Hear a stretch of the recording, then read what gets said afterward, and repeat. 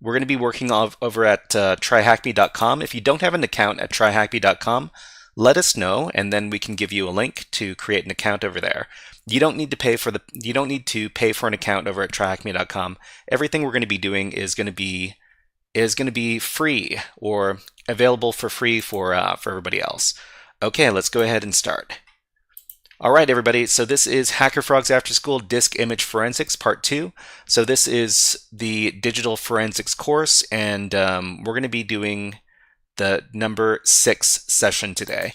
All right. So this is the 6th class for digital forensics. In the last workshop, we learned about the following digital forensics concepts. So we took a look at some disk image forensics last time, and we learned about the SleuthKit software. The SleuthKit software is a popular program used in digital disk forensics, and it includes several useful commands for interacting with disk image files, including stuff like the mmls command, which lets us know what media exists on a particular disk image. We use the fstat command, which is used to display statistics associated with the file system. FLS, which is used to get the list of files in a particular disk image. And the icat command. Oh, the YouTube channel. Yeah, okay, I can go ahead and I'm going to go ahead and get the YouTube channel for you. So everybody, we're on YouTube over at youtube.com at the Shy Hat. I'll just leave the link for everybody over here, and I'll also get the link for the live stream. So the first link is for the channel itself, and the second link is going to be for the live stream that is going on right now. So the last command we learned was the icat command, which is used to read specific files in a disk partition according to its inode number. So today we're going to be taking a little bit of a more user-friendly approach to doing these kind of disk image forensics. And in this topic, in this workshop, we're probably going to be doing the following 2 things today. We're going to be doing digital disk forensics with autopsy, and we're going to be learning about the autopsy program in just a little bit. And then we're going to be doing a challenge that involves taking a look at a disk image using autopsy. We're going to be using a Christmas event from TryHackMe and taking a look at that. Okay, so let's begin. So we're going to be using this new type of software today. It's called autopsy. And autopsy is the GUI implementation, which basically means the windowed version of the SleuthKit, and it allows users to view the contents of disk image files in a much more intuitive manner. Okay, Friendly Creative Seal on Twitch says new something something. Let us know what you mean, and I'll try to answer your question as best I can. But we're talking about digital disk forensics today. And we're going to be using TryHackMe to learn about it. So if you want to participate yourself, then you probably want to go over to this link over here. And you're going to need to be logged into TryHackMe in order to do so.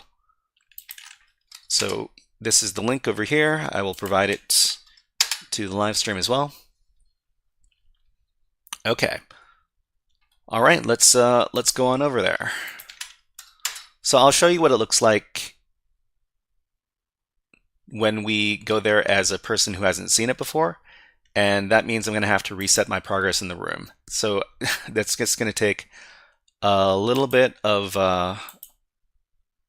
time, but I'll be back in just a second. Okay, so we reset the room. I'm going to leave the room, and then I'll show everybody what it looks like if you haven't joined the room before. So like I said, this is a Christmas event room over at TryHackMe. So this was this challenge that we're doing here was part of the Christmas event for 2023. So that was a couple of years ago.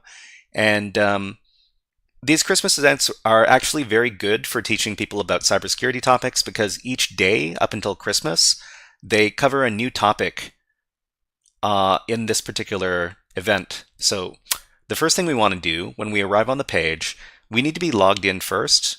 After we log into the page and we access this page, we want to click on the green Join Room button over here. So it's just underneath this little banner, and it's over to the right. It's a green Join Room button. Go ahead and click on that.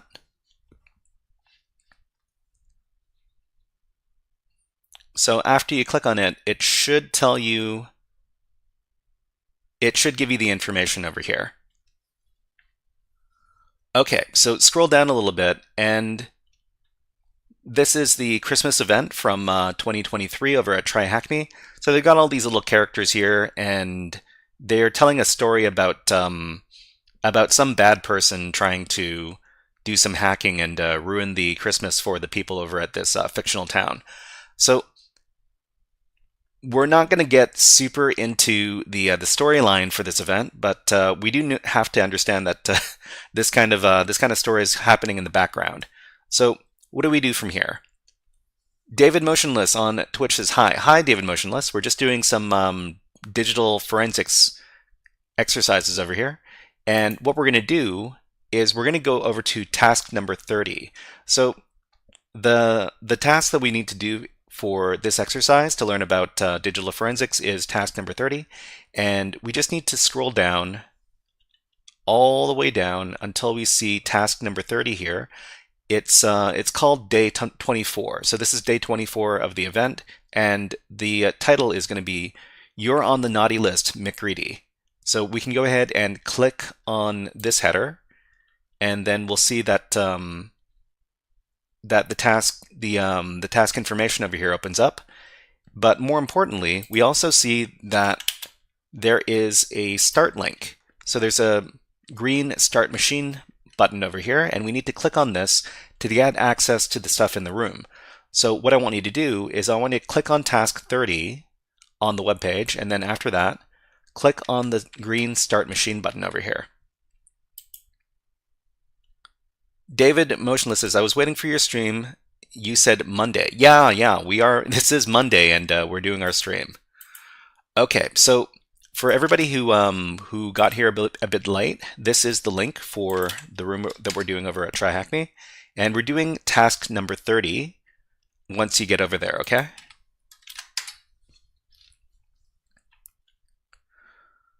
All right, so I want to know if you guys are keeping up.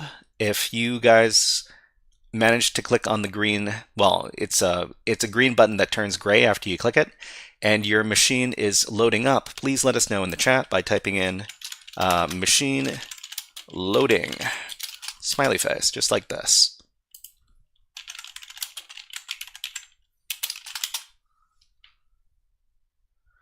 And if you're stuck somewhere, please let us know, and we'll try to help you get unstuck as best we can.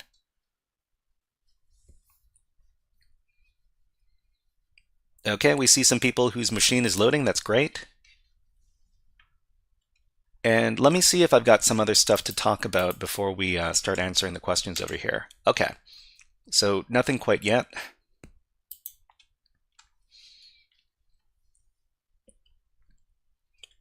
So just to reiterate what we've done so far, you load up the page for Advent of Cyber 2023. You join the room by clicking on the green button over here, and then you click on the task number 30 header over here. After you do that, there's a green Start Machine button located to the right of the header, and you click on it, and then the button turns gray, and then you load up the machine that has the materials here. Okay, so we've got more people with their machine loading. That's great. Good to see, good to see. All right, so after the machine finishes loading, you're going to see a Windows machine. So this is a Windows machine, kind of like the Windows machine you might be using to access this live stream and with your web browser and all that stuff. But this this particular Windows machine has the autopsy software that we're going to be using today. So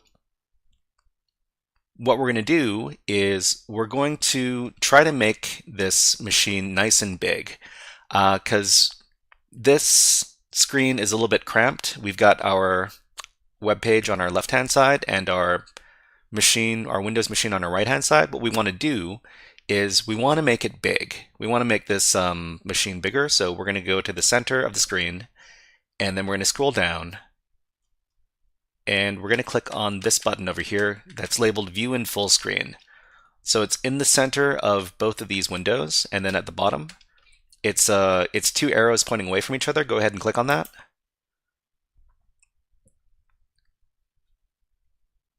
And then you're going to see that the window is going to expand into a full browser tab. So this is what we want. This is a computer inside a computer. Well, it's a computer inside your web browser. And what we're going to do is we're going to start up the autopsy software. Actually, before we start up the autopsy software, I just want to make sure everybody's on the same page. So everybody, if you see this this Christmas desktop over here, let us know by typing in the chat, "It's Christmas again, again. Christmas again, again."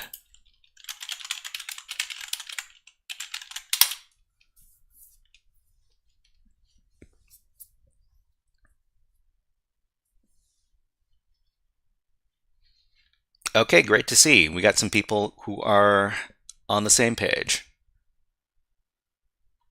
If you're stuck, let us know that you're stuck and we'll try to get you unstuck. So from here, what you want to do is you want to start up the autopsy software. So the autopsy software is going to be, the icon is going to be on the left-hand side, and it's near the middle of the desktop over here. So it's right underneath the Firefox browser desktop shortcut. Go ahead and double click on the autopsy icon. It looks like a dog with a magnifying glass in its mouth. And then the autopsy software is going to start up.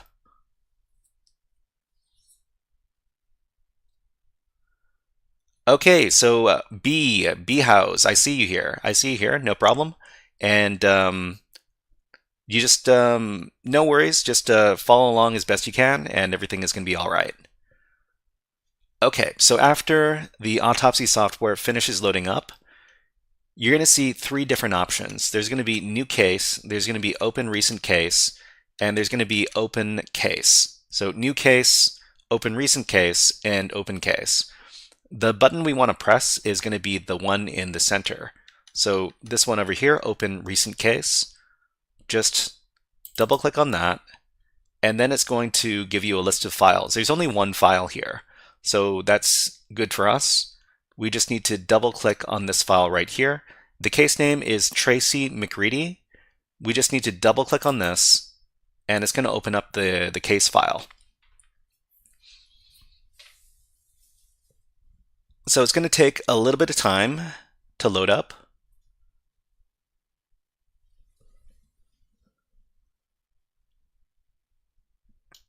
Just have to wait for the thing to load.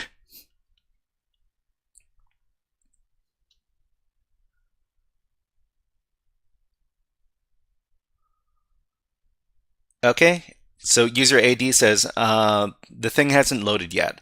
So when you say the thing hasn't loaded it yet, do you mean the autopsy software, or do you mean the Windows machine? Is it the autopsy software or the Windows machine that hasn't loaded yet? The autopsy software. Okay, no worries.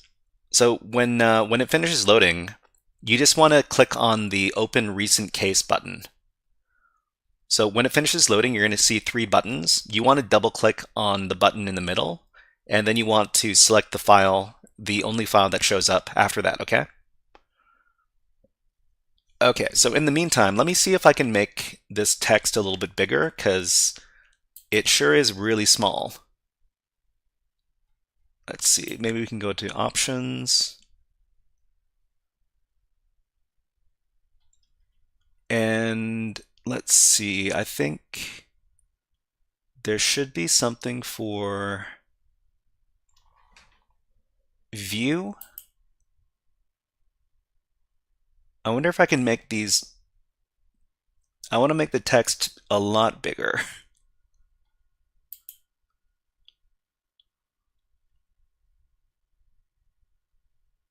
Hmm.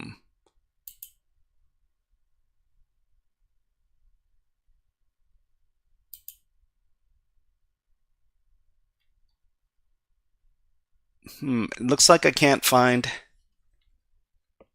Okay, how do you go to there? Okay, I'm just taking a look at the options right now. It's not really super necessary to do the lesson, but let me hold on, everybody. I just want to take a little bit of time to see if I can make this I can make the windows bigger because it's going to be hard to see if we're using if we're just looking at stuff that's this small.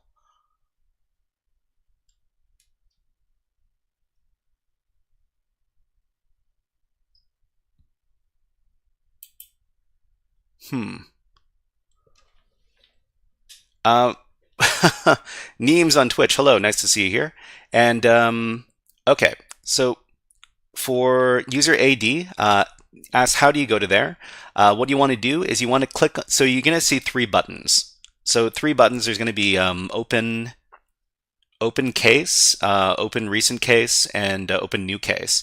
What you want to do is you want to click on the button in the middle, which is open recent case, and then you want to double click on the Tracy McReady file, and then you'll get to this. You'll load up the file, and you'll get to this view eventually.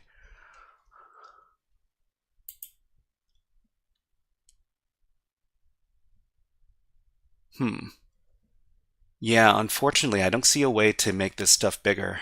I really wish there was a way. Okay.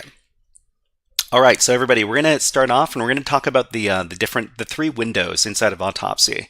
So Autopsy is a program that lets you see disk image contents so that you can do digital forensics on them. So there's going to be three main windows that we're going to be taking a look at. And Retro's Chop Shop rating rating with the party of 27 on Twitch. Wow, amazing. Thank you. Thank you very much, guys. We're just doing a little lesson on digital forensics over here. And welcome to the stream, everybody. Jeez.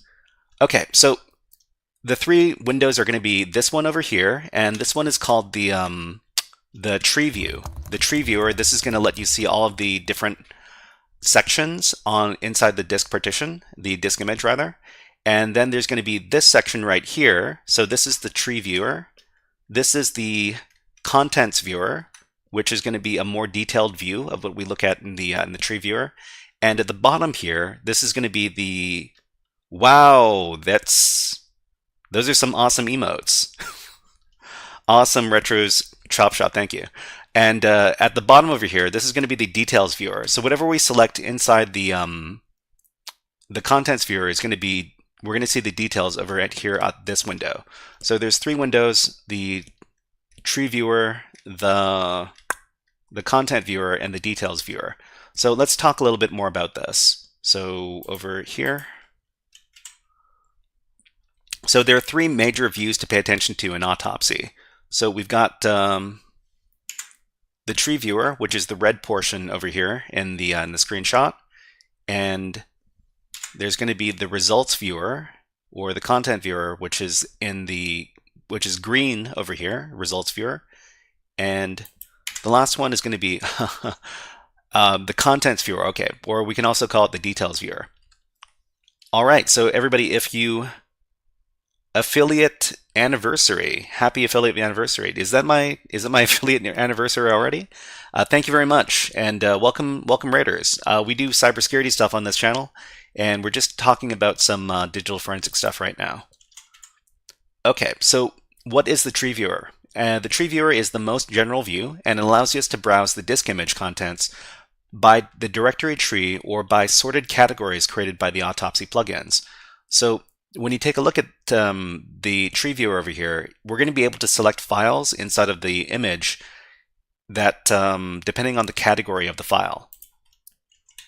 The next thing we're going to take a look at is the results viewer, and the results viewer is where we look after we've selected an item from the tree viewer, and it provides more information in a list form over here. So the last thing we're going to talk about is the contents viewer. And the contents viewer is where we can inspect individual files. So we're going to be answering some questions from the Try Hack Me room that we're looking at today. So everybody, if you want to join along with us, then you can go ahead and do it from this link over here.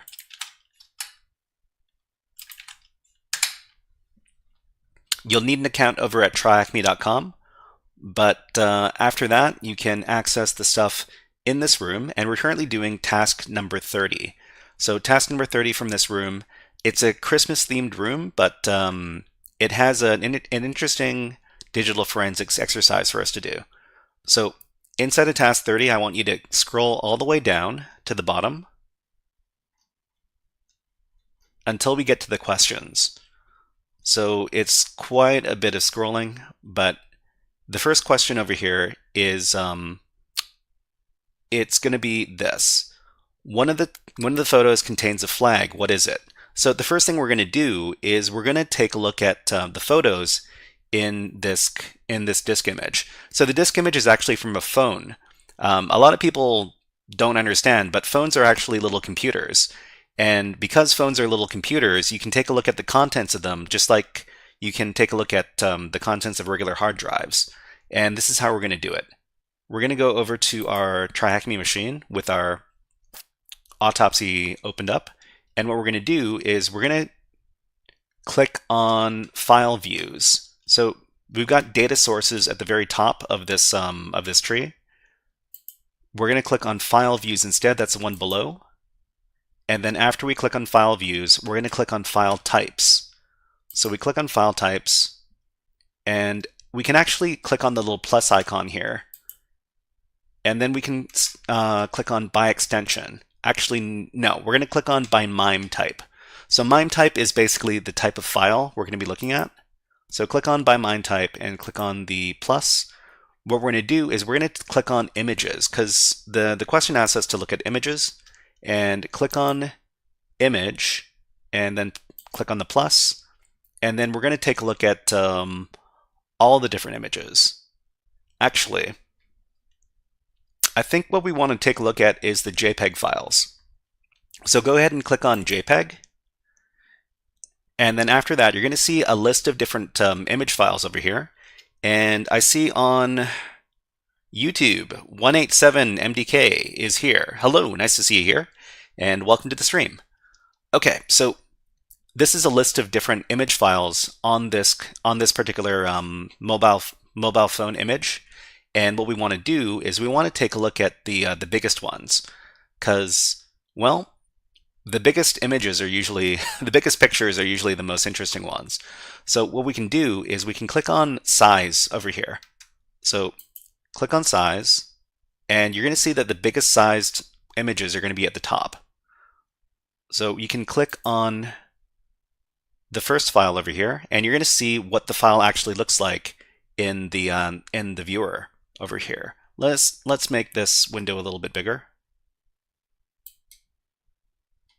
Okay, so this is the image on the this is the picture on the disk image over here. These are JPEG images. So we can go ahead and click on the next image, and we can actually use the up and down arrow keys to switch between different pictures. So what we're looking for is we're looking for some sort of flag. So a flag is going to be a bit of text that for Try Hack Me, they're going to start with the word with the letters THM, and we see these are all the images on this phone disk image that we're looking at. Cypher Enigma says, "Happy affiliate anniversary." Thank you very much, Cypher Enigma. And we're here to learn about disk image forensics today. Okay, so we've got a bunch of different pictures. We've got some blackboards. We've got some Santa themed or winter themed stuff. What do we click after MIME type? So user ID says, what do we click after MIME type?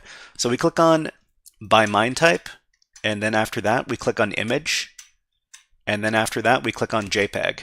So it's going to be MIME type, and then Image, and then JPEG. Okay, hope that helps. Matt the 9 on Twitch. Thank you very much for the frog emote. That's one of my favorite emotes. All right, so just keep on scrolling down, and eventually we're going to come across a file called board2. So the board2 JPEG file, where is it? Here it is. Okay, so this is the file with the flag that we're looking for. So when you take a look at the list of files over here, an interesting thing that you can see is that some of the files look like they have a red X. So the files with the red X are actually deleted files. So your question might be, why can we see deleted files? The answer is that most of the time when we delete a file, we don't actually delete the file. We just tell the file system that we shouldn't have access to the file anymore. But the file's still going to be there. So even if you delete files, unless you take some extra steps, the files are still going to be there until they're overwritten with other data. So this is something we should understand when we're doing file forensics. Okay, so let's go back to the board 2 JPEG file, and this is the flag we need to submit to the question on TryHackMe. Okay, so let's go ahead and do that. So it's THM, and then between the squiggly brackets is going to be digital_forensics. So we can't really copy this text, but we can write it out. So let me write it out for everybody. Just a second. So it's digital_forensics, just like this. Okay, and let's go ahead and submit this to the TryHackMe page. So we go back to TryHackMe, and the question over here is, one of the photos contains a flag. What is it? So we can click into here, and we can paste in the flag, click on Submit, and then we're done. Okay, so everybody, if you managed to finish the first question, let us know in the chat by typing in the text Q1 done with the smiley faces. And if you had some trouble getting the information, let us know and we'll try to help you out. Okay, Venting Horse. Venting Horse is Q1 done. Great. So remember, we needed to go to File Views, and then File Types, and then by MIME type, and then click on Image, and then click on JPEG, and then we see all the JPEG pictures on this particular disk image. Okay. So the interesting thing is that we can get a bunch of different metadata about this as well. So if we wanted to, for any one of these picture files, we could take a look at the file metadata. So inside of the file viewer here, we've got a bunch of different tabs. We've got hex, we've got text, we've got application, we've got file metadata, we've got annotations, other occurrences. Most of the time, it's going to default to the image viewer, which is the application tab. We could download any of these files from the disk image, and we might talk about that a little bit later if we've got some extra time. Okay, let's try answering the second question. So the second question for this task asks, what name does Tracy use to save Detective Frosto's phone number? So this is Tracy's phone. So this is Tracy's phone image that we're taking a look at. And what we want to do is we want to figure out the contact that Tracy has for Detective Frosto. And if you remember, well, if you take a look at the story for this event, Detective Frosto is, wow, it's a lot. Let's see. So they talk about the cast of characters over here, and Detective Frosto is the snowman over here. So it's a snowman detective, and we want to figure out what name the detective has been saved in this particular phone. So hold on, let me scroll down to the bottom.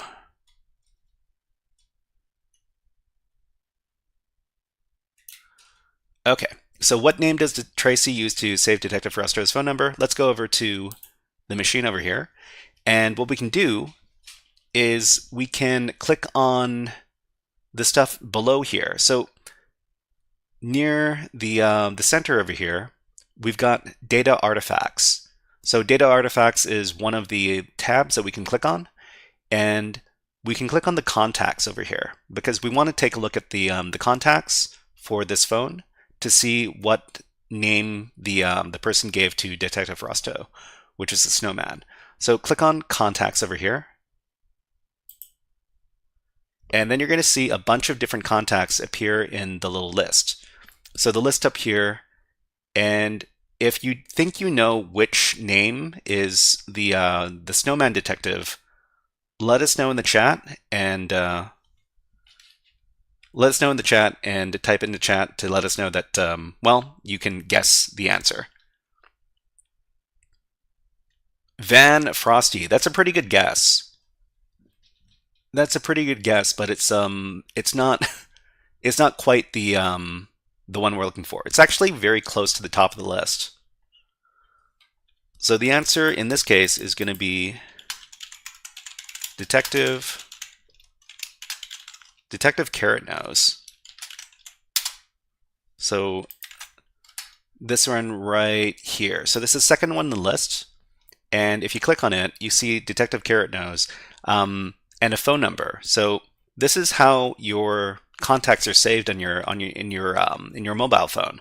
So your iPhone or your Samsung phone or your whatever phone you're using, it's usually going to save your contacts in a database, and the entries look kind of like this. So this is the answer for the second question we're looking at today. So let's go ahead and go back to Try Hack Me. And we're going to type in here, Detective Carrot Nose, and then submit that. And that's the correct answer.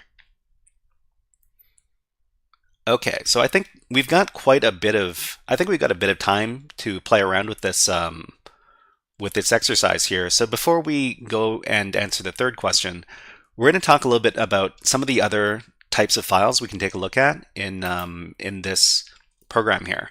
So what we're going to do is we're going to take a look at some other types of files, and we can take a look at some video files. So when you go to File Types, you can click on By Extension. We can click on the plus for By Extension, and we see that there are some video files in here. So images, video files, audio files, archives.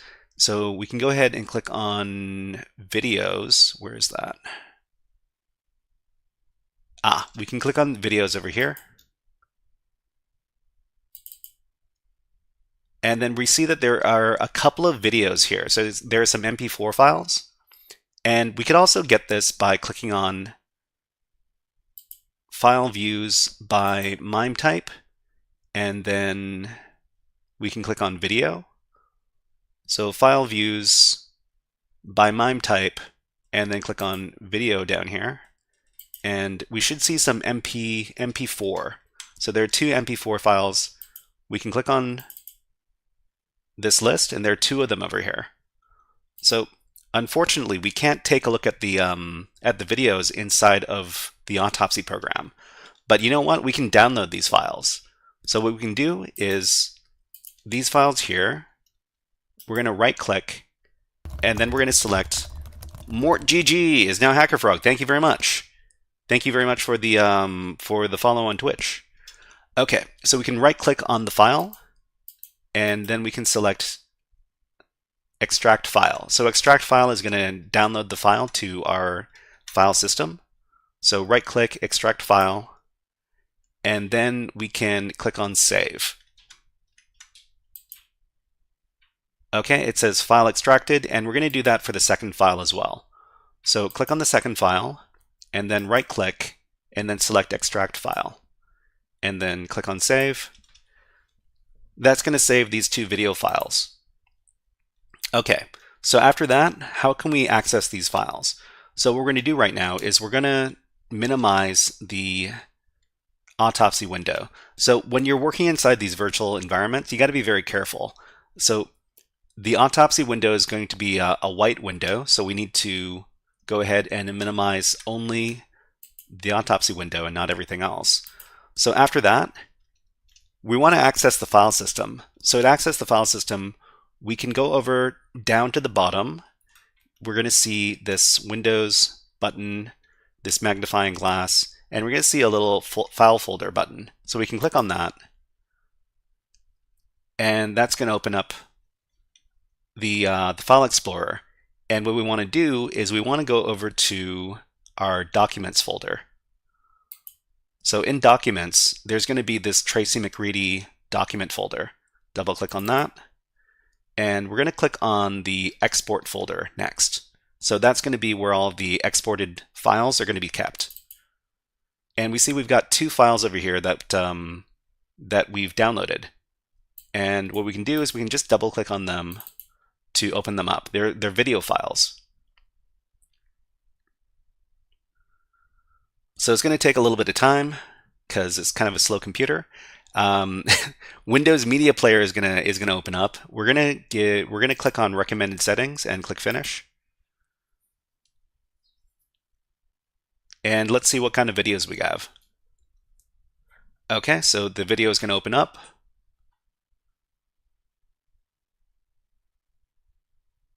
And it's a pretty small, it looks like it's a pretty small video.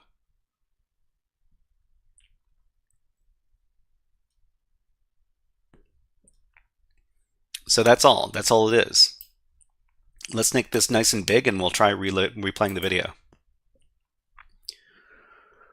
So it's just a red red square. Okay. Let's go ahead and try the other video as well. So we downloaded another video. And this one is a green square. Wow, amazing. Okay, let's play it again. But this is really interesting because we downloaded this this phone image file, basically somebody's phone, and Sick in the Mind says one day it'll hit the corner. That's an Office reference, but yeah, those screensavers sure are good.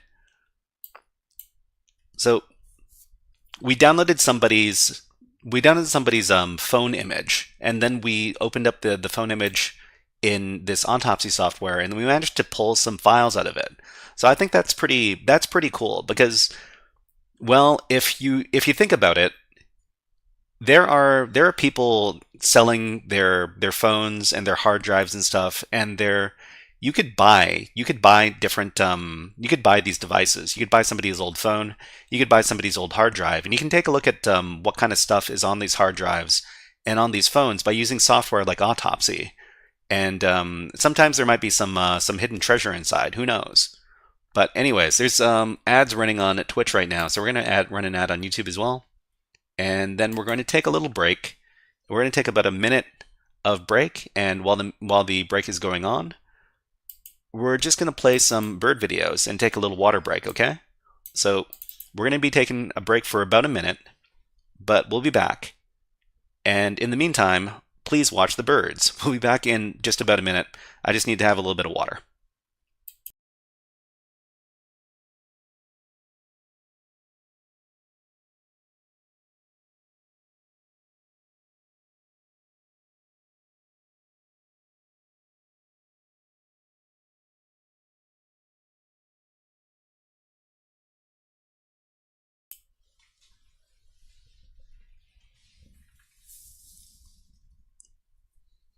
If anybody's wondering, these are Stellar's jays. They're kind of like blue jays, but they're the West Coast version of the blue jay.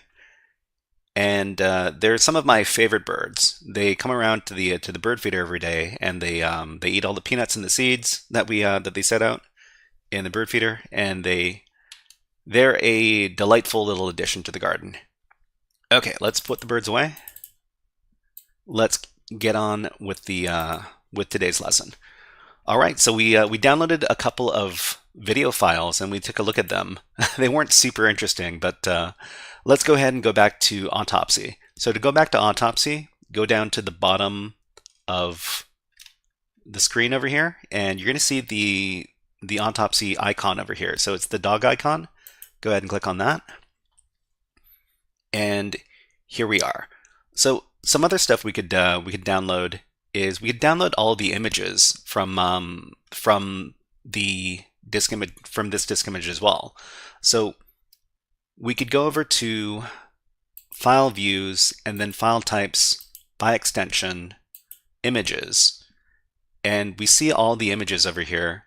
And keep in mind that if the file name has an X next to it, it means that the file was deleted. So why the file was deleted, who knows? but we can, most of the time we can retrieve these files if they haven't been written over, and we can just click on any one of these files. So this is a deleted file over here. We could retrieve it, and it doesn't really matter which one. Well, okay, not all of them can be retrieved because not all of them are they have information. So so one thing that we can do to make sure that we're downloading only files that we can see is we can order them by size. So we can just click on the size column over here, and yeah, so the ones at the top are going to be the biggest sized files. So what else do we have over here? So this is a PNG, this is a check mark, okay? We've got a bunch of other files. Let's go up to the top. So the ones at the top have are the biggest files. And for example, if we wanted to download this map, or maybe we wanted to download this PNG over here, this is interesting. But anyways, for any one of these files, we can right-click on it, and then we can extract the file. So right-click, select extract, and then save the file. Then afterwards, we can go back to the export directory, and then we can take a look at the file here. So for example, we can take a closer look at this map over here. I have no idea what this is supposed to be. This isn't actually something we're supposed to be looking at for the questions, but I think it's very interesting that we can basically pull any of the files out of the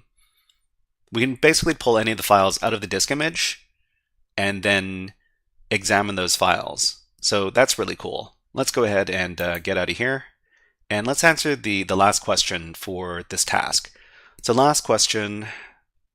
Well, first of all, we should probably open up autopsy again. So just click on the autopsy icon at the bottom of the screen, and then we're going to go back to Try Hack Me. So in Try Hack Me, the last question is, one SMS exchanged with Van Sprinkles contains a password. What is it?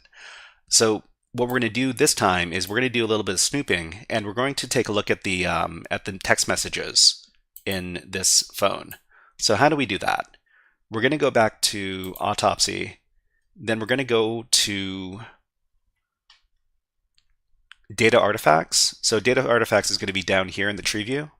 So click on that, and then click on messages. So there's going to be 1, 2, 3, 4 categories. Messages is the third one. Double click on it, and then we're going to see all the messages here. So we're going to go ahead and start from the beginning. So just click on the first one, and so the first message says, "Hi, what's up?" I wish I could make this bigger, but I haven't figured out how to. You know what? I'm just gonna do some quick Googling right now. Maybe I can figure it out. Mathis, hello, Mathy devs. Nice to see you here. We're just doing a lesson on digital forensics using the autopsy software. So autopsy software, make text bigger. Let's see if we can get an answer here. So to make text bigger within the autopsy software, you can adjust the font size either through the operating system's accessibility settings or by modifying the autopsy application's high DPI settings. You're unfortunately, let's see. Mathy Dev says, I was trying to upgrade my PC using L3WM. I've never heard of that program before. How's it going? Well, we're trying to finish this exercise over here at tryhackme.com. We're taking a look at the autopsy, and we're taking a look at a phone image. So we're looking at the messages here. So I'm sorry, I can't make the stuff bigger. But it says, "Hi, what's up?" And then we go to the next message. We can switch between the different messages by using the up and down arrow keys. And whoops, let me go back. Okay, so first message here, and then we're going to scroll down. And I guess we can take a look at the text in here as well. So we can take a look at the text in this view over here with the list. So, hi, did you hear the news? Our company is getting acquired. This is the third one. The fourth one, yeah, I just heard. I'm not sure how I feel about it. And then if we keep on going down, we see that they're having a big old conversation over here. And one of the messages, there's a password I want you to save for me just in case. Make sure you keep it somewhere secure and private. It says password, okay, I will save it for you. And then the next message is the password. So I think we can copy this. So we're just going to right click and then, let's see. Oh, there's no copy command. Okay, so maybe in this window here, we can just highlight it. Sure, we can highlight this and then we can copy it. And can't paste it. That's unfortunate. Okay, let me go ahead and type it out for you. So this should be the password. And let's go ahead and submit this as the answer for the last question. Okay, so we're going to go back to Try Hack Me. And we're going to answer the third question. So it says one SMS exchange with Van Sprinkles contains a password. What is it? So we can go ahead and paste in the answer here. So it's CHEE7 capital A, capital Q, U, and submit that. Okay. All right, everybody. If you managed to complete the third question, let us know in the chat by typing in 3 questions down. Smiley face. There you go. So Mathis Dev says, is that like trying to recover a disk file using forensics? Yeah, well, this is doing some inspection. So basically some investigation into a phone disk image.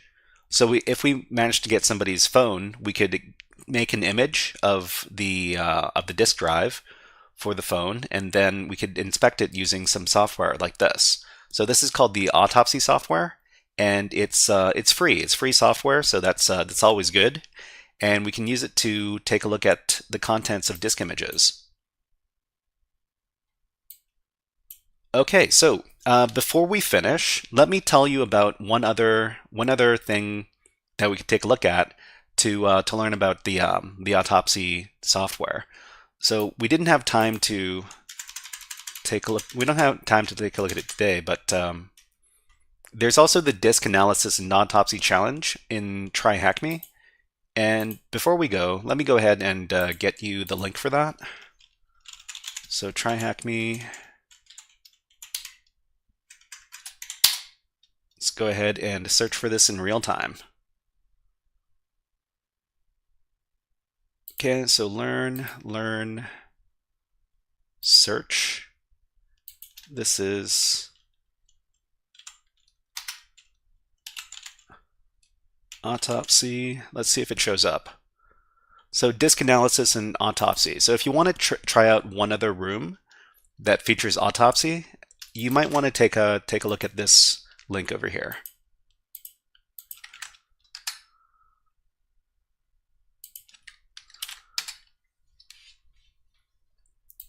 Okay, so yeah, if you want to, you can always take a look at this after we're done here, and then try to take a look at some other files inside this particular room as well. So it's a lot of fun.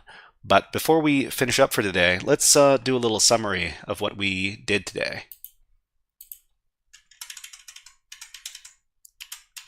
Okay, so we did inspecting photos. So the first question asked us to take a look at photo files. So we click on data sources, file views by file types by extension, and then take a look at the different images stored in the disk image here. So we can access the files in autopsy by selecting data sources, file view, file types by extension images, and we also took a look at the contacts. So when we took a look at the contacts, we just needed to click on the data artifacts and then click on contacts inside of the tree. And the last thing we took a look at was the SMS messages. So all we need to do was click on data artifacts and then click on messages, and then we could get access to the messages. So before we go, let's review the digital forensics concepts we learned in this workshop. So the autopsy forensic software. So autopsy is the GUI implementation of the sleuth kit and allows users to view the contents of disk image files in a much more intuitive manner. So it was a lot easier to take a look at the different files in this in the disk images by using this graphic user interface or GUI software like this. We also took a look at the sleuth kit last time. It was a little bit more difficult to take a look at the files, but there's something to be gained by using like terminal programs like the sleuth kit as well. But where are we? So we learned about the views in autopsy. So there was the tree view and the content view. Hold on. The results view in green, and then the contents view in blue. Okay, so what's next? So we only have a couple of classes left for digital forensics, and in the last two classes, what we're going to do is we're going to take a look at memory forensics files with the volatility program. So memory forensics is basically what's going on in the memory of your computer while it's still running. It usually has a bunch of programs and stuff that is running inside the memory. We're going to be taking a look at how to inspect that kind of memory, and that's going to be next time. All right, so for everybody in the Zoom call, we're going to be finishing out the call in just a moment or two. But for everybody on Twitch and on YouTube, we're going to be taking a little break while I finish up with the students on Zoom. And while you're waiting, you can go ahead and listen to some music. So we'll be back in just a few minutes.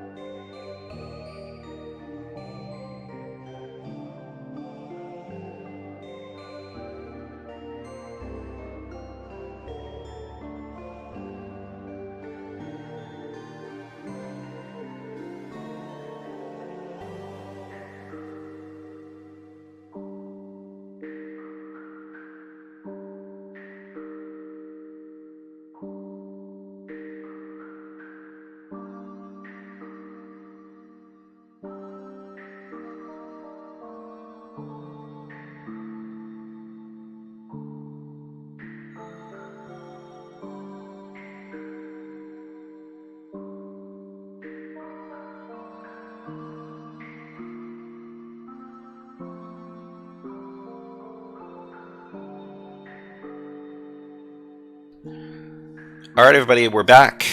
Okay, so well, I hope you enjoyed the HackerFrogs After School that we just did, and we were talking about all that fun stuff with digital disk forensics. I think Autopsy is a really cool program. The thing is that creating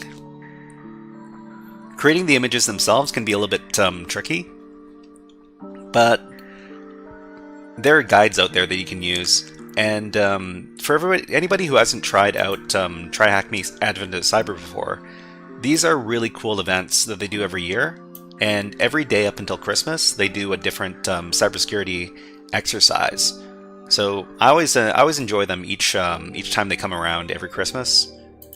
And let's go ahead and get out of here. We're going to be doing the second topic for today's stream following this.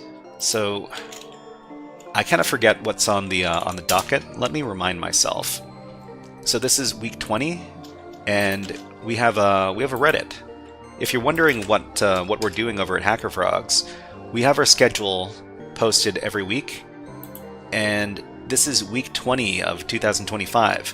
It's been going by way too fast. What are we taking a look at next? We're going to be taking a look at education platforms. Awesome. Okay. So what did we do previously? So last week we took a look at some cybersecurity education platforms, and we started talking about them. Psyched says happy affiliate anniversary. Thank you, thank you. Wow, I didn't even know that my affiliate anniversary was now. Let's go ahead and put on some different music, and then we'll start talking about some cybersecurity education platforms. If you have a favorite cybersecurity education platform, let us know in the chat, and yeah, we'll talk about it. Let's see. Let's play some Faster Than Light. And you know what? We haven't done some video redeems in a while. How about this one?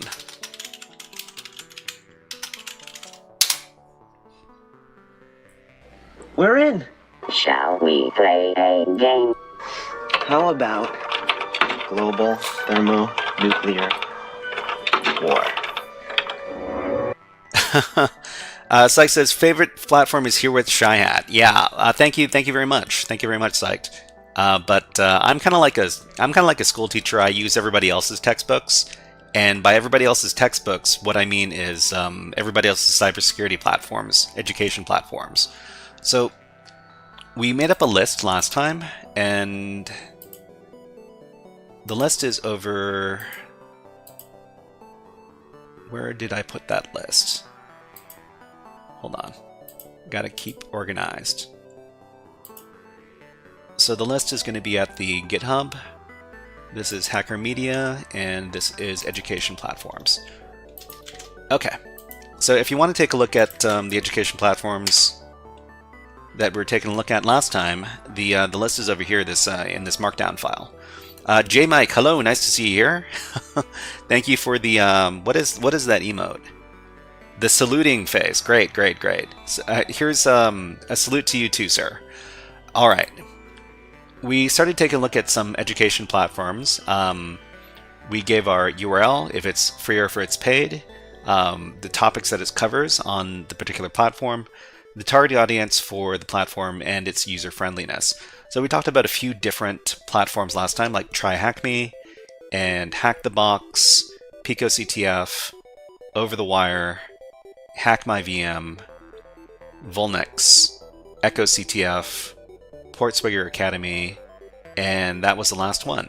So if we did not talk about, well, we also have a bunch of other platforms that we're supposed to talk about, and we're going to spend the next hour or so talking about some different platforms for learning different topics and different categories. If you have a favorite category, if you've got one that you want me to talk about, then go ahead and let us know. You can take a look at the list inside the Markdown document that I linked in chat. Okay, so the music is playing. That's great, and let's start with cyber defenders. So we really need to talk more about these defensive-oriented platforms because I don't have as much experience with them. So let's do our next entry on cyber defenders. First of all, let's start editing our file.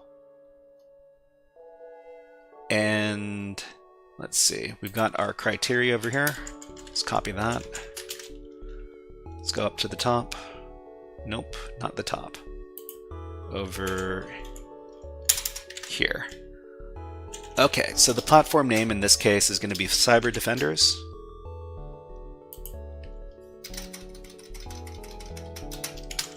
So it's Cyber Defenders. And let's go ahead and take a look at the platform. So, Cyber Defenders. So it's cyberdefenders.org. Let me go ahead and copy that URL. Oops.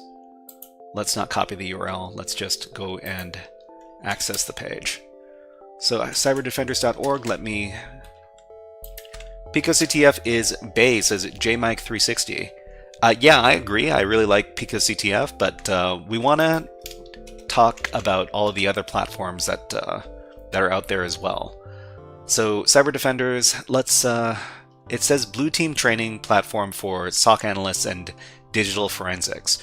So SOC Analysts and Digital Forensics, this is the backbone of the cybersecurity industry.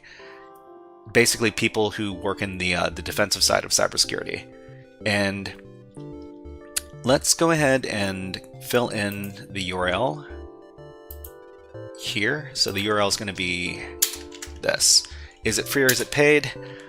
It's mostly a paid platform. Let's take a look over here. It says we can sign in. Let me sign into the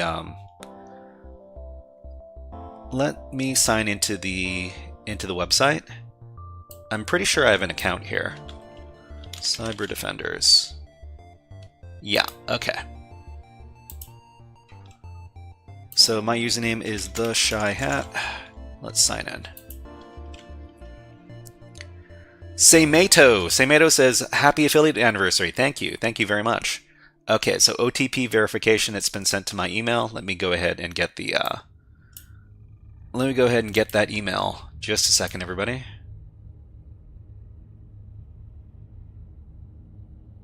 And thank you very much to Retro's Chop Shop for raiding with 27 people earlier today. Thank you very much. Let's see. So it was sent to my Gmail. I just need to go and get the thing. So this, let's see, spam. It's probably in my spam folders. Yeah, it's in my spam folder. Okay, so it's 9.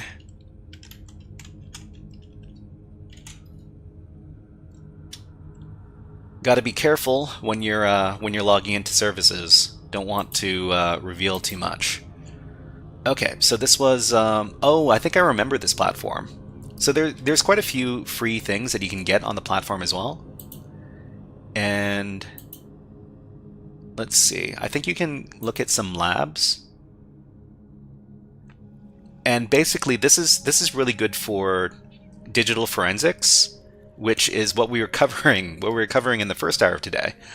And you can download a bunch of exercises. So basically digital disk images or memory images and stuff, and you can answer some questions about them as part of an exercise. So for example, we can go over to let's go ahead and look at the retired challenges. I'm pretty sure we're only allowed to do content on retired challenges. So let me take a look at... It seems a bit slow. Hopefully we can get some stuff back here. But yeah, this is digital forensics, and this is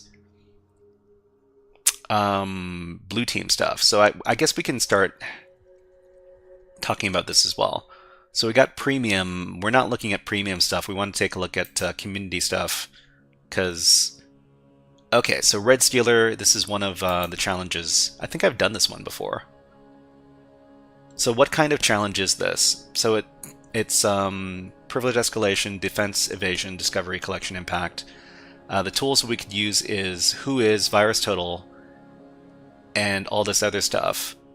So we also have walkthroughs for this particular exercise if we want to take a look at walkthroughs. We've got lab files that we can download. And it looks like it's this is talking about Red Stealer. And Red Stealer is, it's a type, I think it's a piece of ransomware.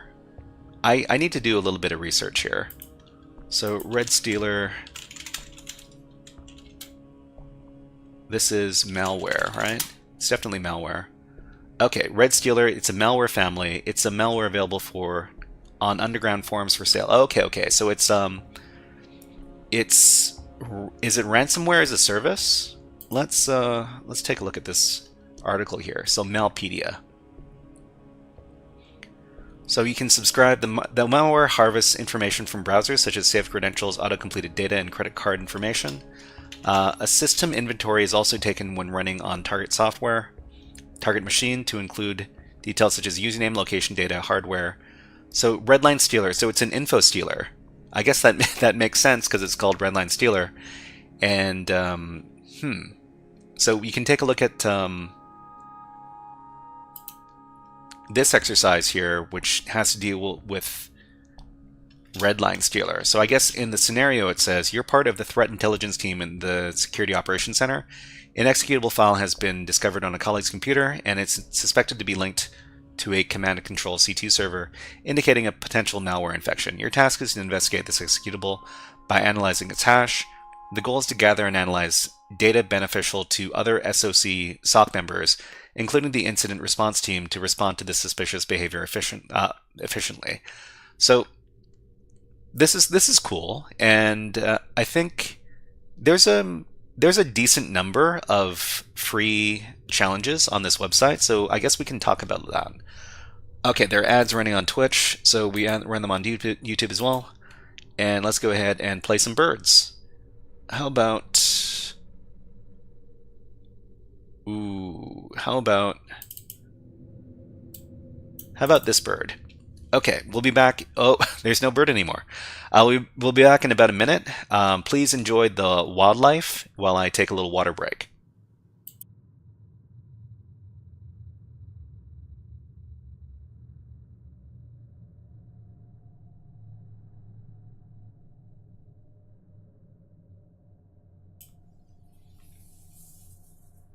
So this is the thing about putting peanuts and seeds on the ground, is that everybody can have some of it, even not just the birds.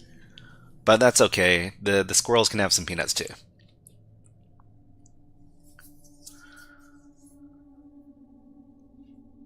All right. So another thing that we could investigate is if you have a certain category of cybersecurity that you're really interested in learning, then you can go ahead and let us know in the chat, and maybe we can find a platform that teaches that kind of stuff and introduce it to you.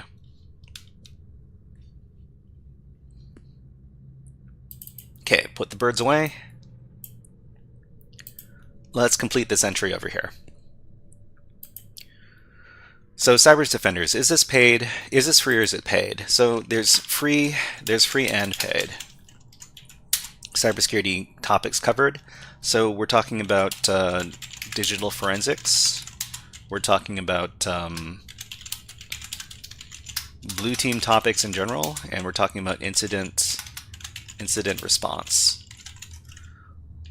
And the target audience, I guess it's hard to say. I guess they've got all ages, all sorts of audiences here. So we can go ahead and say it's all levels of experience.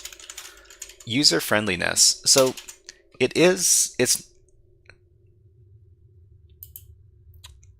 so the thing about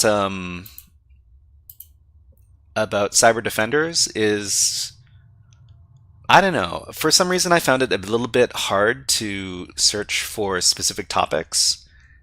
I wish it was a little more user friendly, but it is rather user friendly. So I guess we'll just call it I don't know, rather well, how about this? So search functions could be more user-friendly. And free labs are a bit difficult to find. Okay, so let's move on to the next thing. So the next thing we're going to be moving on to after Cyber Defenders, let's pick from the list. So, I think, well, we could take a look at, okay, we'll talk about Pwn College. So, Pwn College is a really cool and really awesome free platform for learning cybersecurity. The only problem with Purplebox, are you talking about Kali Purplebox, or are you talking about some other service? JMic 360. Let us know. Let us know. Thank you. Pwn College is a really awesome service that that is provided from, I think it's Arizona University or University of Phoenix. Let me take a look real quick. So pwn.college is the URL. And I'll just leave it in chat for everybody to take a look at if they want. So what does it say here?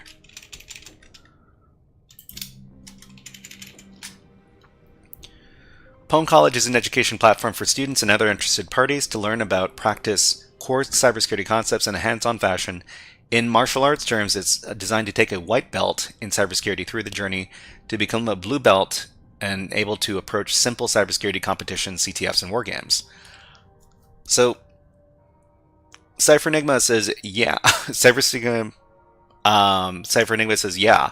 I think what you're trying to say is that you think Pwn College is really awesome too.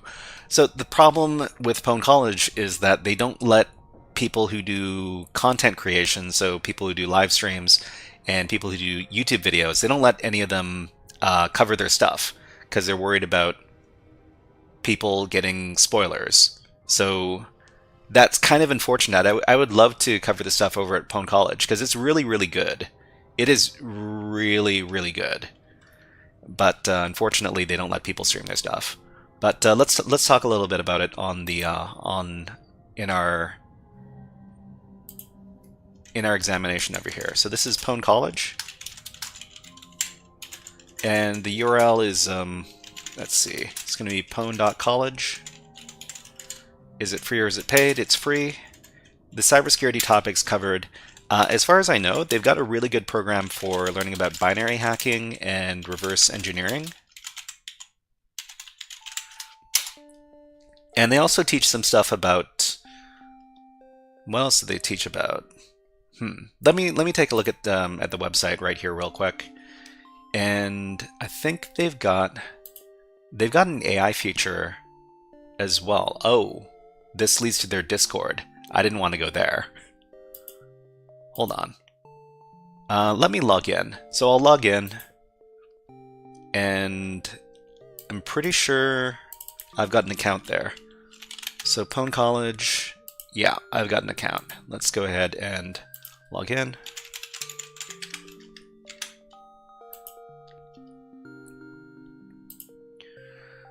Okay, so I'm logged in now. And let's see, what do they have? So they've got Getting Started, Linux. Okay. So they also teach Linux and computer stuff in general. So this is really, this is really useful. So another thing they teach is also Linux. And let's take a look. So Getting Started, Intro to Cybersecurity, Program Security, System Security, Software Hacking. So,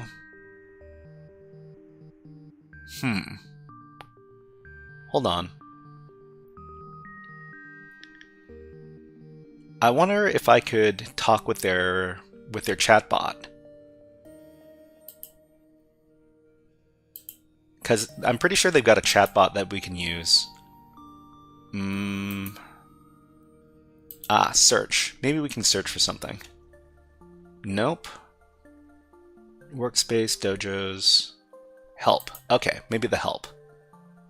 No active challenge, start a challenge. Okay, so we have to start a challenge first before we can... Okay, well, I guess we're not going to take a look at it then.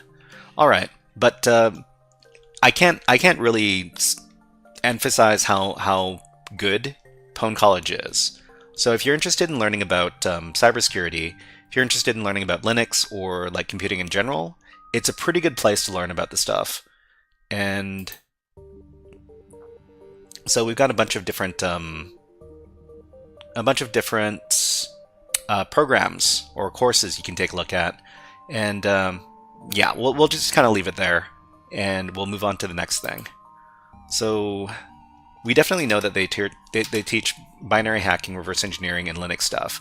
So the target audience, I guess, would be students, college age students, but all ages, practically all ages. User friendliness. I found that the user friendliness of Pwn College was pretty good. So let's call it very user friendly. Okay, let's move on to the next thing on our list. So let's, what is the next thing we're going to do on our list? Is OffSec on the list? OffSec is... You know what? I don't think it is on the list. But offensive security? You're talking about offensive security stuff in general? We could cover that. Yeah, sure. Offensive security. And I guess it's offsec. Is it offsec.org or .com? OffSec. Yeah, it's offsec.com. So OffSec is an institution. So basically, OffSec creates or develops Kali Linux, which is the most popular cybersecurity-oriented Linux distribution, and they also offer the most widely recognized cybersecurity certification, which is the OSCP, which is something you hear a lot about when you talk about getting into the pen tester kind of role. And we'll talk about that in just a second. I just need to paste in the URL over here. So offsec.com. Is it free or is it paid? There are limited free resources, but majority paid.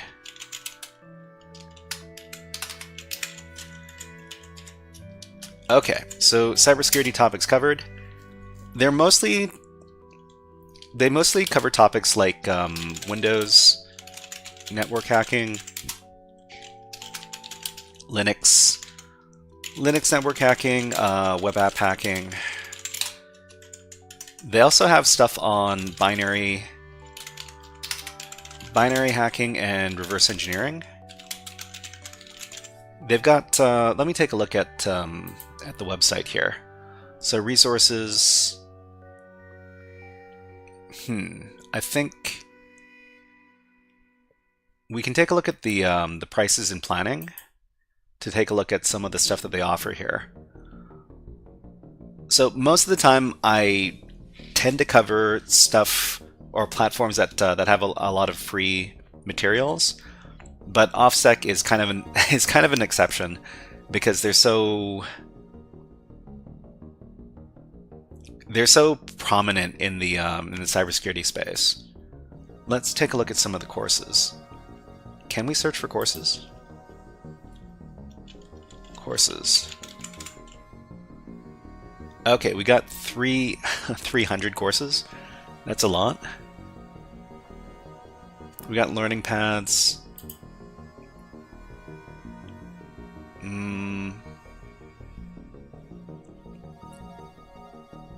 I guess offensive security could be seen as covering basically everything, but you know what? Hold on.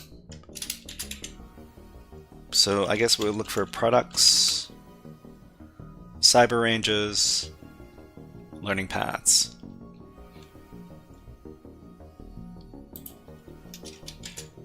Maybe we'll look for certifications.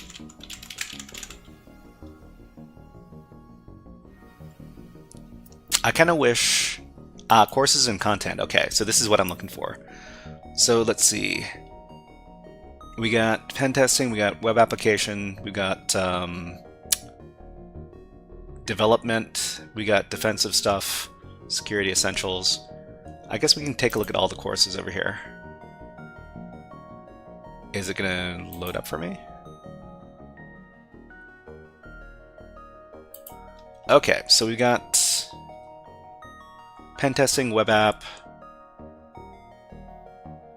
security operations, threat hunting, security development. This is interesting because I don't. Most of the time, this stuff isn't really talked about too much, like secure development, but it is very important for writing secure code.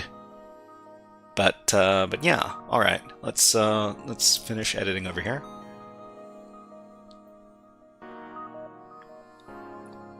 Reverse engineering, and they also have some defensive topics. Who's their target audience? The thing about offensive security is I wouldn't recommend offensive security offerings to people who are just getting into cybersecurity. It's definitely for people who are experienced. So intermediate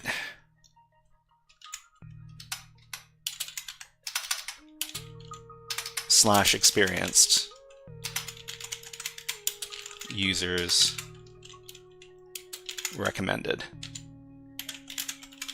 And JMike360 says, very pricey, but I love the content. Rigorous cert exam as well. Which certification were you taking, JMike360? Let us know, because well, it's always useful to know where everybody's coming from. Yeah.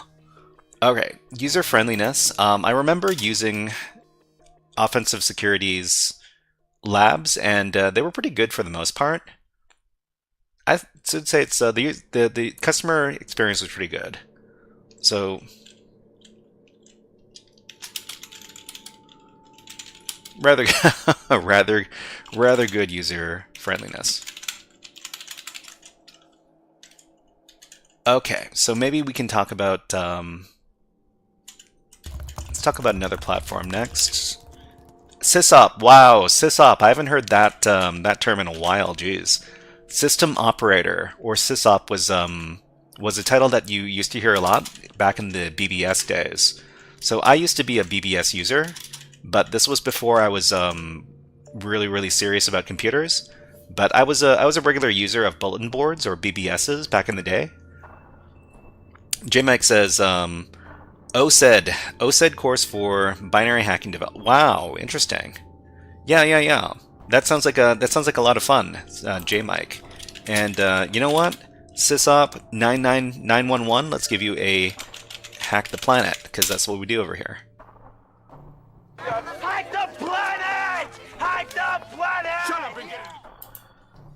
But yeah, you you must be you know, there's somebody else who streams on Twitch who's all about doing hack development, I guess.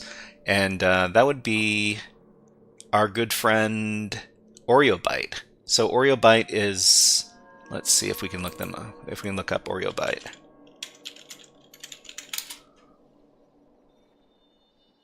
OreoByte is not here. Hold on.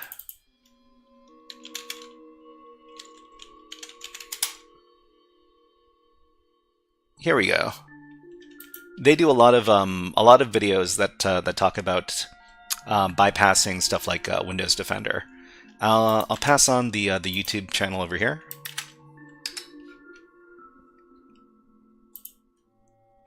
Okay, and let's get back to talking about different platforms. So we just talked about offensive security, and I guess the next platform we'll talk about is... Oh, you know what? I want to talk about CryptoHack. So the name of the platform is CryptoHack. Let's go over here. So this is a very specialized platform. And let's go ahead and get the CryptoHack. So cryptohack.org. And cryptohack.org is only interested in teaching people about cryptography. So a free, fun platform for learning modern cryptography. So I've used CryptoHack for quite a while, but I'm not very good at math, so my education on CryptoHack has been pretty slow.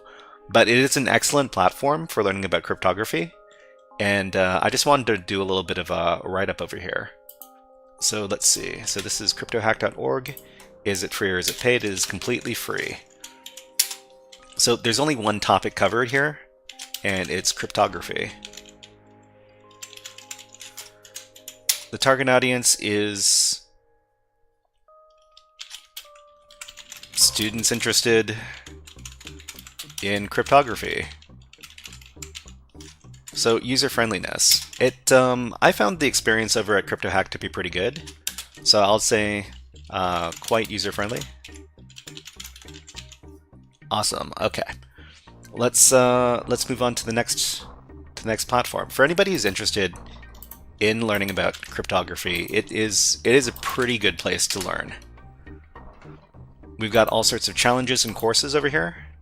And so we've got Introduction to CryptoHack, we've got Modular Arithmetic, we've got Symmetric Cryptography, Public Key stuff, Elliptic Curves.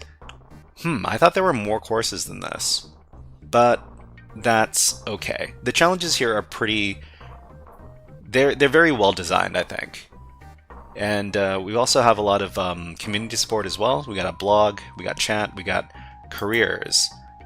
I suppose anybody who's really good at cryptography could probably get a job easily, but being good at cryptography is kind of a tall order.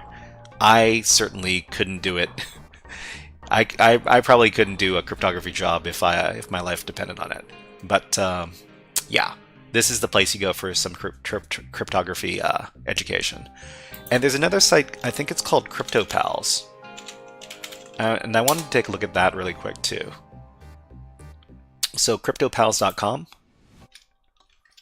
Okay, so we've only have, it looks like we've got some categories here. So we got hashes, block crypto basics, and I've never taken a look at this before, but I probably want to get off of this page soon because the white is burning my eyes. But yeah, if you're interested in learning even more about cryptography, then this is probably the place for you.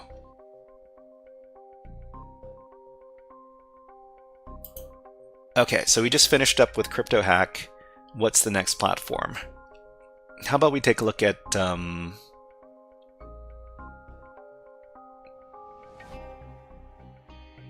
you know, with a name like Hackers Academy, I wonder what this thing is. I wonder what this site is like. So let's check out this next site, Hackers Academy.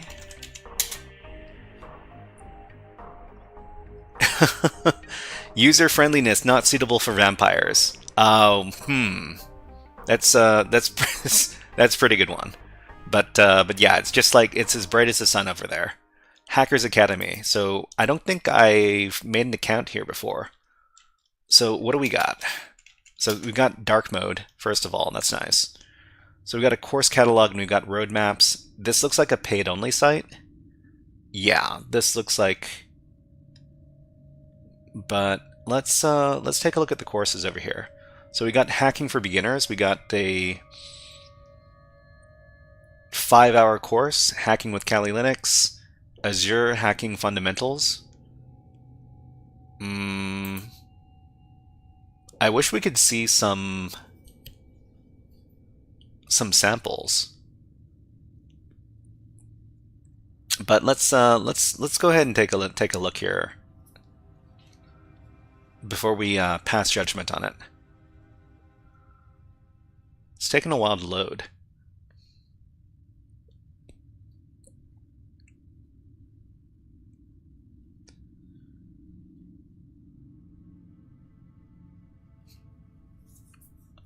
You know, I wonder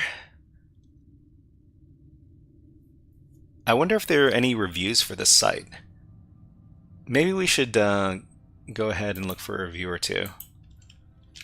Hackers Academy review.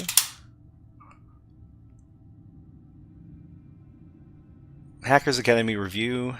Hacker Academy reviews. So do you agree with Hacker Academy's 4-star rating? Let's take a look. So let's see. It's cybersecurity boot camps. People who want to start a career in the field of IT. And I don't know. This kind of goes against my philosophy, especially for people getting into a field. I don't recommend doing a boot camp and like paying a bunch of money, because you may or may not make that money back. And it's usually, I don't know if these jobs are guaranteed afterwards. But I'm always kind of suspicious of sites that lock everything behind a paywall. Let's try reloading this page. Okay, we got our beginner courses. So hacking for beginners. Let's take a look at this one. So unlock the world of ethical hacking. Hacking for beginners. Cybersecurity newcomers, aspiring ethical hackers, SOC analyst level 1, anybody interested in ethical hacking. So, is this a video type course? Okay. So it looks like it's a bunch of videos.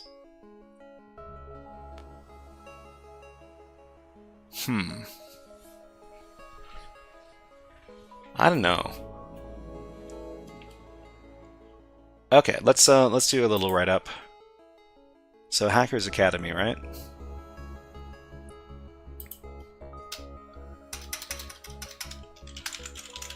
Hackers. If anybody's had experience with Hackers Academy, let us know, because I'd only ever heard of this. I've only ever heard of this website. I never took a closer look at this before. So free or is it paid? This looks like paid only. Cybersecurity topics covered. Let's do a quick check. So roadmaps. Beginner roadmap. Hacking for beginners. Hacking with Kali Linux. Wi-Fi. Web applications. They've got cloud security stuff, which is kind of niche, so that's nice. Blue Team Basics, SOC Analyst Fundamentals, Kali Linux stuff, web app, Wi-Fi. Okay, I think... So we got Wi-Fi hacking, web app, hacking cloud, security, and what were some of the other things? Blue Team, SOC Analyst. Okay, so Blue Team.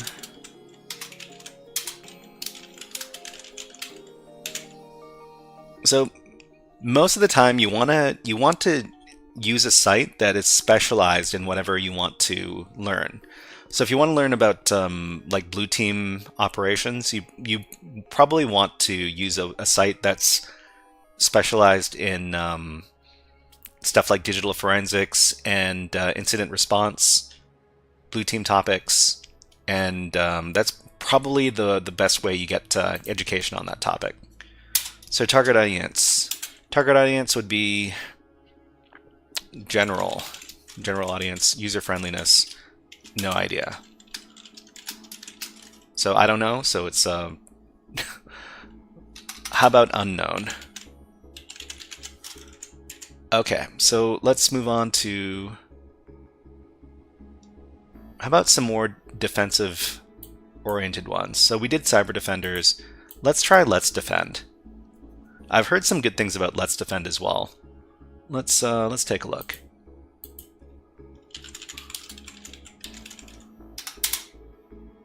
So Let's Defend is another training website. So it's letsdefend.io. I don't know if I've made an account over here before. If you're wondering about this, this is the link.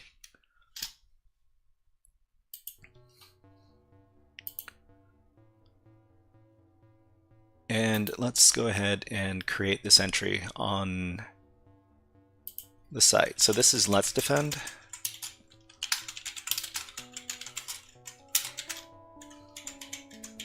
Is this free or is it paid? I have a feeling this is both. And I'm not sure if I've made an account here before. Let me check my password manager. Okay, I've made an account here before. Let's take a look. So we're gonna log in. And my name on here is the Shy Hat. Password is this.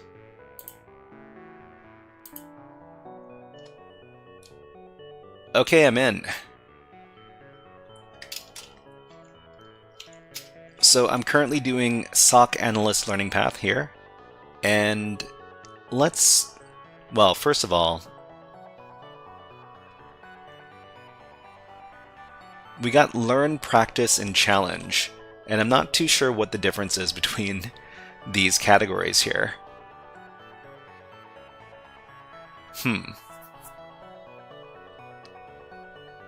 But I have heard other people talking, speaking well of this website. Let's take a look.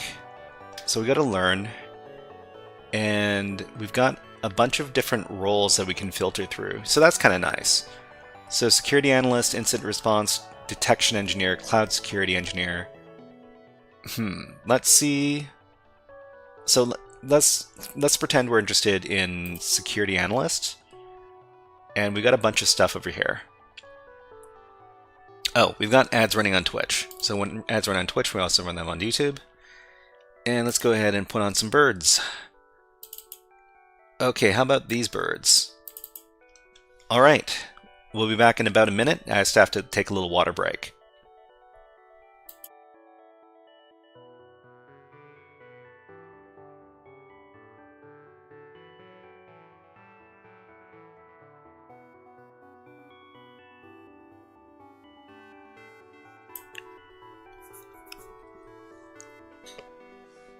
So this is the greedy sparrow. The greedy sparrow doesn't let anybody else take its food from its bowl, and it will viciously defend against other sparrows trying to come in.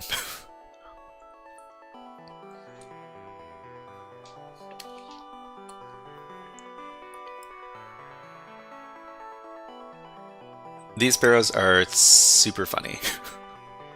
Anyways, let's put the sparrows away. Let's get back to comparing cybersecurity platforms.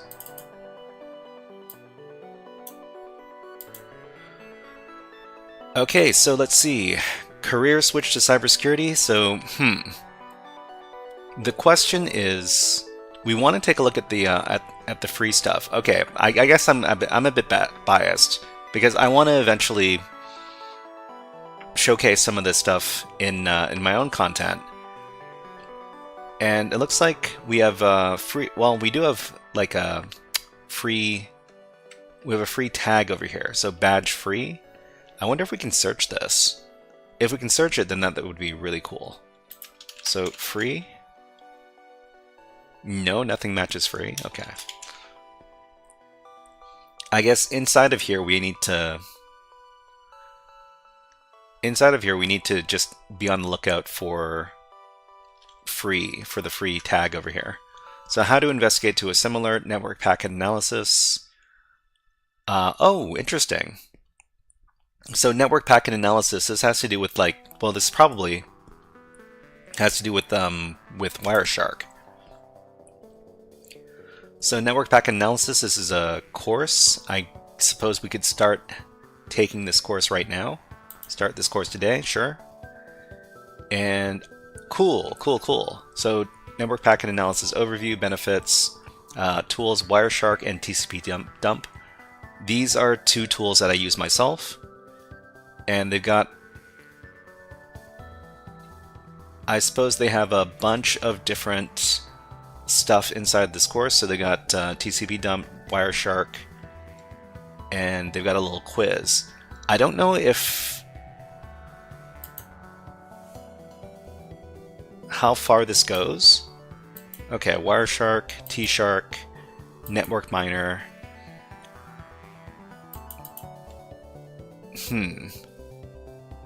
Okay. Oh, they've got a lab environment. I wonder what the lab environment looks like. Can we connect?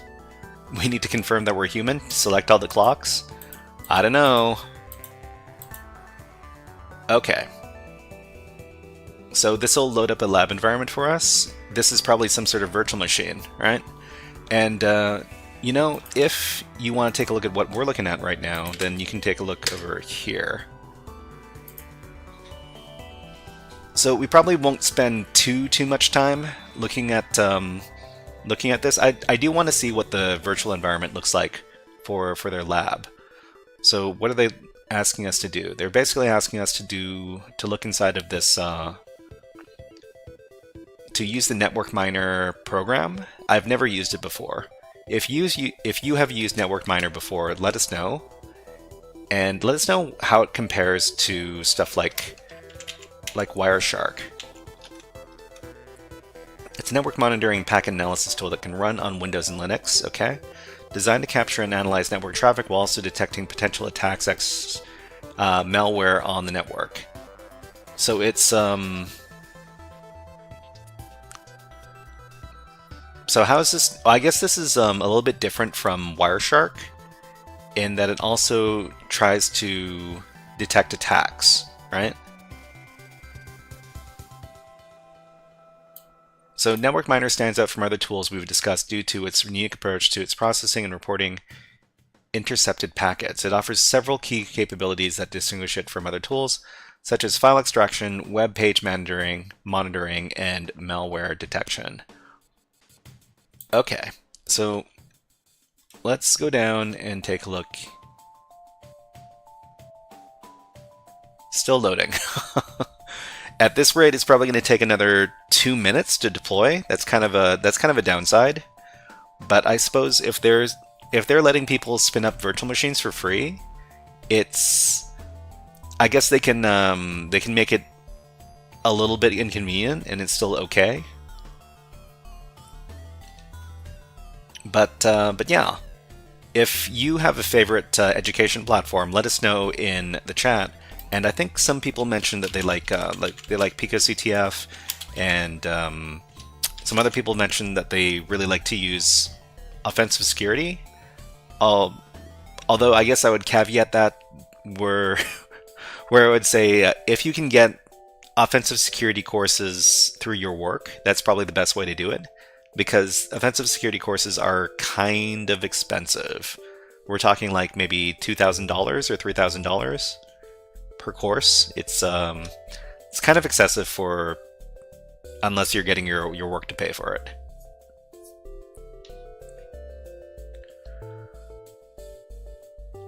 Okay, so I guess this is the extent of this particular course. Okay, the lab environment has started up. Great. Can we put this in full screen? So open new tab, that's what we want. Station X, Seat-Own Raver. Seat-Own Raver. Seatown Raver, thank you. Thank you very much for letting us know, Station X. And you know what? I think we can give you a Nyan Cat. Here you go.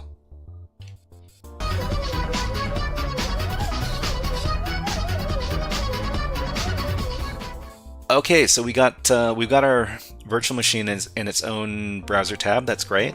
Unfortunately, it doesn't seem to have... can we make this bigger? I guess we can zoom in. And then we can start accessing these PCAP files. I do think it's really cool that Let's Defend lets its students spin up these virtual machines. But let's go ahead and, well, we'll go back and we'll do our summary of Let's Defend over here. So is this free or paid? It looks like it's free and paid. And you know what, Seatown Raver, we'll take a look at Station X after this. So cybersecurity topics covered. So we're talking about, let's do, okay, so we're going to shut this down.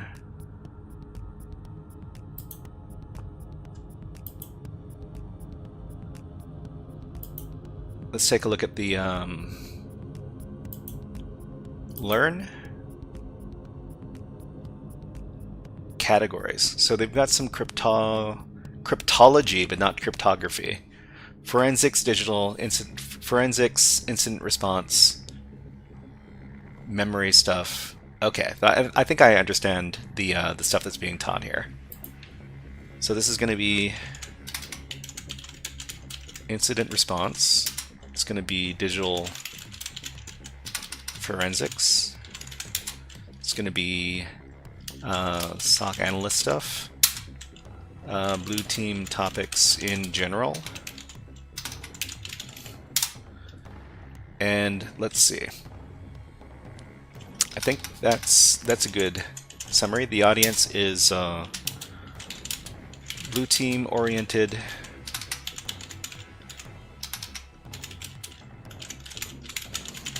Cybersecurity students. Okay. User friendliness. It was, well, I mean, from what I saw, it wasn't too bad. So I guess it's hard to rate this user friendliness stuff.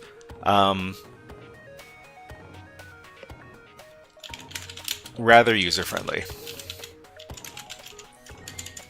Okay, so Seatown River was talking about Station X. So I haven't heard of Station X before, so we need to search that up real quick. Station X.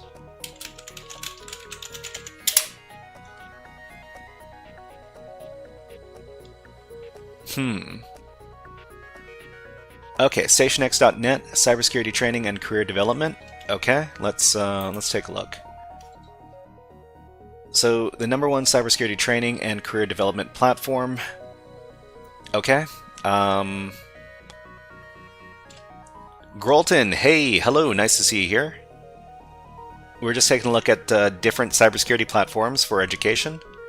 And we're taking a look at this one called Station X. They've got a podcast. They got a bunch of courses. They've got certifications on CompTIA. Okay. So there's more general computer certifications here. And I guess they've got a cybersecurity specialization. Let's see, network security, SOC analyst training, firewall, cybersecurity for beginners, and they've got generative AI stuff as well. I wonder. They probably don't have any free stuff. It would be nice if they had some stuff, but let me take a look at the pricing. So you got resources, free career guides. Well, at least the career guide is free. The exam vouchers, membership. So what are we talking here? Are we talking training courses, careers?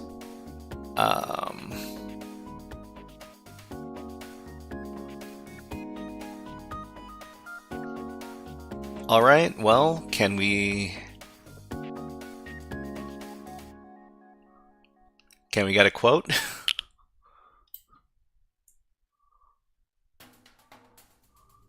Okay, here we go. So membership options. We got $8,500 for that seems kind of excessive. $3,500. We've got $500 a year. Frequently asked questions. Couldn't I learn this stuff for free? Free security tools. Okay, so Seatown River has a list, has a link. Maybe I'll take a look at it.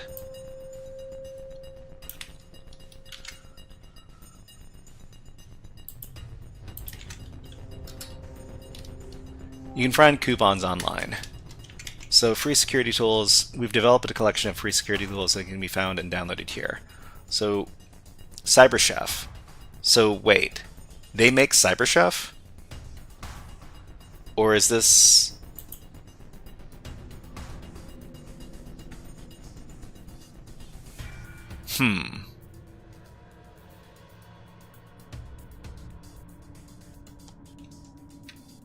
They have Black Friday and Cyber Monday deals. Okay, so let's do our little write-up.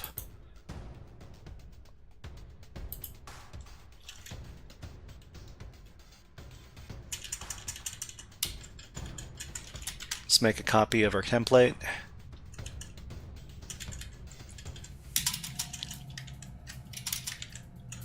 Okay, so the platform name in this case is Station X. The URL is going to be over here, stationx.net. Is it free or is it paid? This is paid, I guess, yearly. It seems like they only do yearly subscriptions.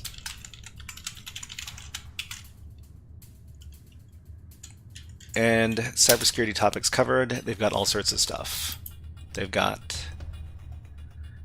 Couldn't I learn this stuff for free? I wonder how they answer this question. Yes and no. There's a lot of free information out there. But if you don't know where to start or how to gain practical experience... Job guarantee. Do they guarantee people jobs? That's a good question. You need to spend more than free to kickstart your new career path.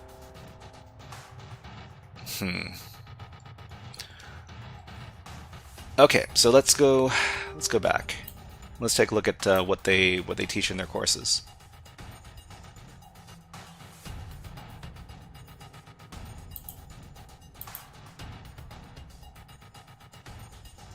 So courses in cybersecurity, they've got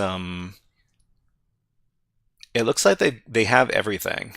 They have everything that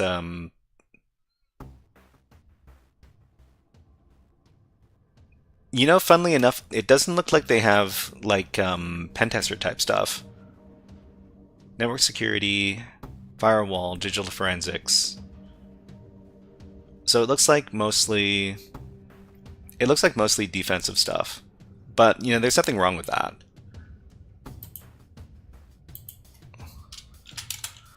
So, defensive-oriented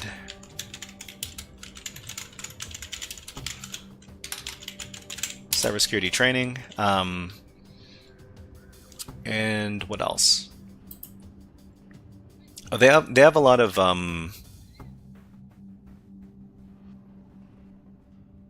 tech certification stuff like CompTIA as well. So let's see.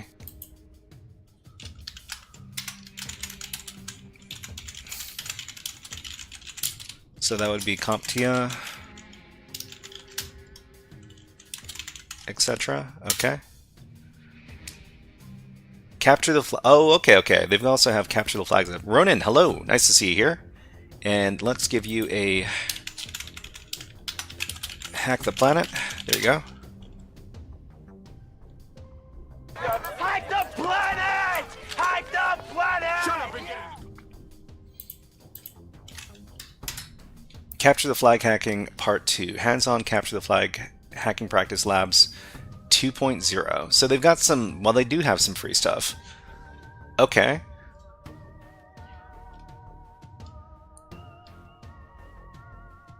Wait. Oh, okay. So these are... Maybe this isn't free.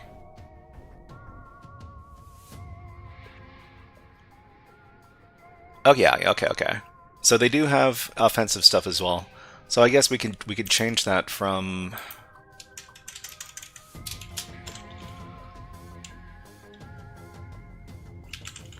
all round cybersecurity topics covered.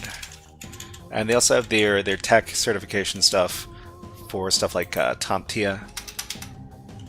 Okay, and the target audience is it's always hard. It's hard to say. It's hard to say what the target audience is when looking at stuff like this. Target audience is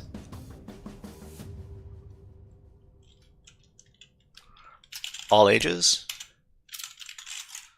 So all ages / experience. User friendliness is unknown. I haven't tried this out yet. Okay. So I think we're going to be wrapping it up here, but we made some good progress. We took a look at a bunch of different platforms. Let me save this out. Somehow I feel like we need to go and do another pass at how we looked at these different platforms, because I feel like we didn't say enough. We didn't say enough about each individual platform. But if you want to take a look at what we have so far, then go ahead and follow the link for the GitHub there.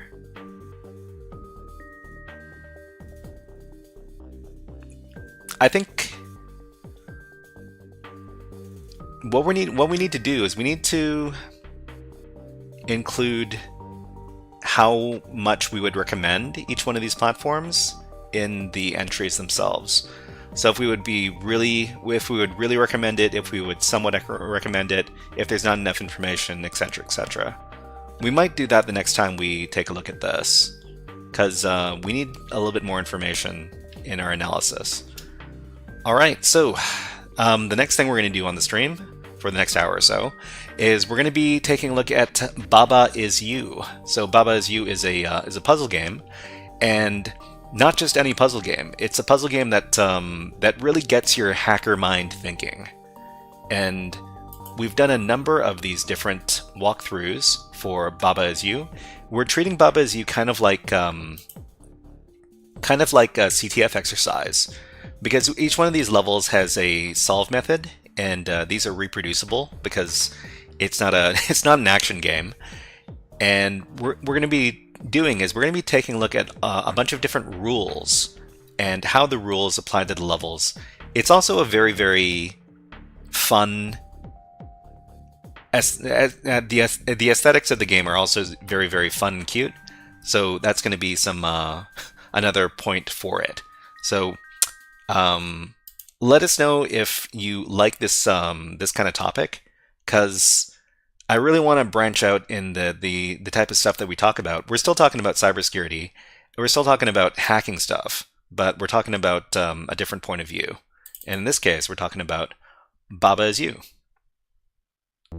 Okay, so after each one of the levels that we do for this game, we're going to be doing a little bit of a write-up, kind of like a CTF type write-up over here on the GitHub. And if you want to take a look at the levels we're taking a look at today, then this is the link it's going to be at. Okay, so let's go ahead and start the game. We will make it full screen.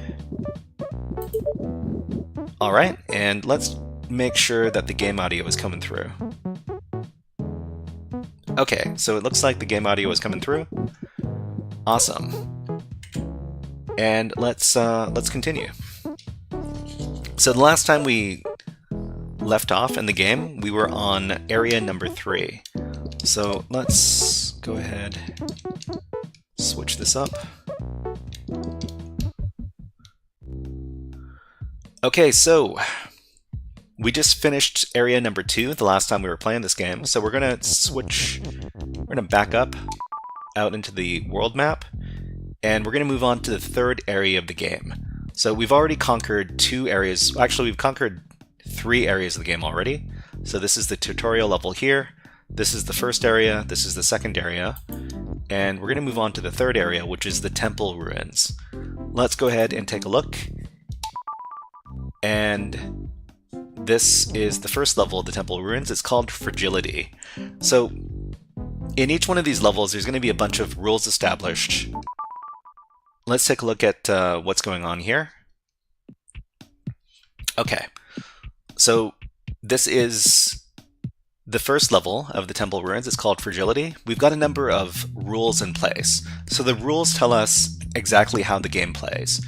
And for example, we've got wall is stop. So wall is stop means that the walls impede our progress and we can't move through them.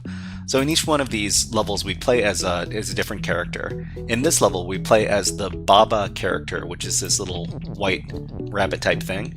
And because the rule wall is stop is in place, we can't move through the walls, and actually the rules destroy us. And why does the wall destroy us? It's because we've got another rule applied to Baba right here, and Baba has this rule. This new rule in play is weak, and Baba is weak. So when there's a weak object, so Baba's weak, we're controlling Baba. If we run into any other object, we'll be destroyed. So if we run into the grass, we're destroyed. If we run into the wall, we're destroyed. If we run into the skulls, we're destroyed. But weak objects, I don't know if we can push this rock, because we also have a couple other rules. Skull is defeat, which means if we come into contact with the skulls, we're defeated and we're destroyed. We also have rock is push, which means that we can push the rocks. But can we push the rocks? We can push the rocks. So even if we're weak, we can still push these rocks, which is very helpful.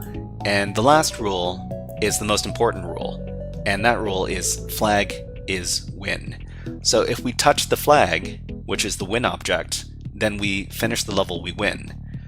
So what can we do? Let's see, a black belt. A black belt says, can someone update me on what I've missed?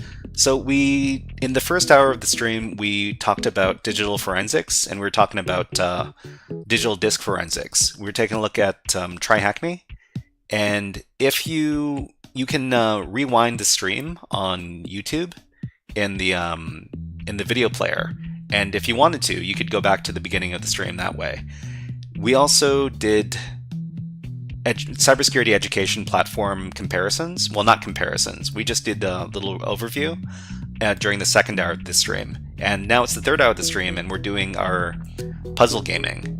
We're treating the puzzle game like a cybersecurity challenge, and we're talking about how this game works. Okay, so flag is win. So the ultimate goal of each one of these levels is to touch the object to let us win. And we need to form that rule by moving these text objects into place. So the first thing we want to do is we want to not be weak, because weak is a bad thing. So we're just going to break up this rule, Baba is weak, and we're going to apply this rule to something else. Because weak objects are destroyed when they come into contact with other objects. So for example, I'm going to make this rule right here, skull is weak. So skull is defeat, but the weak rule overrides the defeat rule. So weak will always let us destroy the objects, even if they're defeat objects. So if we move into the skulls, they're destroyed. So this lets us move past this barricade. And the other thing is that rock is pushed. The only thing that's in our way right now is the rocks.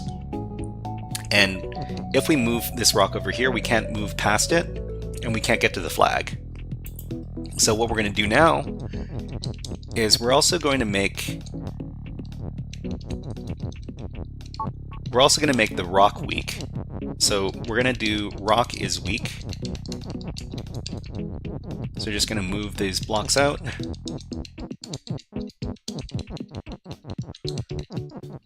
And now that rock is weak, we can crush the rock by moving into it, and then we can get access to the flag, which lets us win.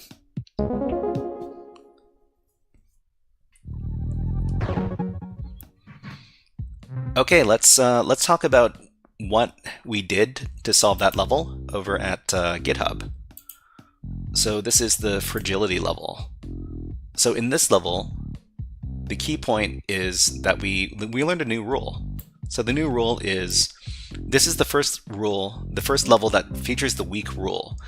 which causes a weak object to be destroyed if it comes into contact with another object in any way. Another thing about weak is that even if an object is defeat, the player can move into it and destroy it if it is also weak. Weak objects can be pushed, but will be destroyed if they make contact with other objects. So we need to learn the rules of this game system in order to finish these levels. This really tickles the imagination of hackers, because we really like manipulating rules and getting the best result out of taking advantage of rules. So how did we finish this level? So we break the rule Baba is weak because we don't want to be weak. We set the rule Skull is weak because the skulls were getting in our way, so we could destroy the skulls, and then set the rule Rock is weak because the rock is also in our way. So after Rock is weak is set up, we can destroy the rock and then touch the flag to win. Awesome. Okay, let's move to the next level. It's going to be level 2, Tunnel Vision. Okay, so this also introduces a new rule, and we got ads running on Twitch, so we're going to play some ads on YouTube as well. And let's go ahead and put on some birds. So here's a lot of birds. They're all having a good time. We're going to take a little water break, and we'll be back in about a minute.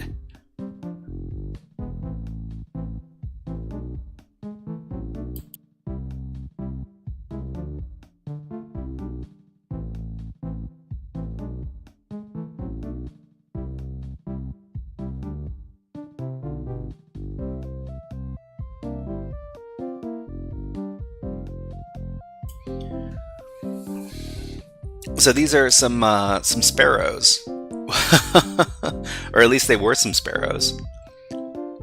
This is a Stellar's jay. It loves eating those peanuts, and it loves grabbing the shelled peanuts and flying away. So birds know the pecking order, and any bird that's bigger than them is higher up on the pecking order than they are.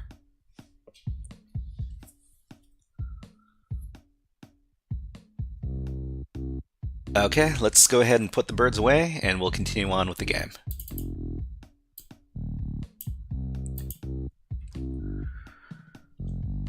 So the key point in this level is that this level introduces the has rule. So this is a very interesting rule. This causes the latter object to spawn if the former object is destroyed. For example, if rock has key, then a key will spawn if a rock is destroyed. So it basically means that if something is destroyed, it will drop something else. So if we destroy the rock, it will drop a key. If an object has itself, then it is effectively indestructible. So for example, if we're Baba and the rule Baba has Baba is set up, even if Baba is destroyed, then another Baba will take its place. I think we demonstrate this in the next level, so let's go ahead and take a look. So this is level number 2, Tunnel Vision.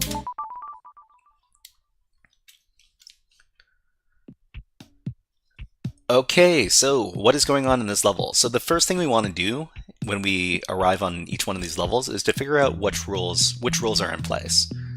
So we've got wall is stop, which means that we cannot move past the walls, and water is sink. So sink means that if an object comes into contact with a sink object, for example the water, then the sink object and the other object are going to be destroyed. So if we move, we're playing as both Baba and Kiki? No, we're playing as Kiki. So Kiki is you, Kiki is this little red guy, and the reason why Baba is moving is because Baba has this move rule applied to it. So Baba has rock, and Baba is move. So we're going to see that as we move around, Baba will automatically move into the water, and then a rock will appear. Okay, we also have rock is push, and what do we need to do in this level? Hold on. Let me reset the level. Okay, flag is win, so we got the flag here. If we touch it, we win. Kiki is you, so we're playing as Kiki. Baba is move and Baba has rock. So I think we don't want Baba to move into the water and destroy itself. So we're just gonna stop that from happening. So we're just gonna break up the Baba as move rule over here. And I think what we need to do is we need to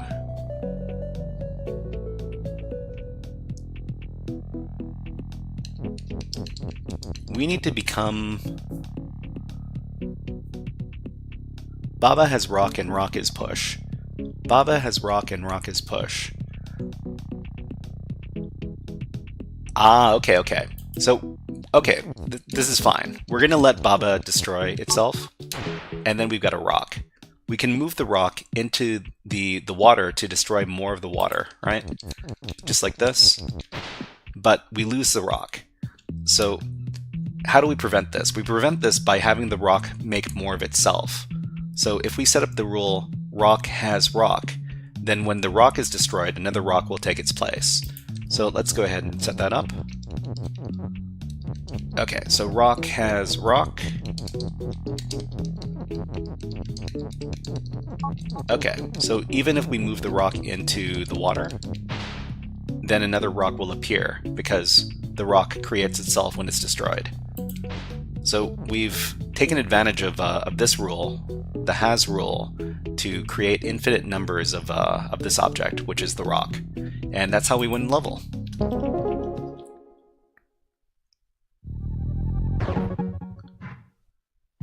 Okay, let's take a look at how we solve that level before we move on.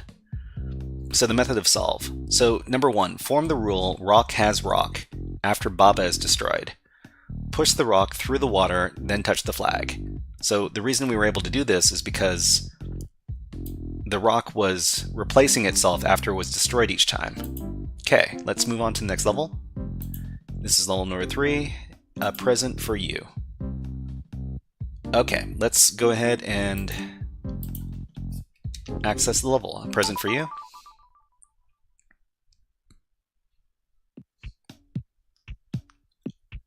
Okay, so what is going on in this level? So we've got a number of different rules we need to pay attention to. So the first one is flag is win.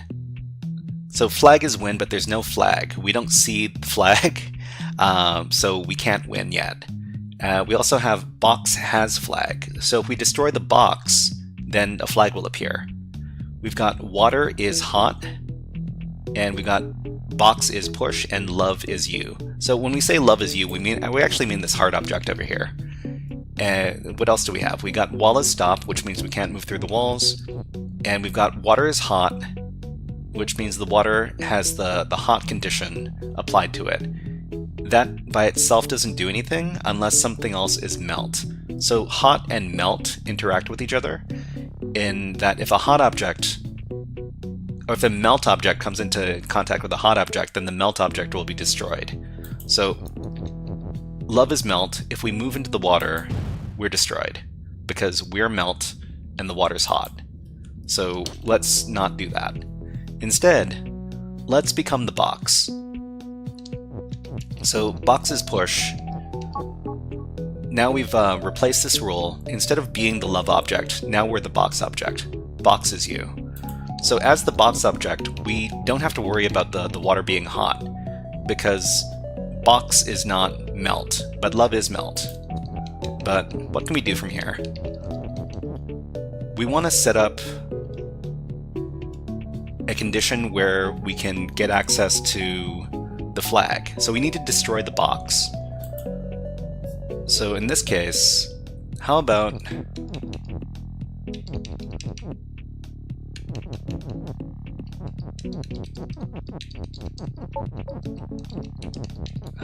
love? Okay, hold on. Let me take a look at my notes. Okay, box is you, and then love is melt. We break that up, and then we form the rule love is hot and love is you, and box is melt. Love is hot, love is you, box is melt. Oh, okay. Love is hot. So we need to destroy the box. So we need to set up an object that's going to destroy the box. In this case, it's going to be love that's going to be hot. And the box is going to be melt. So we're just going to set it up so that we're love again.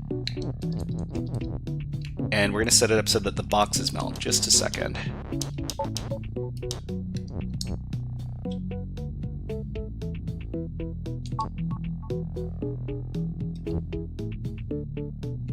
Okay, so we can we're gonna move the box out so that we can make it the melt condition. So box is melt and love is hot. So this means that when we move the love, which is hot, over the box, which is melt, it will be destroyed. And because the box has flag, the flag will appear, and because flag is win, we will finish the level. So let's go ahead and do that. So when we move over the box, we'll destroy it because the box is melt and we are hot. And then the flag will appear because box has flag, and then we win.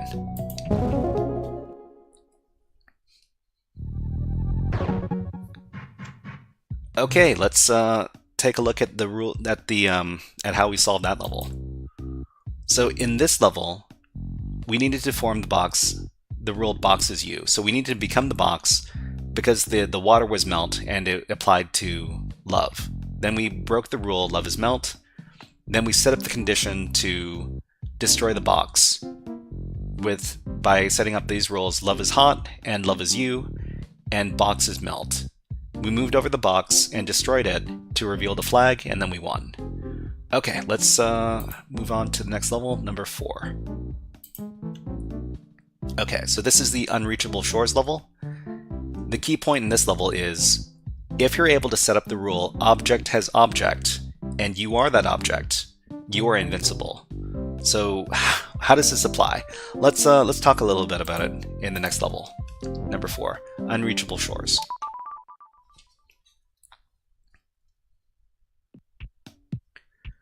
Okay, so what is going on in this level? Let's go around and talk about the different rules. So text is float. So text is float means that all of the text objects over here, they're all on a different level from the other objects over here. So the text objects can't come into contact with the water objects here, for example. And normally, the text would be able to trigger this condition right here, water is sink. So water is sink means that if any object comes into contact with the sink object, then that object, well, the two objects that come into contact will be destroyed. That doesn't apply here because text is float. We also have flag is win, which means that we're aiming to get access to the flag over here on the other side of the level. Kiki is you, which means that we're controlling Kiki, which is the red guy over here, and we've got boxes push. So the box, we can push this around, and we also have these other rules. Box has love. So box has love means that the love object, the heart, is going to appear after the box is destroyed. We've got love is defeat, and love is love. So love is love means that the love object can't transform. It can't be transformed into another object.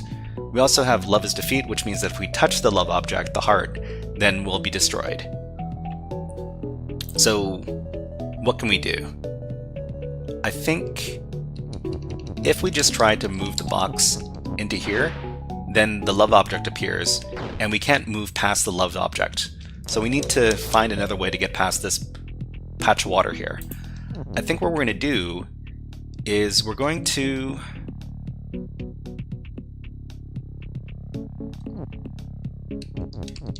become the box. So we're going to do Kiki is you. Oh no, we can't become the box.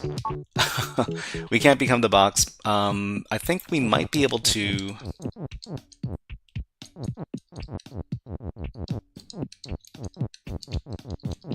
We might be able to set it up so that the box is Kiki. Actually, wait. Okay, we can set it up so the box is Kiki. Okay, that's great. So now that, okay, let me explain. So we turned the box into Kiki. Now we have 2 Kikis that we can control, and we can use one of them to clear this water square here. After we do that, we've got access to this area of the map, and what we can do is we can use this has rule over here, and we can do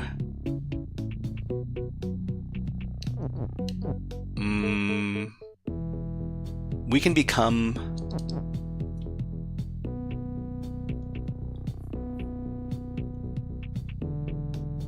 become the box. So box has, let's see, box has box. If we set up, actually no. How about box is you? We can't set up box is you. Can we become the love? I don't think we can set that up either. Because what we need to do is we need to cross the water. We can't use the text to break up the water tiles because the text is floating. So text is float, so we can't do that. So what are we going to do from here? I think love is defeat. Love is something something. We can't become the love. So hold on. Let me take a look at the notes. I solved these things before. So Kiki is push. We need to become the box. So we become the box, and then we push Kiki into the water. Oh, okay. So we have to actually be the box to finish this level. All right. That's how we do it. Okay, so we reset the level, then we become the box. So let's see.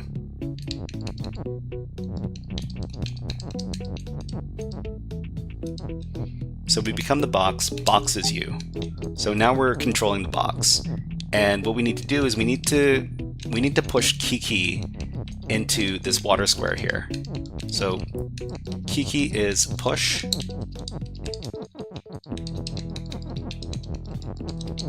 Okay. Cyber Dante says hello. Cyber Dante, nice to see you. Okay, now we can push Kiki around, and we'll just push Kiki into the water so that Kiki, thank you for your service, Kiki. Okay, so the last thing we need to do to finish the level is we need to set up box has box. So after we set this rule up, then we're essentially invincible. So box has box means that even if we get destroyed by the sink object, the water, another box appears. So we can basically move through as much water as we want, because every time we're destroyed, we're replaced by another box. And that lets us get access to the flag, and that lets us win.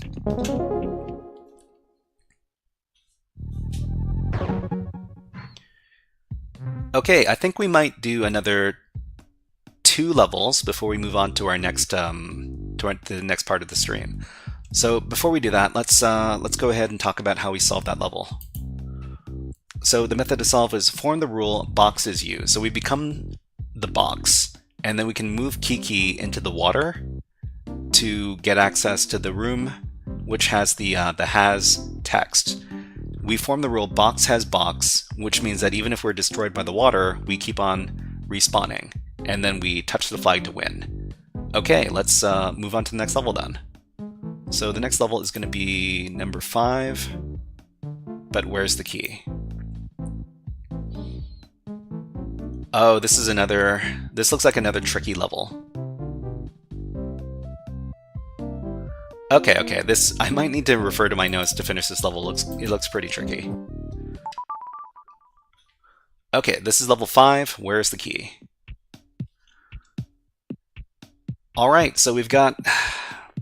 Let's take a look at the at the rules. So key is open. So we definitely need a key to open this door right here. This is a pretty tricky level. We got flag is win. We need to open the door here, and then we need to touch the flag to win. There are some rules that we can't change. So the rules that we can't change are key is open. We can't change doors shut and stop, which means that we can't move past the door, and we need something to open the door. We've got wall is stop, which means we can't move past the walls, and we got Baba is Baba, which means that we cannot change Baba into another object. We also have some other rules. So we've got Baba is you, which means that we're playing as Baba. We've got box is weak, which means that the box can be destroyed. And we've got box has key. So the first thing we need to do is we need to create a box. Because, well, do we need to... Hold on, I remember this level is really tricky. So I think we need to become Baba is you and box. Baba is you. Oh, box and you is... Okay, box and you is... hold on. It's a tricky level. Okay. So, box and Baba is you, and then we need to create a box.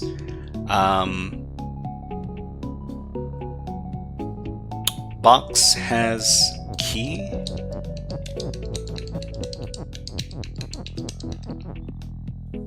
Okay, I really need to refer to my notes to just finish this level. It's kind of, yeah. Okay, let's take a look at the notes. So the notes say, set up the rule box is you vertically. So box is you vertically, and then Baba is you and weak horizontally. So Baba is you and weak is going to be horizontal. Okay. Baba is you and weak.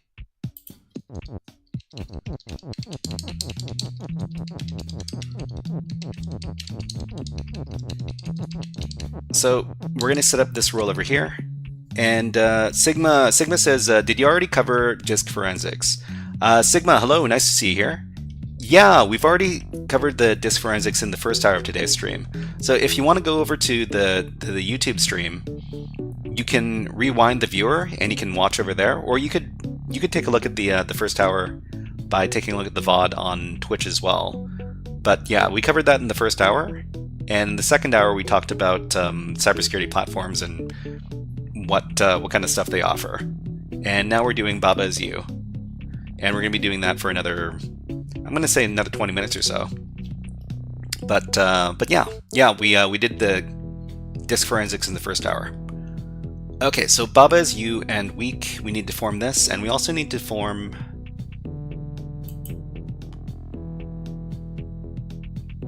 box is you vertically, and Baba has box. Box is you. Okay, box is you, and Baba has box. Baba has box. So, what does all of this do?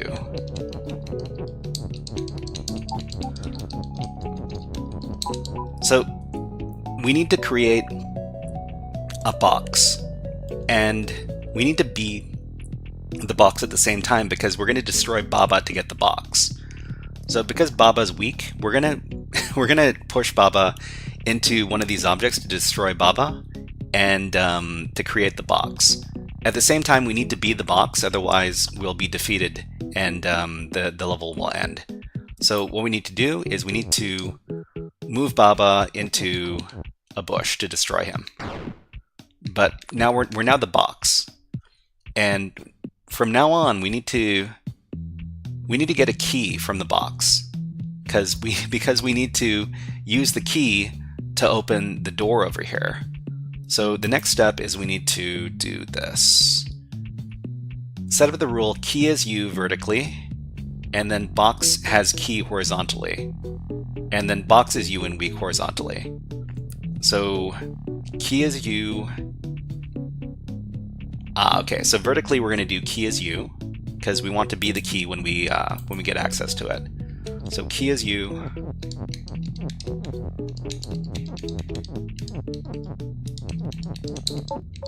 Oops.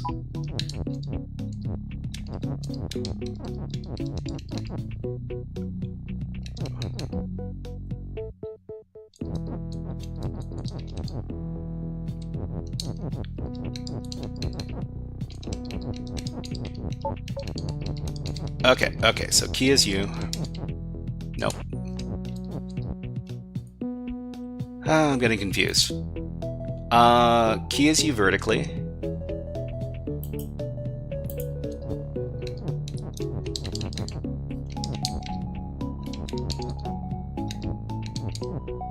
Box is U horizontally. Okay.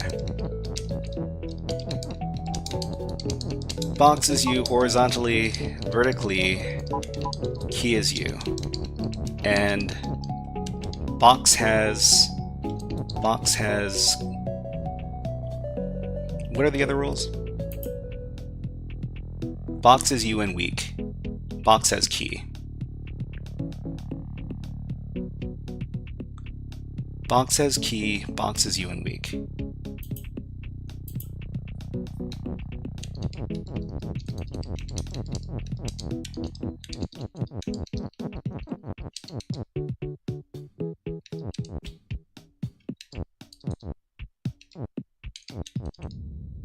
Hold on.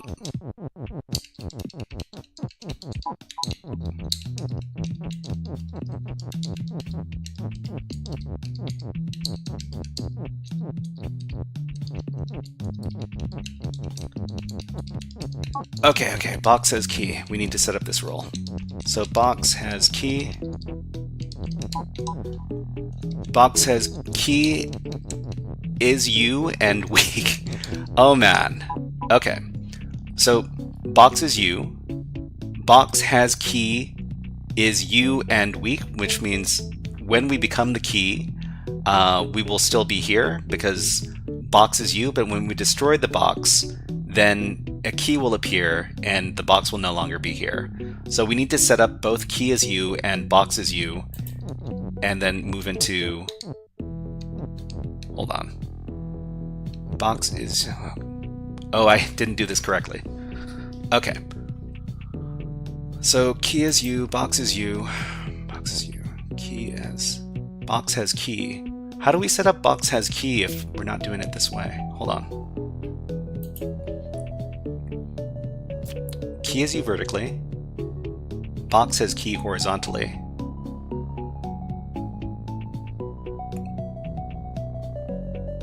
Key is U vertically, box has key horizontally.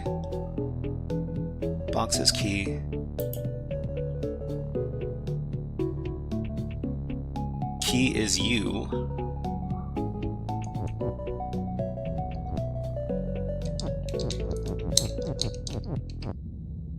Whoops.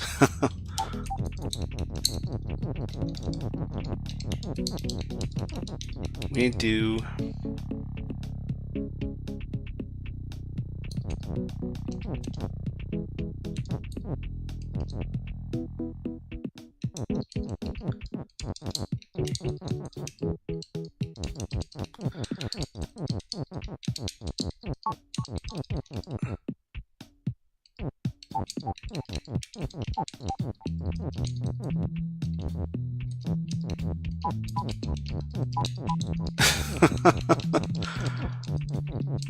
Oh man, hold on.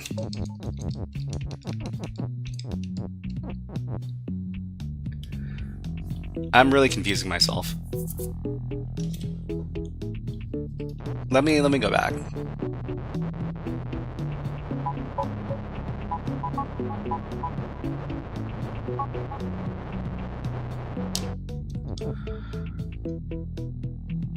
This is not a very good this is not a very good walkthrough. I'm confusing myself. Okay. Box is U and weak horizontally. Box is U and weak horizontally. We'll set that up first. Box is U and weak.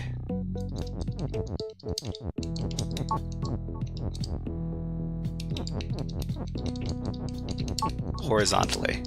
Okay, that's done. The other thing we do is box has key horizontally. Box has key horizontally.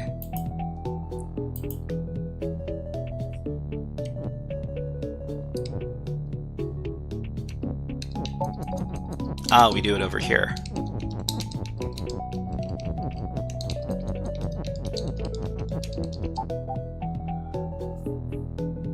So how do we set up box? Oh, wow. Okay. All right, so this this is a configuration. It took a while. All right, so box is you and weak, which means that when the box comes in contact with something, it'll be destroyed. We've got box has key, which means that when the box is destroyed, a key will appear, but we also are the box. So we also are the key, which means when the box is destroyed, the key appears, and then we can keep on going. And the last thing we need to do is we need to destroy the box, but we can't just destroy, we need to destroy the key to open the door, but we can't just do that. We need to also to spawn a box after the key is destroyed. So, okay, so the next section we need to do this. Form the rule key has box horizontally and box is you horizontally. So key has box, box is you. Key has box, box is you.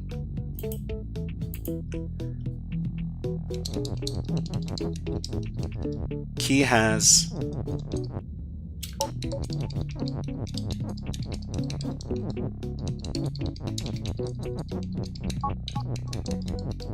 has box and box is you. So when the key is destroyed, it will spawn a box. And because box is you, we will continue. Alright, let's go ahead and destroy the door with the key. That'll spawn a box. Okay, and we're now still controlling the box, so we can touch the flag and we can win. So let's go ahead and do that. That took a while. It's a complicated level.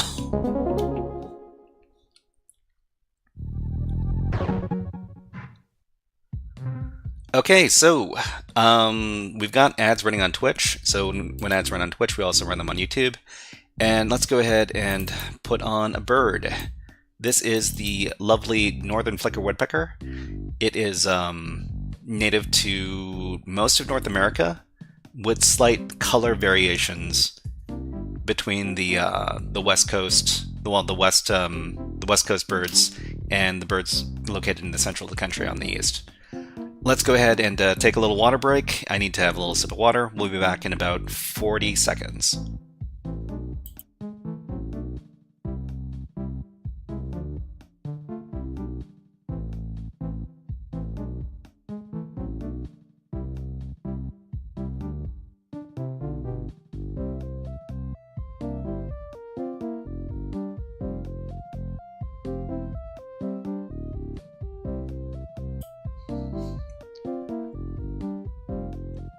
Okay, let's put the birds away and let's do one last level.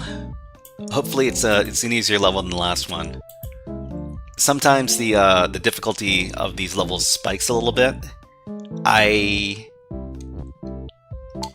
Sometimes I have a little bit of trouble with that. Anyways, love is out there. This is level 6. So before we cover this, let's talk about what else happened in this level. In the previous level, level 5. So in level number 5, we needed to find a way to destroy objects and become the new object at the same time. So we destroyed Baba to become the box, and then we destroyed the box to become the key, and then we destroyed the key to become the box again, and eventually we were able to open the door and then touch the flag to win. Okay, so let's move on to this next level, which is level number 6, Love is Out There. Okay, so I think this level is a little bit easier than the previous level. Let's take a look. Okay. So let's talk a little bit about the rules in this level. So key is open and door is shut. So we need to become the key, and then we need to use the key to open up the doors over here. And we also have wall and door is stop, which means that we can't move past the doors or the walls. And Baba is you. So we are a Baba. I don't think we can become any other object because Baba is you is outside of the walls over here. And love is win. So if we touch the love, the heart object, then we win. So this is what we're going to do. We're just going to, this is another level where we need to do some tricky stuff. So we're just going to move this text up here, and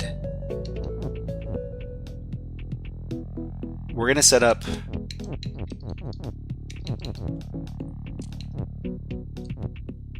hold on. Box has key and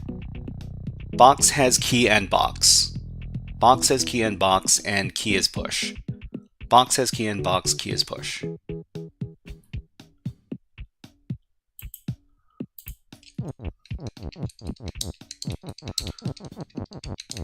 So box has key and box up here. Langston's entropy. May I ask if this is live or pre-recorded? This is live. We are live. But it is live, yes. And welcome to the stream. Hey, let's give you a fun little video redeem. How about a hack the planet? Because that's what we do around here.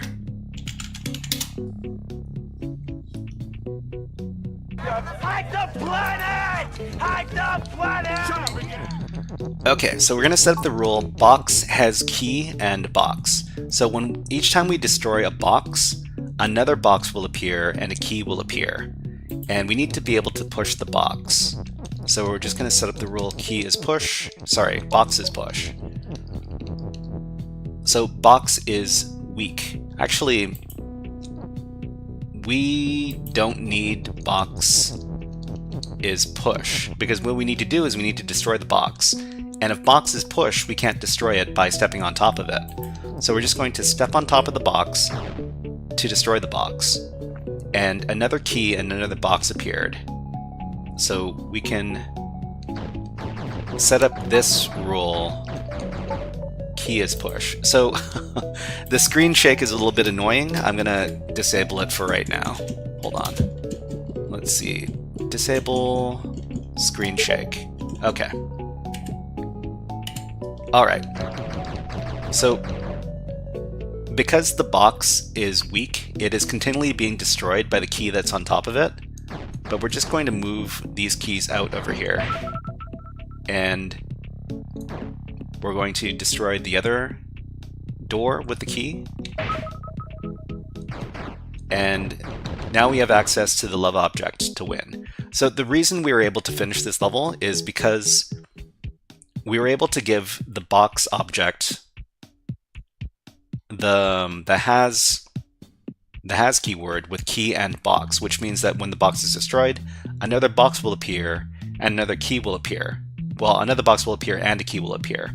And that's how we got access to the key, which we could push to open up the doors and then get access to the win object, which is the love. So let's go ahead and touch the love object and win.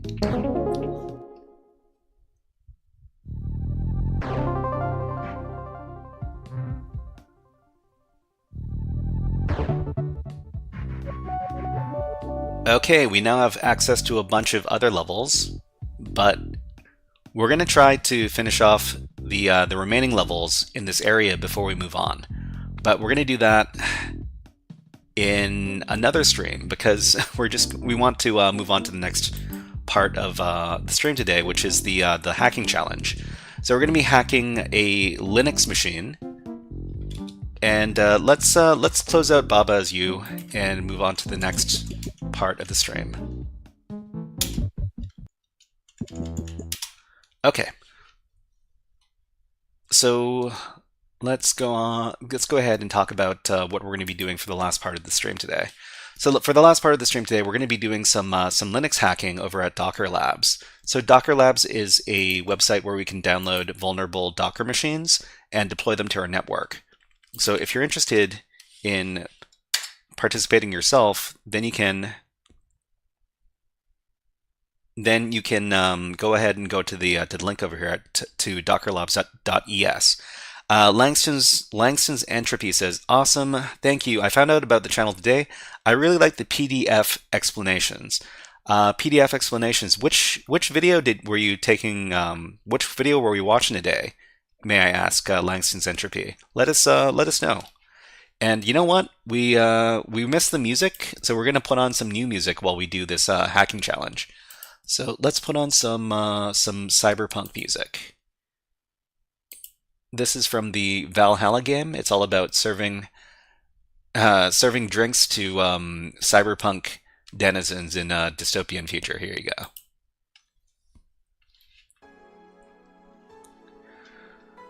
Okay, so today's challenge is going to be the Anonymous Pingu Challenge. So we've never seen these challenges before.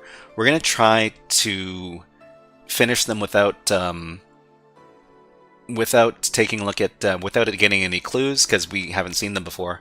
The first thing we need to do is we need to download the challenge. So each one of these challenges is going to have a little download link, and you might have noticed that the website here is in Spanish. So that's another fun little wrinkle in our plans to finish the hacking challenge. Anyways, we're going to download this the challenge file here, and then we're going to deploy the vulnerable Docker machine to our network. So we've got the challenge downloading over here. While it's downloading, I might as well set up my challenge environment. So this is the temporary directory here, and I already have a bunch of stuff in here because I was doing some research earlier. I'm just going to get rid of all the other files in here that I was using.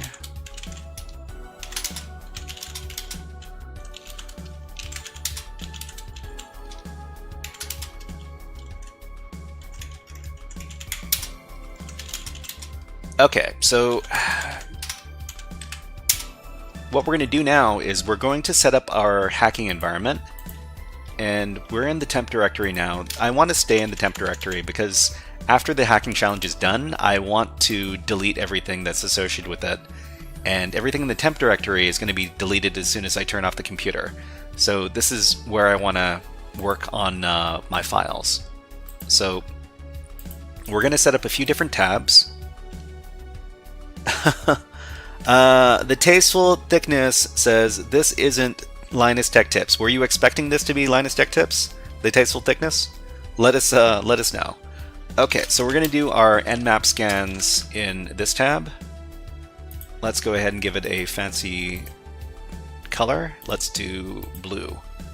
Let's call this one web app enumeration, because we're probably going to be dealing with a web app, because most Linux servers have web apps, apparently. Okay, this is going to be green. Langston's Entropy says, "I was going through a bunch of your videos. I saw multiple instances of you explaining stuff and using PowerPoint, kind of like PDF pages. I really like them."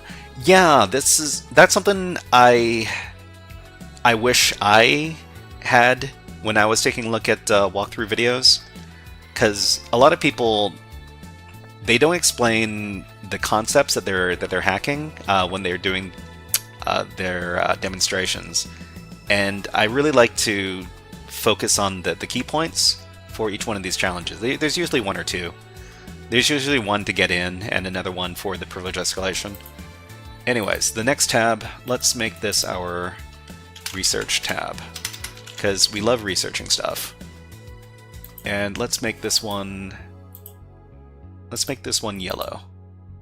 We're probably going to need a shell access tab, because we're probably going to get shell access to the machine at some point. That's what we're hoping for anyways. Let's make this one orange, and this one we'll call, I don't know, what else could we do? Oh, brute forcing. We might be doing some brute forcing, so we're just going to make a tab for brute forcing. We'll make this one red. And the last tab, this is going to be for the Docker container, because we're going to be running a Docker container. And we're going to make this one purple. Okay, good. All right, so let's go ahead and deploy the Docker container. So we downloaded this zip file over here. It's called Anonymous Pingu, and the Docker container is inside. So we're just going to unzip this file, and then we're going to run the auto deploy script inside. So each one of these Docker Labs containers is going to come with an auto deploy script that can be run to deploy the Docker container, and we're just going to make the script executable, and then we're going to run the auto deploy script with the tar file. So it's going to be anonymouspingu.tar, and that's going to start up the Docker container. So this is Spanish. So it says, "Estamos desplegando la máquina vulnerable. Espere un momento." Let us know how the accent is coming. Okay, so now that the Docker container is running, it's going to be available on this IP address. So we're just going to copy that IP address. Then we're going to run our Nmap scan on it. So Nmap is a program that that can scan remote servers. And when we use Nmap, we can give a bunch of different flags and parameters to it to give us some different output. Nmap is going to scan all of the ports on the remote server and give us very verbose output. It's going to run very fast with 5 threads, and it's going to give us versioning information and run common scripts on whatever services it finds. So when we run the Nmap scan, it's going to give us, it's going to tell us that there are 2 ports open on the system. So the ports are port 80, which runs HTTP, which is unencrypted web pages, and it's also running FTP, which is the file transfer protocol, and that basically allows for file transfers from remote servers. So it looks like we've got anonymous login allowed, which lets us see exactly what's in the FTP file share. Oh, we can upload to one of the file shares via FTP. That's very interesting information. So already we see what is in the FTP file share. It looks like the web root of a particular web application. So we got index.html, we've got images, and we've got service.html. So if this is actually the way it's set up on the web server, that's a really bad thing from a security point of view, because that means we can potentially upload whatever malicious files that we want to via the FTP service. So we should probably confirm that this is actually the web root directory that we're looking at over here. So we're going to do that by going over to our web browser, and we're going to navigate to that IP address. Okay, so this is so this looks like, I'm not really interested in the contents of the web page. I'm more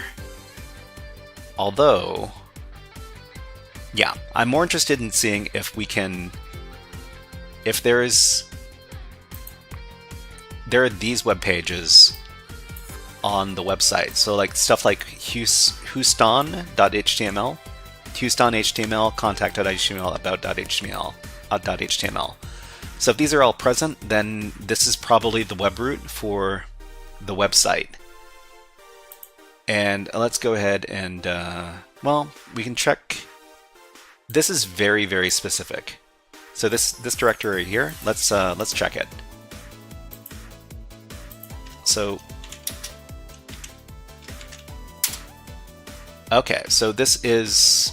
We can access this directory, which means that this is probably we access the web root via FTP.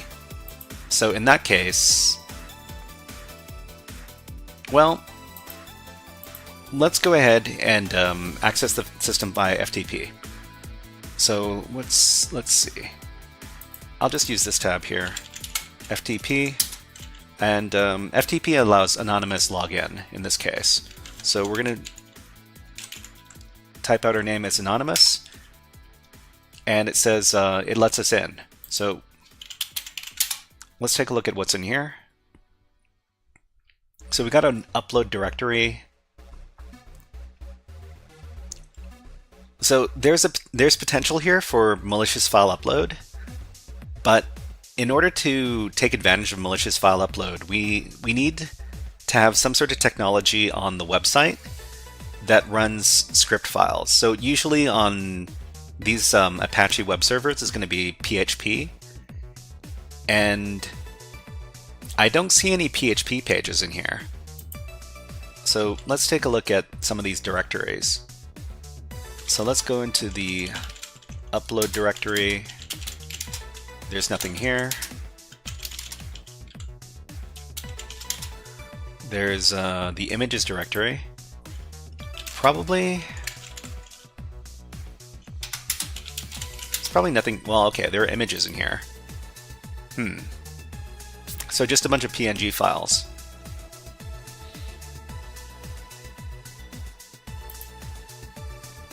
Okay, so the next thing we need to do is we need to confirm that this website will render PHP code, because if it does render PHP code, then we have a path to getting remote code execution on the web server. So let's get out of here, and just to be super optimistic, let's go ahead and get ourselves a web shell. So actually, let's get ourselves a reverse shell. So what we would do is we would copy a reverse shell to our current directory, and then edit the information inside the reverse shell.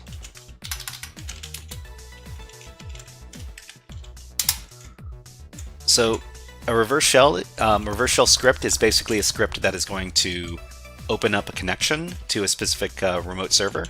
And in this case, we want the remote server to be our machine.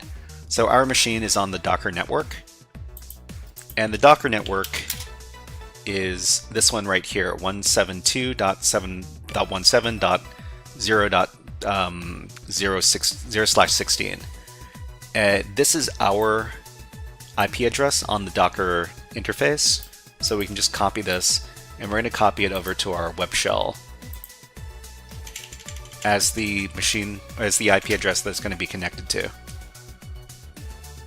The tasteful thickness is, I'm kind of a hacker too. I once logged into WSL. Yeah, that certainly qualifies you as a hacker. Yeah, for sure. But what did you do inside of WSL? That's a more important thing. But yeah, we're welcoming to all sorts of hackers here, because everything you do is hacking in life, you know? Okay, we're gonna save out this file, and I guess what we should do is we're being a little bit too ambitious here. I think what we should do is we should create a little dummy PHP file. I don't know. Should we create the dummy PHP file, or should we go straight at trying to get a reverse shell? The tasteful thickness says, I stare at PowerShell versus root terminal, and I wonder what the difference is. PowerShell versus root terminal. So the big difference between PowerShell versus root terminal is that PowerShell is for Windows, and terminal, I'm guessing we're talking about... Are you talking about root terminal on Windows? Or are you talking about root terminal in Linux? Theo, hey, nice to see you here. Theo is another cybersecurity creator. And let's give them a shout out. Shout out B 7H3 something something. There you go. The tasteful thickness is, I'm in Kali in WSL2. Oh, Kali Linux. Okay. It has both options. So PowerShell is, well, PowerShell is made for Windows, the Windows terminal. And it's basically used as a kind of administration tool for doing all sorts of great scripting stuff. So PowerShell is more or less just Windows, and Linux uses its own type of terminal syntax. Okay, so we created our malicious reverse shell over here. We can probably just upload it to the FTP. And the way we're going to do that is like this. We're just going to re-log into FTP as the anonymous user. Then we're going to, well, we might as well use the uploads directory now that we know it's here. Theoretically, we don't need to use the uploads directory, so maybe we won't. Actually, I don't know. It could be that we can't write to this directory, to the web root. It's probably the case. So let's enter the upload directory, and then we're gonna put the web shell there. Just like this. Okay, so we've, after that, we've got a reverse shell in here, and let's see if we can access it using the web application. So if we're going to get some shell access, we need to set up a reverse shell listener, and the reverse shell listener is going to be in port 443, because that's what we set up as a parameter inside a reverse shell file. So let's go ahead and go back to the web app, and let's go to the upload directory.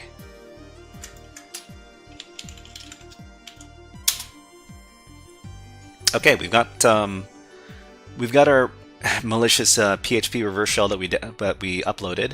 We're going to click on it to access it, and it looks like we've got PHP execution. Langston's entropy says WSL2 makes Windows run as a guest OS on top of Hyper-V. So are you saying that? Wait, we're talking about Windows being the host. Are we talking about Windows being the host or Linux being the host in this case? Most of the time, when you're running Windows subsystem for Linux, it's Linux that is the guest. That is the guest virtual machine. Okay, so now that we got PHP code execution, we should go back to our reverse shell listener, and we got a connection from the web server. So we are running as the www.data user. If we ask who am I, we're www.data, and that means that we have to call on our good friend Scary Hacker Voice Man. Scary Hacker Voice Man is a contractor we have around here, and they talk all about how we broke into the server. So let's call him up.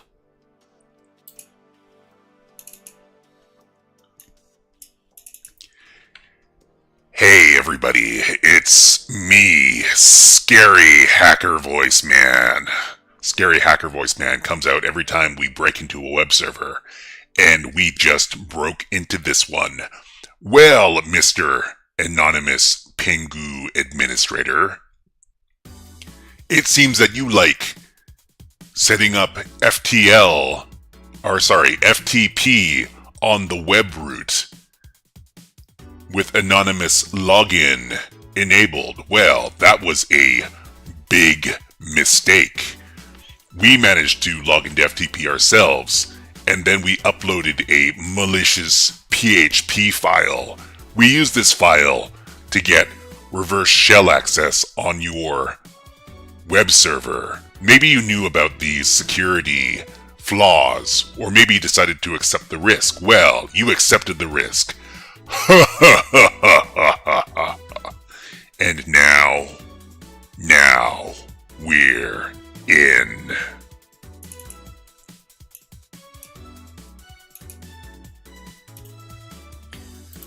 Okay, we just logged in. We just logged in as the www data user by getting our reverse shell from remote code execution from the PHP file that we uploaded. Mr. Poolshot, hello. Thank you very much for the kind words. Happy affiliate anniversary. It was it took a while for me to get affiliate, but I guess it's already been a year. Thank you very much for the kind words, everybody. What are we doing? So we need to figure out if there is some sort of Python available on the box, because what we want to do is we want to use Python to upgrade our shell a little bit. So the shell we currently have isn't so great. What we want to do is we want to use Python to slightly upgrade our terminal. So we can do it with this command over here. Import pty, pty.spawn, bin bash. And that's going to give us an upgraded terminal that we can work with. Okay, so we can see, what directory are we in? Oh wow, we're in the in the top level directory. Okay, so from here, what we want to do is we want to do something called privilege escalation. Privilege escalation is when we upgrade our user access from whatever user we're running as to the top level user on the system, which is the root user. And so there are a bunch of different ways we could potentially upgrade our privileges. And this is the, well, for CTF exercises, this is the first thing that we check. So can we run sudo commands as our current user? So we can run sudo commands as the current user. Okay, Mr. Poolshot says setting FTP anon root to public HTML is like a 25-year-old stupid thing to do. I agree. You should not do that, and that's one of the big lessons we're supposed to come away from this box with. I think this is one of the big lessons. But Mr. Poolshot, yeah, for sure. And you know what? We didn't welcome you in, but let's go ahead and give you a Hack the Planet to welcome you to the stream. Wait, let's do that after the ads are over. Okay, there are ads running on Twitch, so we need to run them on YouTube as well, and we need to play some bird videos, because we love our birds.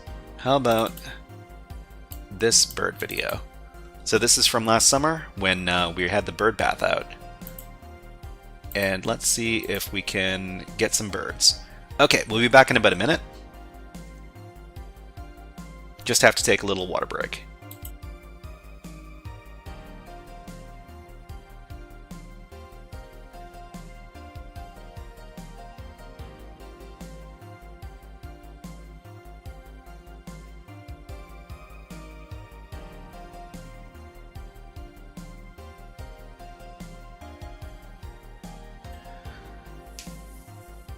Okay, so this little guy is just gonna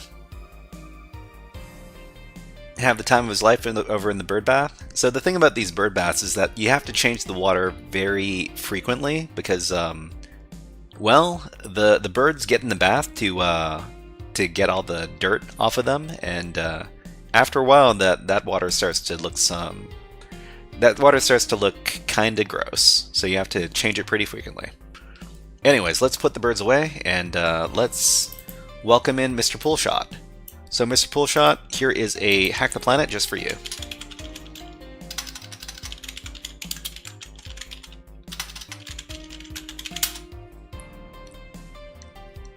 Hack the planet! Hack the planet! Shut up again! Okay, Mr. Poolshot also said, anonymous FTP never gets any love. Well, anonymous FTP is, it's a very important lesson, and you also have to understand that there's still a lot of FTP out on, well, it's not necessarily on the public internet, but there's a lot of FTP on networks that are private, and that's because people assume that if they're on their private network, then other people aren't going to be able to access it. And they set it up as anonymous because they don't want to bother having to put in a password each time they use the FTP server. But yeah, tasteful thickness says hack the burb, hack the burb. If we could only hack the burbs, then we could do all sorts of great stuff. But the tasteful thickness. Do you have any other questions about PowerShell and WSL?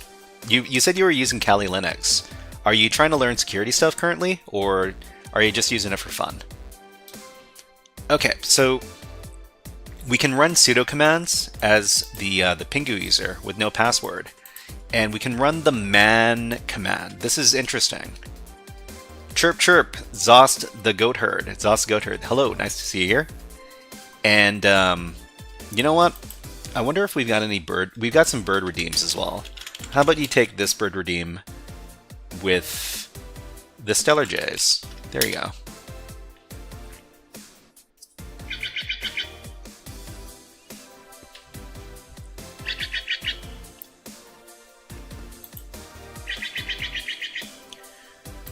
Welcome to the stream, Zos the Goat Herd.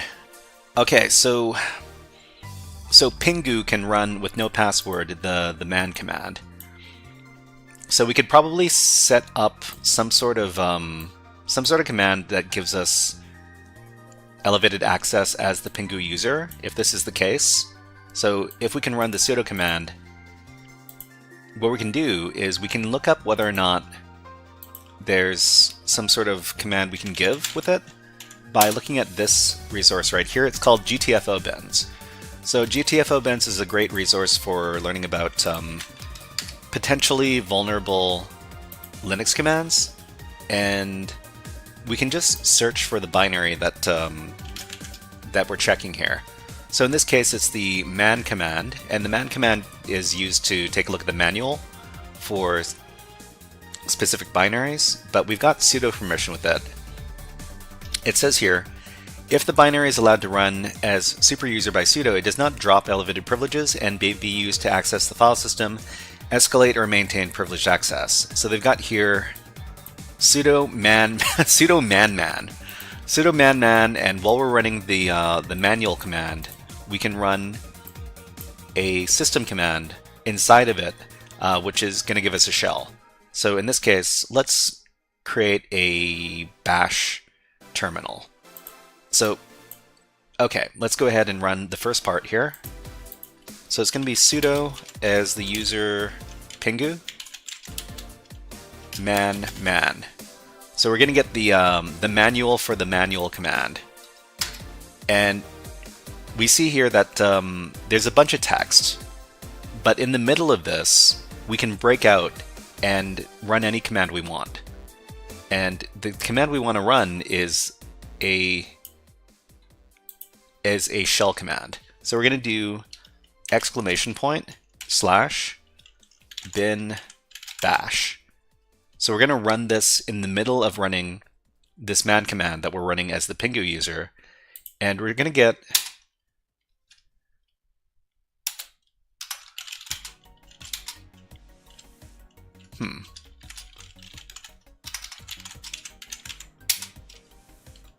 Hold on. Is this the Cod Caper? Is this the Cod Caper? No. It's a different one. Cod Caper is a reference to a room over on Try Hack Me, I think. Tasteful Thickness says, I'm trying to learn about PCs generally. I had an AI help write me a huge PowerShell profile and recently set up a Technicium locally. This is beyond me. So, I mean, if you want to learn about some cybersecurity stuff here, that's fine. If what I'm doing here seems a little bit complicated, let us know and let us ask questions in the chat. I'm happy to explain as much as I can. I don't know everything, of course, and sometimes I have to search up some answers. So bin bin sh. This should have been able to get me a shell. Hold on, bin sh.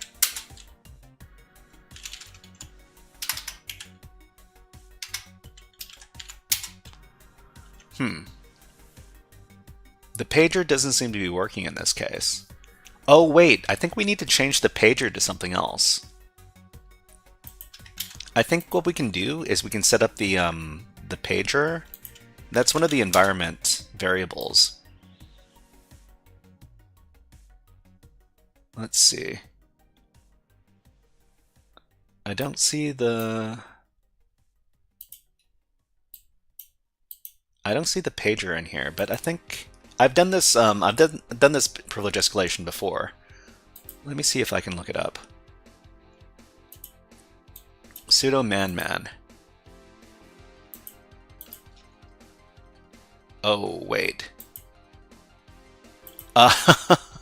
Oh no. Oh no. Okay, I accidentally broke out. I accidentally broke out of my netcat reverse shell. So I'm going to have to set up my reverse shell again. Sorry, everybody. Okay, let's go back and let's start the reverse shell again. Okay. So Python 3, we're going to reestablish our reverse shell here.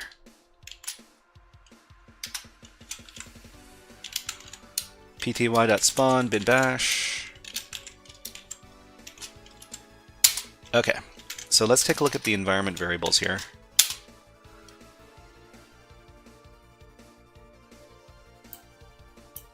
So the pager isn't set up. I think... Hold on. The Tasteful Thickness just subscribed on YouTube. Hello! Nice to see you here, The Tasteful Thickness, and thank you very much for the YouTube sub. Much appreciated. And let's give you a Nancat. Welcome to the squad.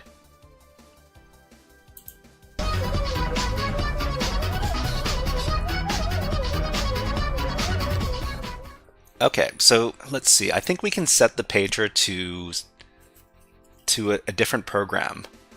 And let me just look up how to do that real quick. So let's see.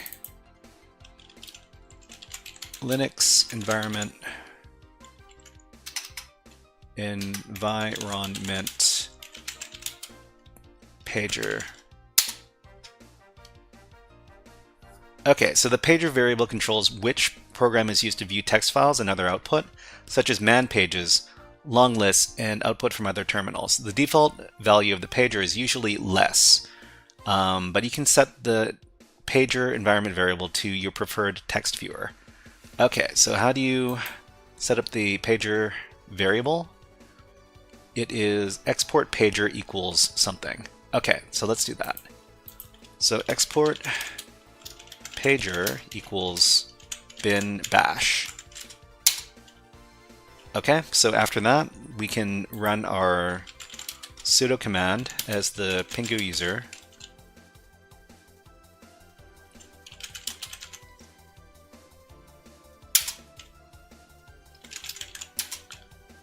Okay, that didn't work.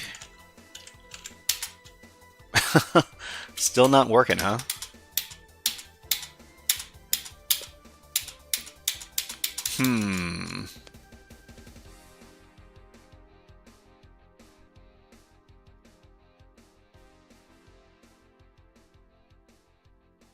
Okay. I think I just need to scroll past all this to get out of the command.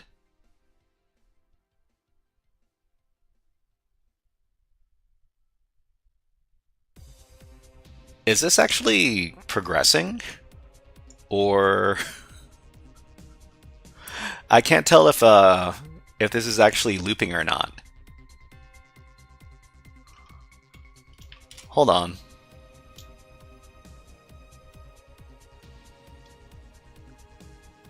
Okay. Now we're done.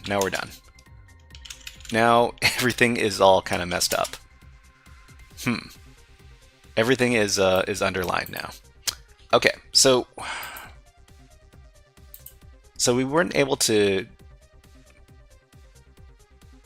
export the pager. So check the value. You can verify the pager variable is set correctly by using the echo pager command. So let's do that. Echo pager. So it's set to bin bash. But I guess it might be because the pager for the other user is not bin bash, so it didn't work. So user bin man. User bin man. I kind of don't like how everything's underlined.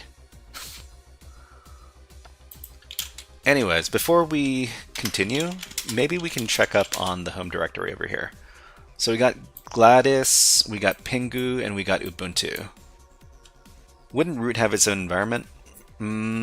Let's see. Oh, Defus. Defus says, oh, try... Yeah, you know what? I should have tried that. I should have tried using using the colon. Yeah. Okay, let me try that. Defus, welcome to the stream. Defus is another cybersecurity creator. They stream on Twitch. Let's give them a shout out. Shout out Defus. There you go. So if you're looking for more cybersecurity content creators to... Hack the planet! Hack the planet! And thank you for the hack the planet, Defus. Thank you. Okay, let's do this one more time. So sudo upingu, and it's going to be man. Okay, so this time we're going to do colon bin bash. Okay, didn't work. Still not working. I'm just gonna get out of here and I'm gonna reestablish the reverse shell. Don't know why it's not working.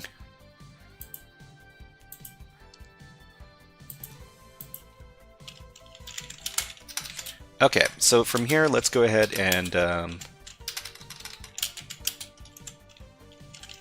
upgrade our shell again.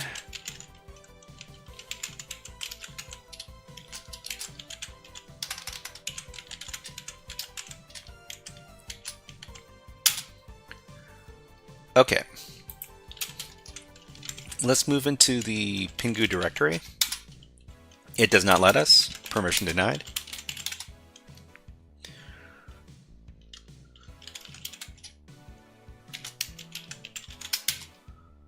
So there's no pager. Sudo man. I think I must have come across this before. I'm gonna check my my write-ups, my previous write-ups, to see if I've got something for this.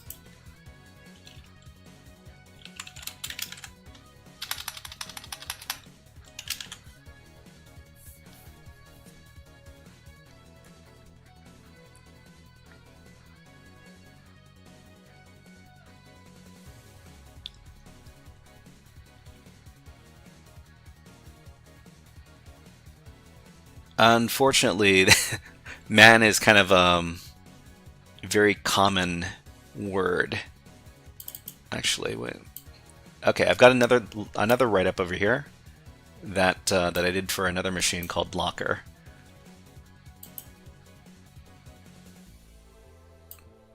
Oh no, this is not the right thing. Hold on. Let's see. The Tasteful Thickness asks, are there any websites you recommend that that gamify learning Linux?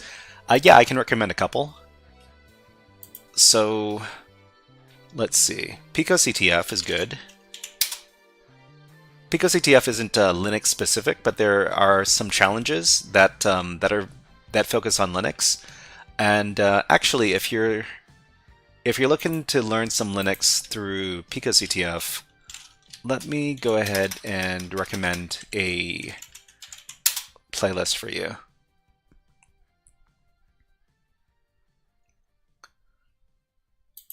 So we've got our PicoCTF playlist. It starts with Linux, and it starts off very, very easy.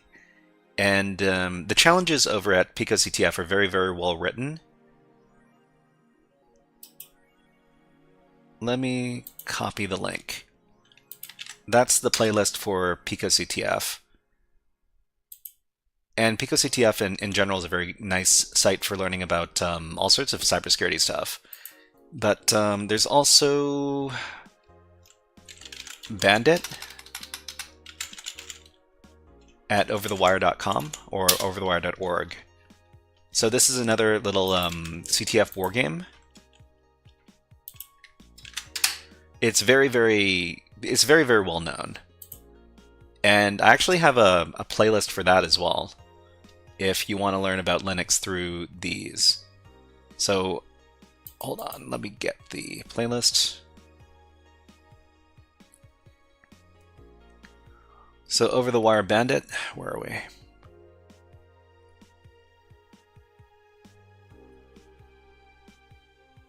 Oh no, yeah. Okay. Where are we at? Over the Wire Bandit. I've got up to level 11 over here. If you want to take a look at this as well.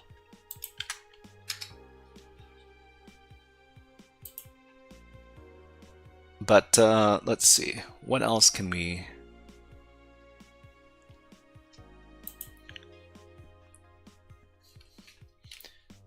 Now, how else can we take advantage of this?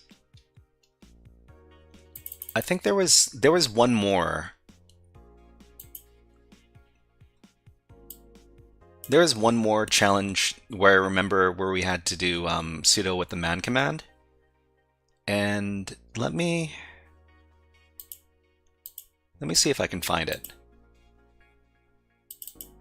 So Hack My VM has a bunch of different CTF labs, and in the Hades lab, that I think it was one of the earlier levels.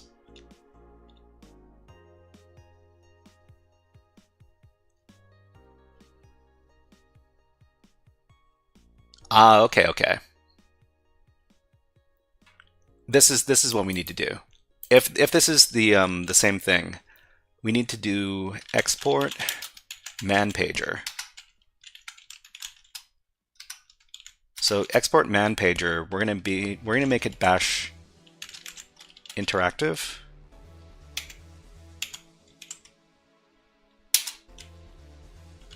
And let's see if we... So it's not just pager, it's man pager. Okay, so from here, let's try running the sudo command again. So sudo pingu man. So if this worked, then when we run the man command, it'll run the man pager, which is bash, and it'll give us an interactive shell as the pingu user. Okay, that didn't... Did it work?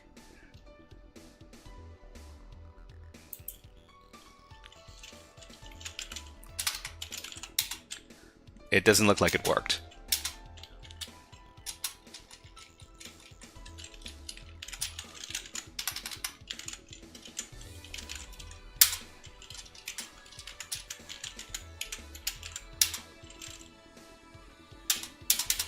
Okay, well,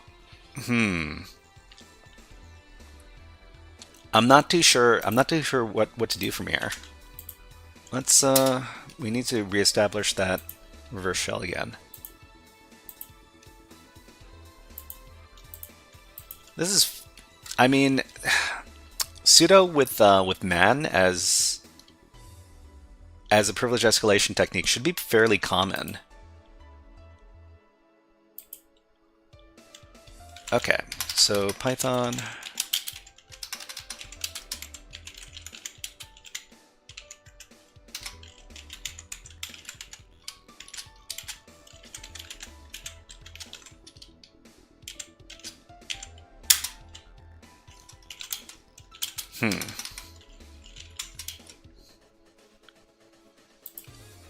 So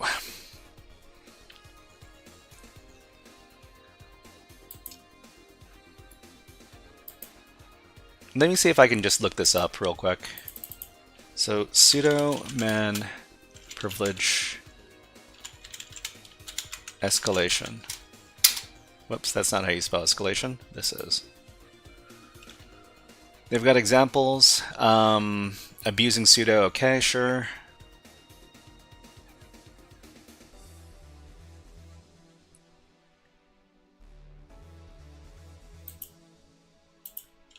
I mean, I'm not too sure why it's not working.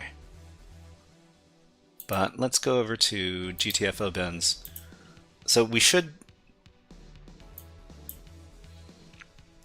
just be able to start up a manual and then start running system commands.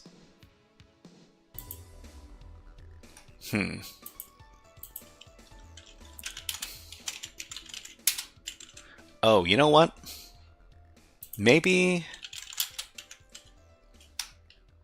there's more than one manual binary on the system. If that's the case, then that would explain why we're having trouble. Let's find...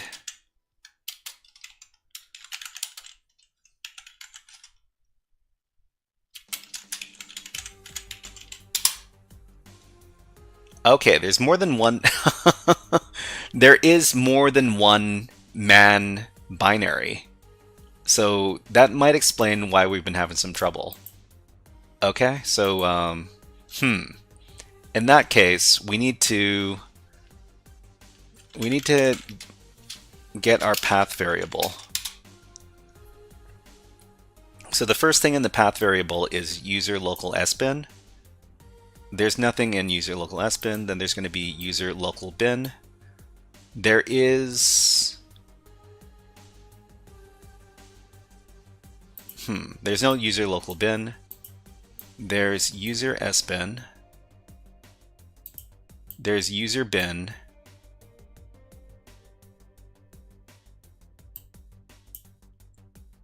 Maybe we need to specify that user local sbin. We need to specify that this is the man binary that we're looking for, right? Okay, sudo l user bin man. So user bin man is this one.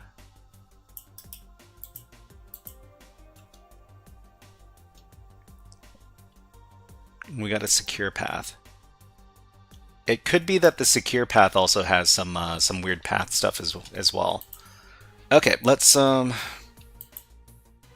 do. First of all, let's just try the regular method. So we're going to sudo u pingu. So this is the pingu user that we have the sudo access with, and let's specify user bin man with the man command. Okay, and then we do bin sh. Didn't work. Also didn't work.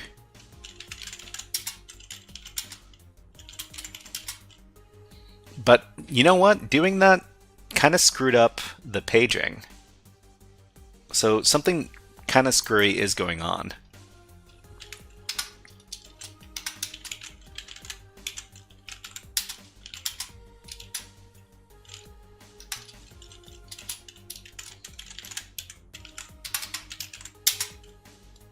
Yeah, it's weird.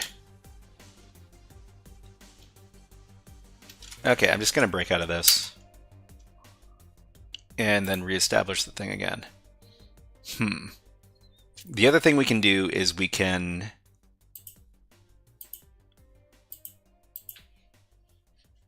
go ahead and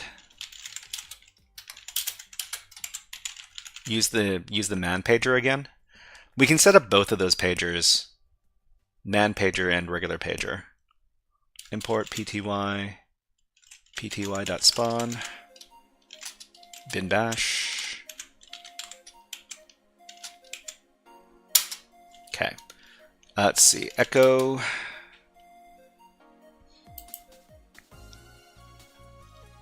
No, it's export. Export man pager equals bash interactive. And export pager equals bash interactive. And then we'll try it one more time. So sudo u pingu user bin man.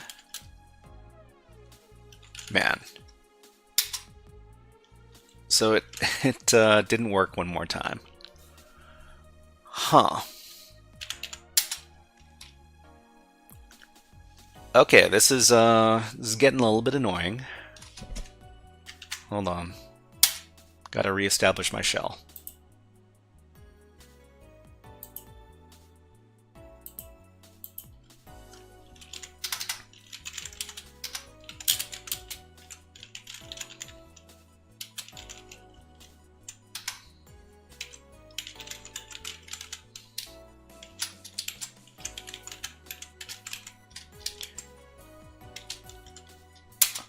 Okay, so I don't know.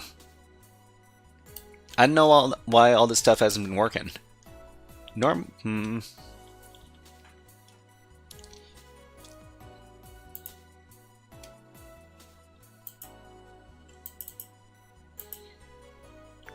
mean, it could be because I don't have It could be because I don't have a proper shell. Zos the Goatherd says, I'm graphing at straws, but maybe the export statements need to go into bash rc. Bash rc. Well, I mean, we're the www data user. www data usually doesn't have. That user usually doesn't have a bash rc. But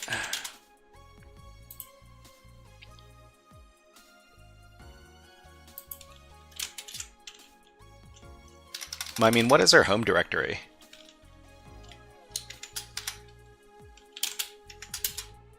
So our home directory is var www.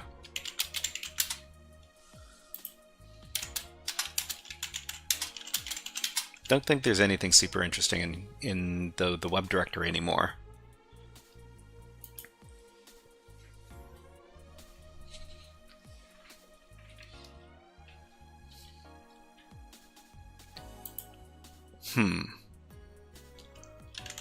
So our environment variables are Apache something something.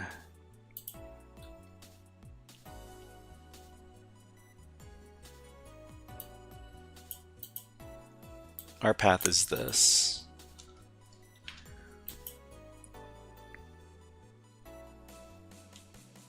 Okay, we've got ads running on Twitch, so we run them on YouTube as well, and we play some birds. Let's play these birds.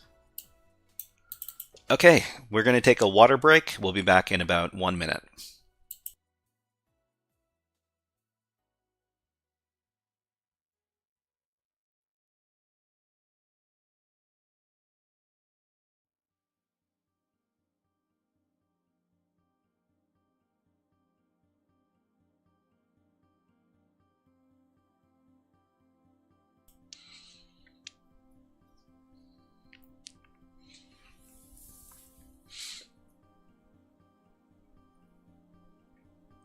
So yeah, I'm not too sure why the privilege escalation stuff isn't working.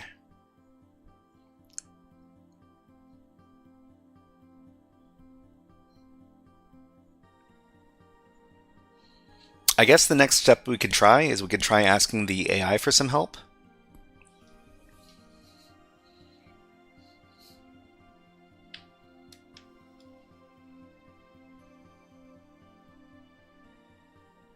But that's a lot of that's a lot of birds. Let's put the birds away. Let's continue on. Okay, so since we've tried a few different things, we're going to turn to our AI friend, and let's see. We're doing a CTF, and we want to do privilege escalation to become another user by hacking the man command with sudo. How do we do this? Okay, let's see if it has an interesting suggestion for us.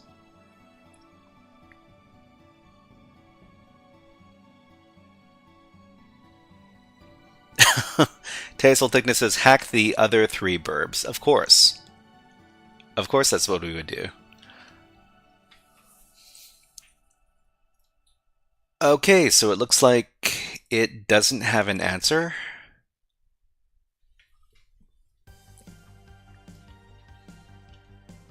Okay, so if it doesn't work with DeepSeek, we could always look at another another language model. So ChatGPT.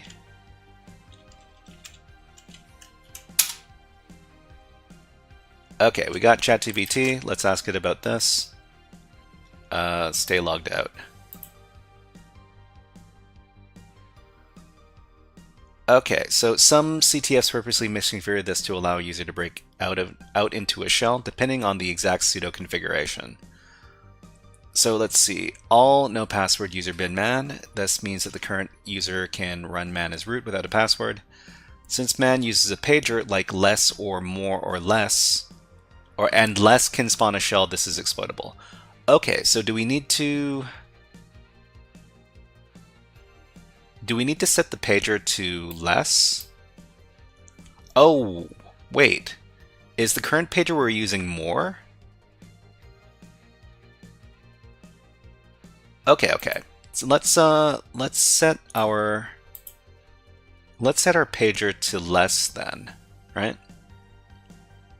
Hold on. So there's no less? Less doesn't exist. Huh, that's strange.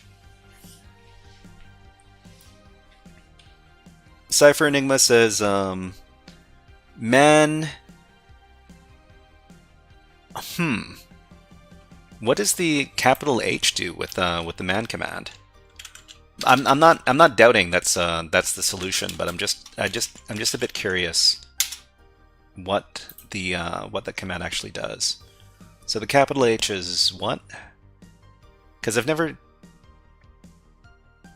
maybe set the pager to Vim. Yeah, Vim might work, or Vi might work. Or actually, setting it to any other terminal text editor could work as well. I found Grok the most reliable for code type questions amongst the free offerings. I've never used Grok before. So, I mean, let's see. Oh, so H is HTML browser. Display HTML object. That's interesting. If it works, that's very interesting. Let me go ahead and try that. So let's see. So sudo as user pingu man, or actually I guess we would do user bin man, and capital H bin sh, and then comment everything out. Man.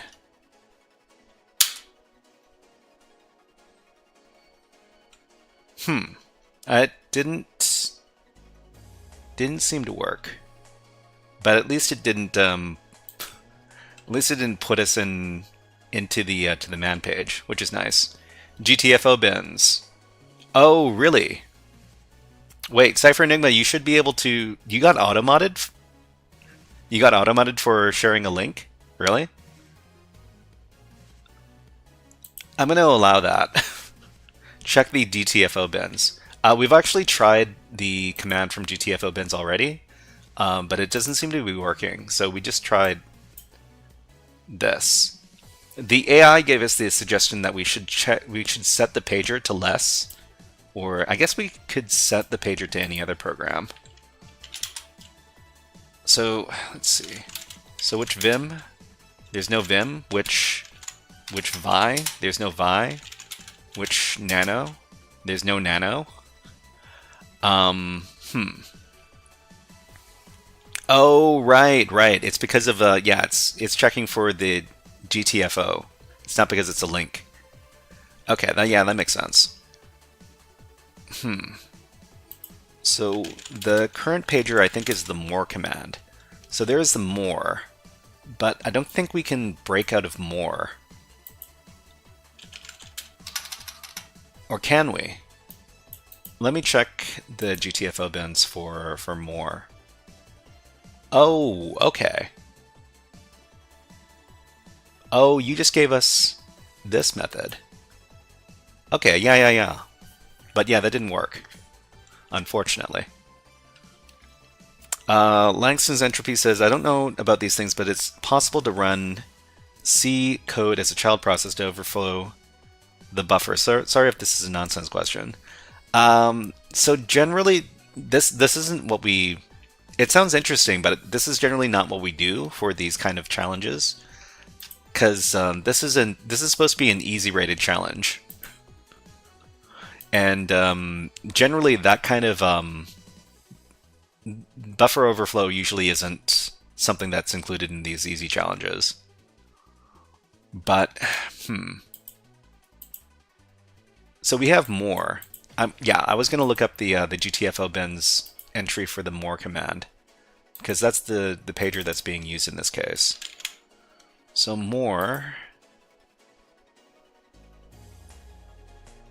It can be used to break out from restricted environments by spawning an interactive system shell.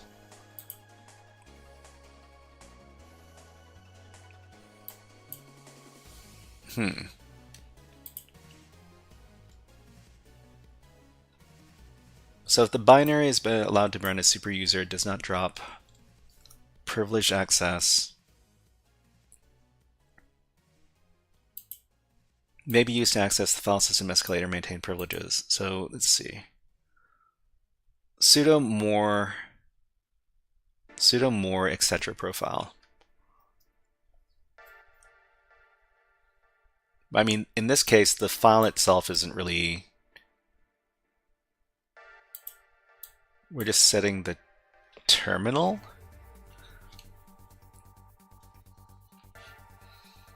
I don't think we can install anything on the box, because that would be a bit...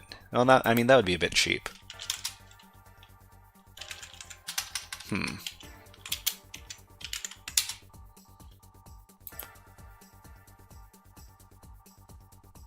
So sudo is running something as Pingu.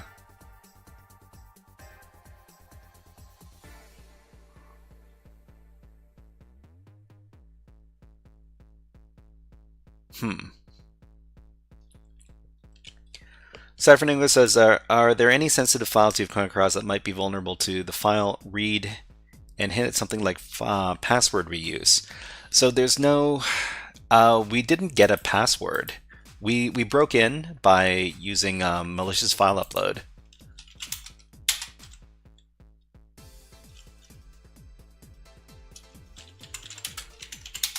I mean, if we're not actually using sudo with user bin man to become a Pingu user, that's going to be a bit of upsetting, because it's laid out for us so easily.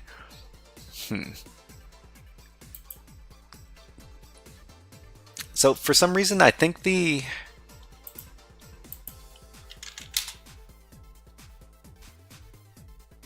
So the pager right now is set to more. I wonder if there are any other pager programs. We tried setting the pager program to bash, but that didn't work.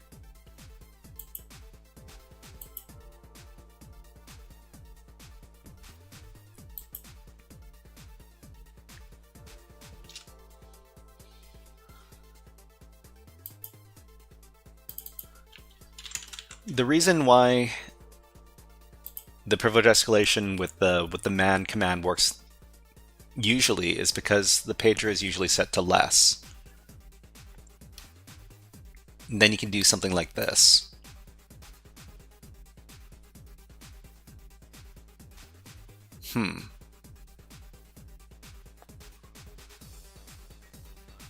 But that's not the case for this box.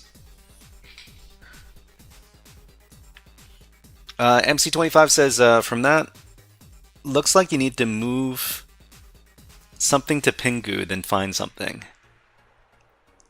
Maybe SH instead of bash. Well, I mean, bash exists on the box, but I guess SH is more reliable.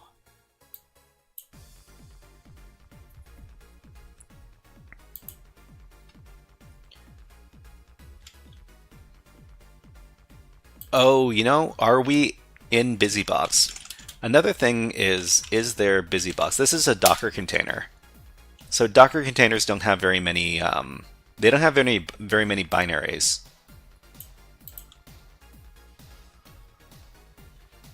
So what we need to do is we need to figure out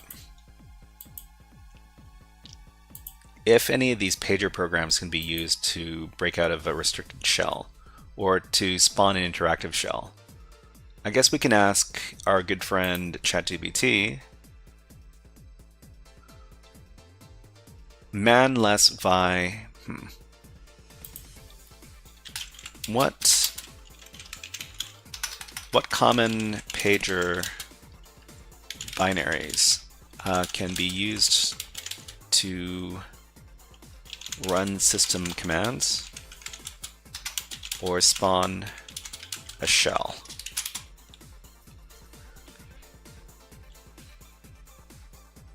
Okay, so there's less, there's more. Press V to open an editor. Can we press V to open an editor when we use more? I've never seen that before, but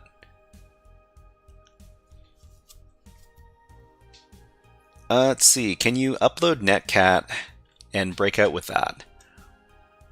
Upload netcat. I'm not,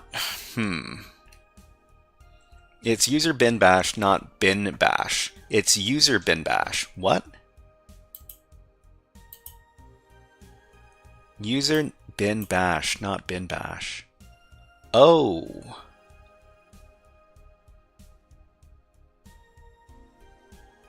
Wait. I don't know if that changes anything. I mean, according to ChatGPT, we can press V to open up an editor. I kind of doubt this. So we got most view nano, most view nano vim lv pg.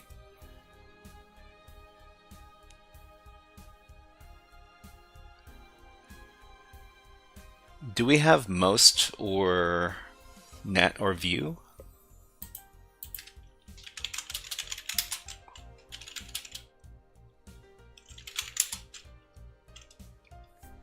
Where is less? Yeah, there's no less installed in the box.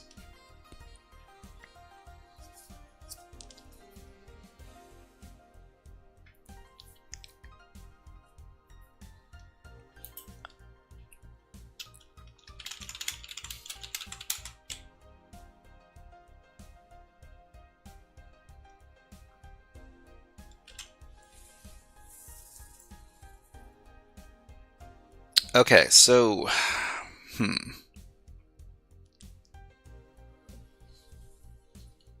Well, ChatGPT says that if we run man in the middle of the man command, we can press the V button to open up a text editor, but that's not happening. So I guess that means we need to reestablish our shell.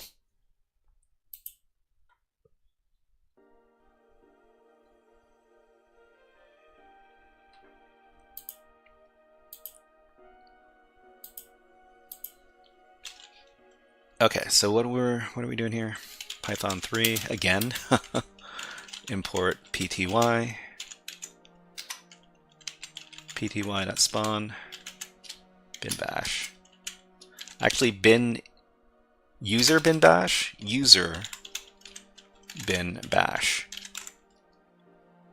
I wonder if this makes a big difference or not.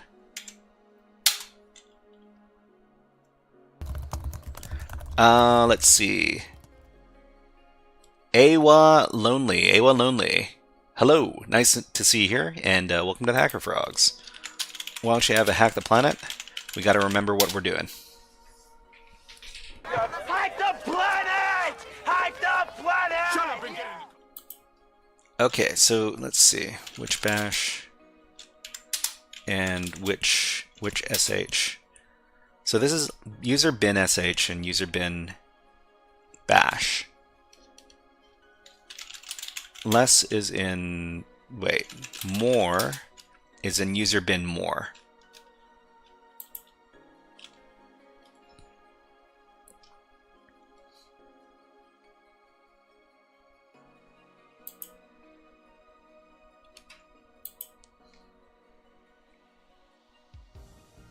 So if we want to create another pager,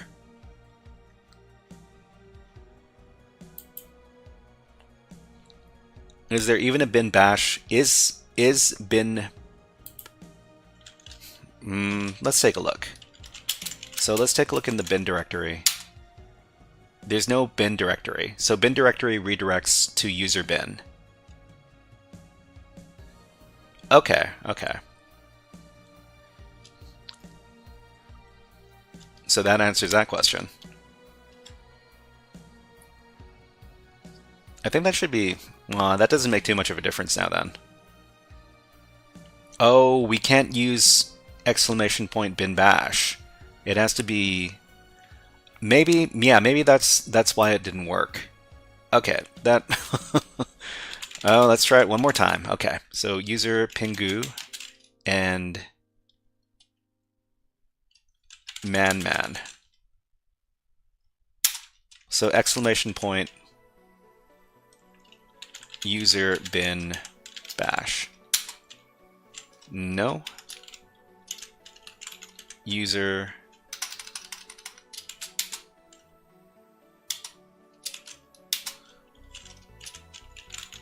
bin sh. Nope.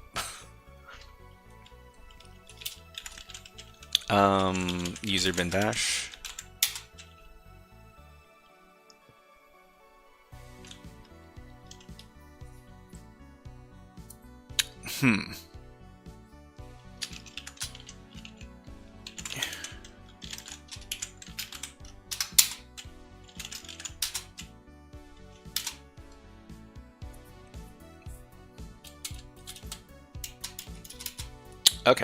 Okay.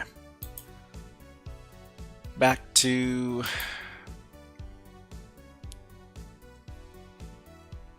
less. Most, view, vim, we don't have anything. Check which pager will be used. Echo pager.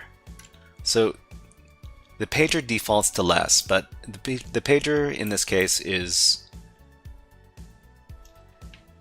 We can override the pager, but there's no less binary installed on the target.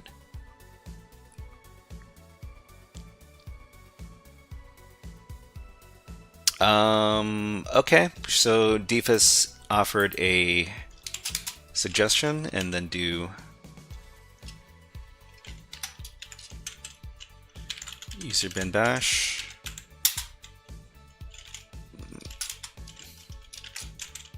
user bin sh.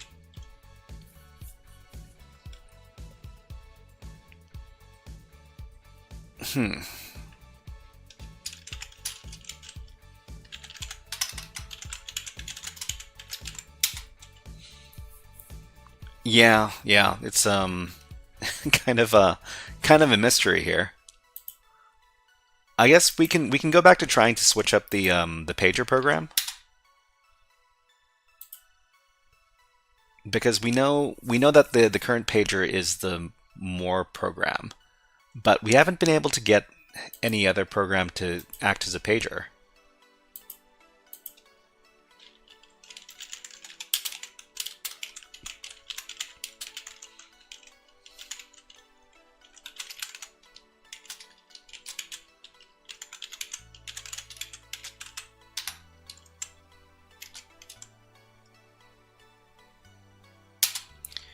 And because I think I'm going to be using this a lot, I'm just going to copy this and I'm going to leave it somewhere.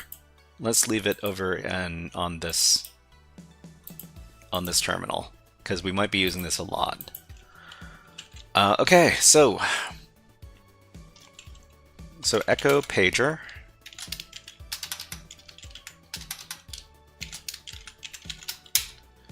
So there's no pager. Echo man pager. There's no man pager either. We know for a fact that it's the more program.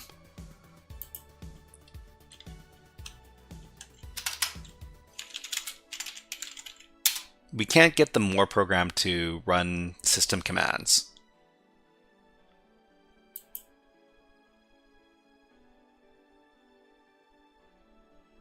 Which would really help us. Let's see. Well, we can try export. Export man pager equals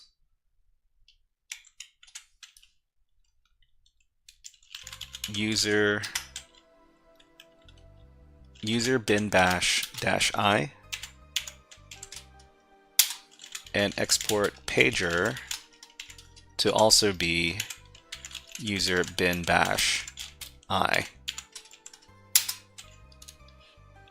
And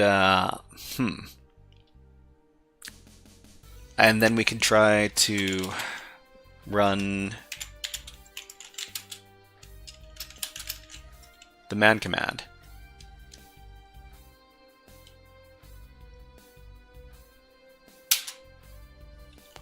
So it looks like the man command is just, yeah, it's just it's not taking the pager. Zaz the Goatherd says, what if you set the pager to a reverse shell and grabbed it with a new listener? I don't think we're setting the pager at all, because the pager's not being overwritten, and the pager's always this more command. Backspace where it says more. Okay, let's try that out.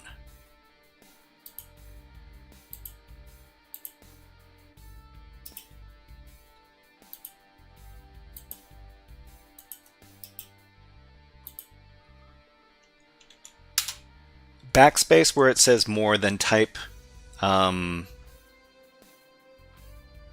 exclamation point user bin bash, because it's running again. It's running more again versus the command. Okay, let's so sudo u pingu man. So backspace where it says more, because it's running more again. Then we do user bin bash.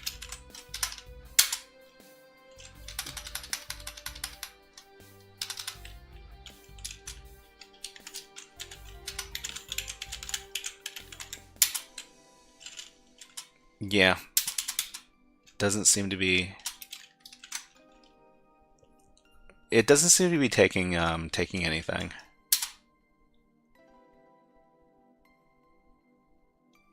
It's my shell. So should I be echo shell? It says we don't have a shell.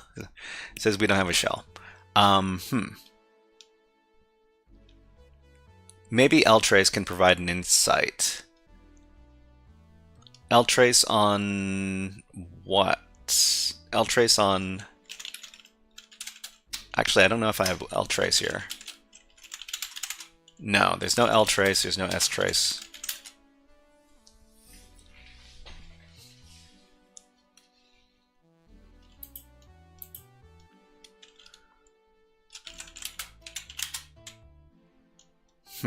User bin man.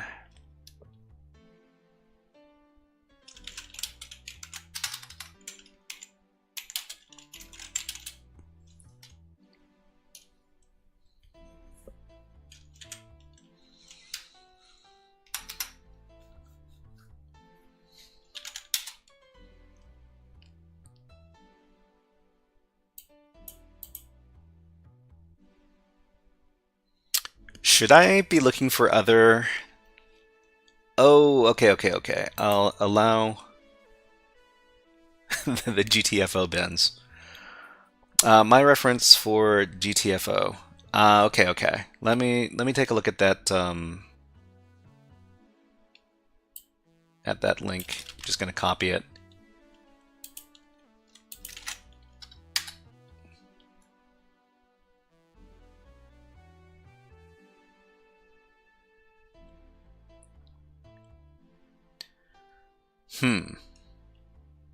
Skip to 1:40. Okay, I'll skip to 1:40 and take a look.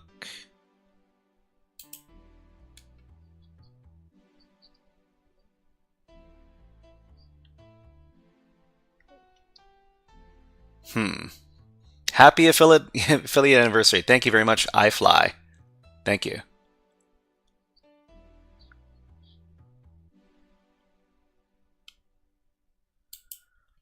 Okay. Yeah, MC, I took a look at the YouTube video. Well, I mean, I think the reason it works for most users is because they're using the default pager, and the default pager is the less program, but the less program is not present, so we can't use the features of the less pager to break out and use system commands. So we're currently running the more pager, and it doesn't look like we can switch our pager either. So I'm gonna ask the AI if okay, what kind of Linux pagers are there? Is there a specific one for the man command?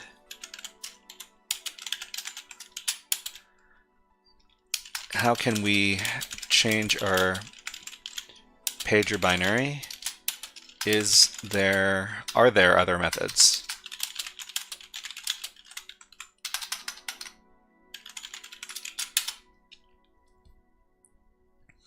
Okay, so let's see. We got ads running on Twitch, so we run them on YouTube. And let's put on some birds. How about this lovely bird? Okay, we're going to take a water break for about a minute. We'll be back in about 50 seconds.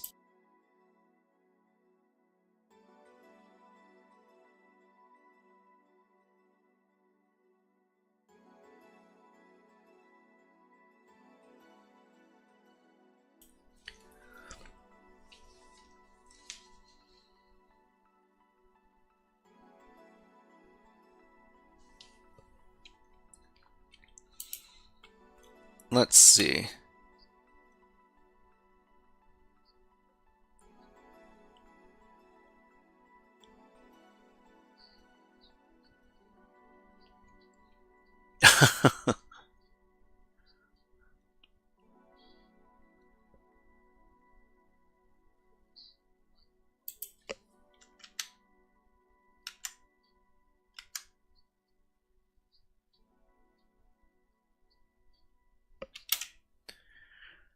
Okay, so let's see. Let's put the birds away. So MC25, I took a look at the YouTube video you sent me there, and yeah, it seems like that guy was able to delete the more text. Unfortunately, I don't think we can delete the more text in this case. So I tried. So we do sudo u, what was it? Pingu man.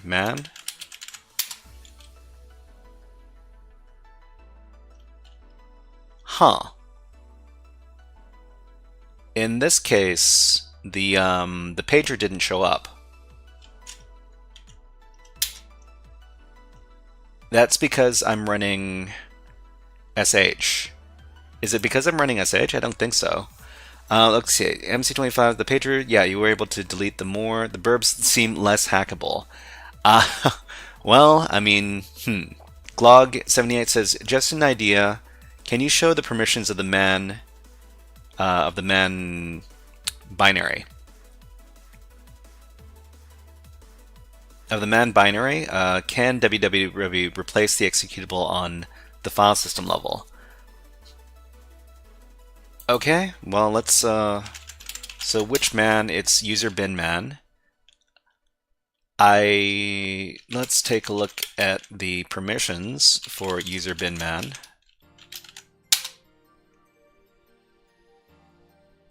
I'm gonna switch up the music now because the music is kind of run out. Let's do some moody space music. Here you go.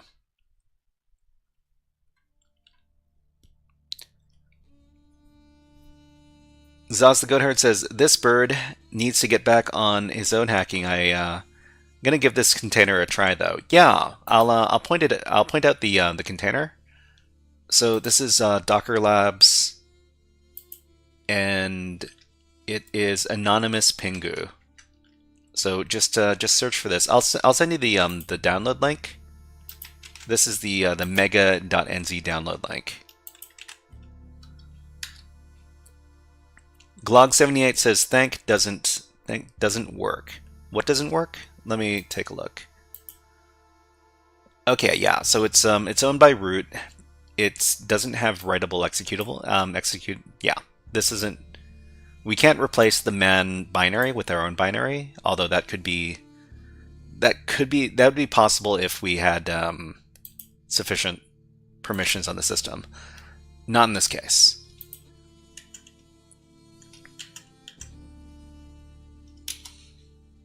So the pager doesn't work here. I think it's because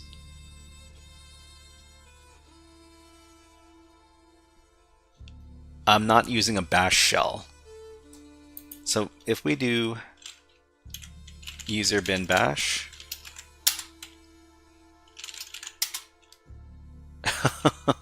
I lose my stuff. That's weird. Let's see. Bin sudo u pingu user bin man. Yeah, the pager doesn't work. I think it's because I didn't upgrade my shell. So oh, you know what? Maybe I should try upgrading my shell all the way up. That's one thing I haven't tried to do yet. So we'll use Python first. So Python 3. Let me get the command. Okay, copy this command. Use it to get an upgraded shell. What? This isn't what I wanted to do.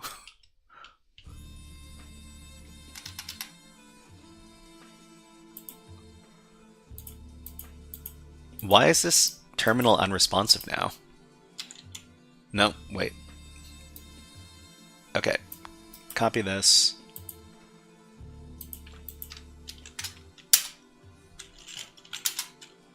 Okay, so we have the script command over here. We're going to use script to... Actually, no, we don't need to use script. We just need to upgrade our shell fully. So to upgrade our shell fully, this is what we're going to do. We're going to do Control Z to background the shell. Then we're going to do, what is it? STTY -A to get the rows and the columns. We need these numbers. Then we're going to do STTY raw minus echo. We're going to foreground our shell.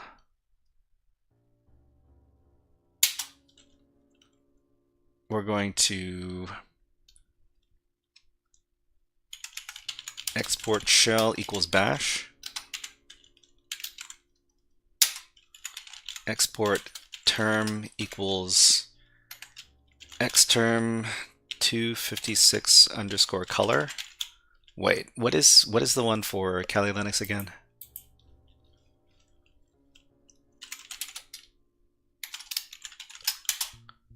Xterm dash 256 color.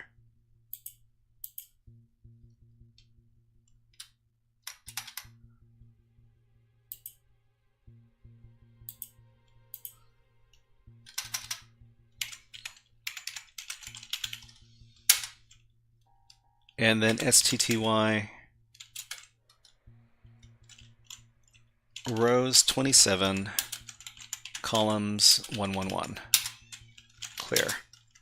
Okay, now we have a full terminal, a full-fledged terminal, and let's try the shenanigans again. Oh, what? Why does it still not work?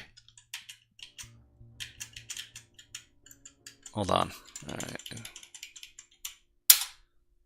Oh no, it doesn't work because we didn't start this terminal with bash. Langstrom's entropy says, I never participated in a CTF before. That is why I'm asking. This might be a very dumb question to ask, but is this like a Debian web server hosted on the challenge platform? So this is different. This is a little bit different from most typical CTF challenges because this is a Docker container that we downloaded and we deployed to our own machine. So the Docker container is sitting on top of our Kali Linux machine, and it exists at this IP address over here, and it's accessible through our Docker network.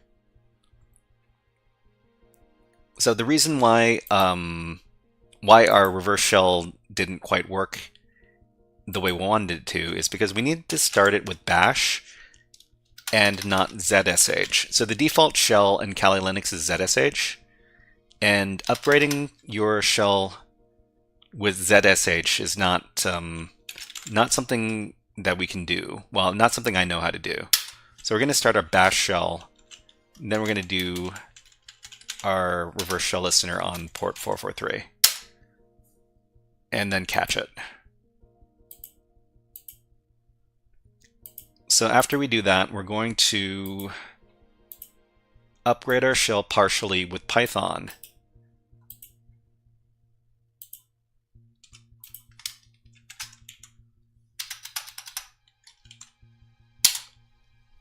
And then we're going to try to upgrade our shell fully.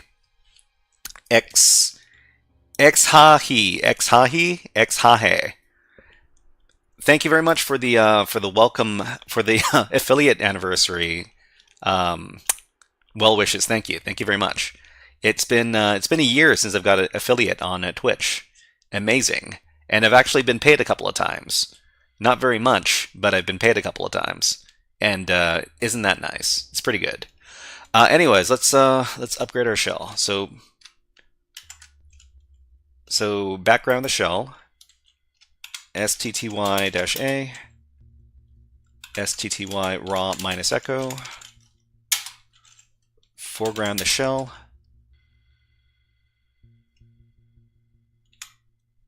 export shell equals bash, export term equals xterm, is it dash 256 color?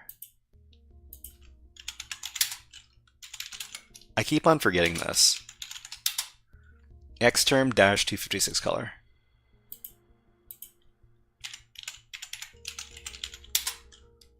STTY rows 27, columns 111. Okay, great. Yes. Okay, we're fully upgraded now, and even if we do Control C, we don't break our shell. So that's great. There's no nano, and there's no vim, and there's no vi. So, so everything should work as if we're connected via SSH in this shell. So let's try the sudo command again. So sudo pingu man. So the man command is working more. We can't delete the more text here. It's not quite working. Yeah.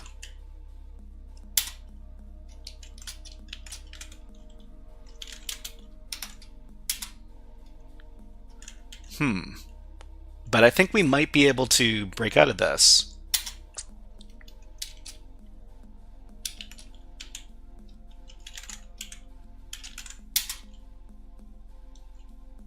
Because it seems to be giving us a slightly different output response.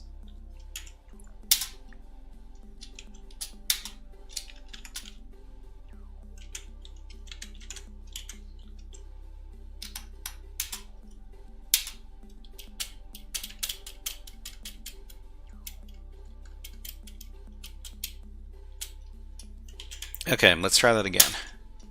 So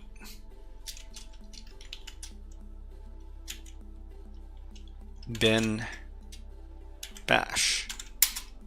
It says pattern not found. Were we looking for a pattern? Man, more help. So this talks about looking for a pattern, right?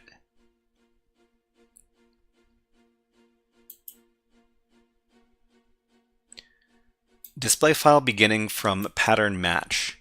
So this is slash. Oh, okay. Because we interrupted the more command with the slash.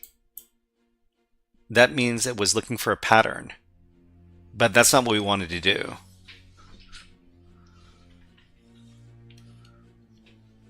No pause, logical silent. Okay, so just use it with the bang. Use it with the bang.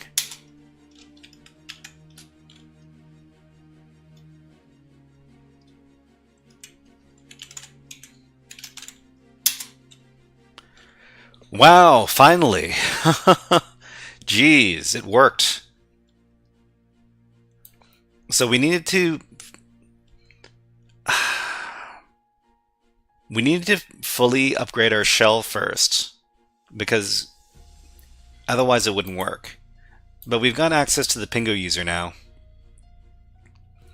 So that's kind of a victory, because we've been working at this for like an hour or something. Okay. There's a couple of more users on the system.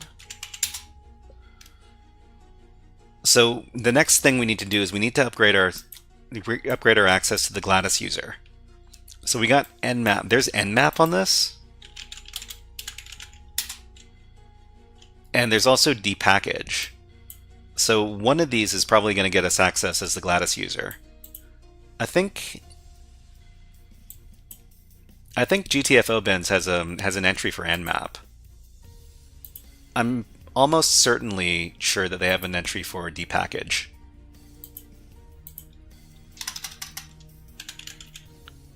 Yeah, nmap, right. So nmap, we've got sudo access to this. So we should be able to do sudo nmap interactive if it works, depending on the version of nmap. So let's try this. So sudo user Gladys nmap interactive. So there's no interactive on this box. So if there's no interactive,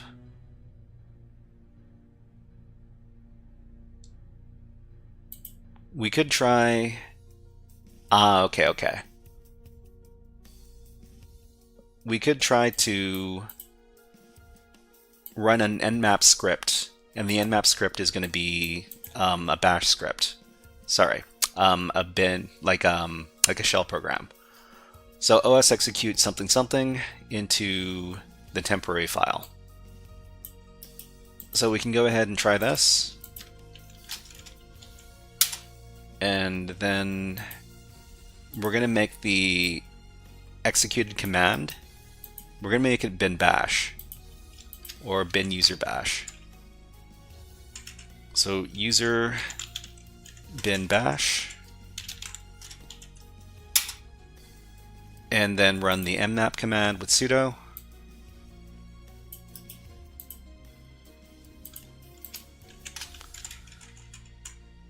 As the Gladys user.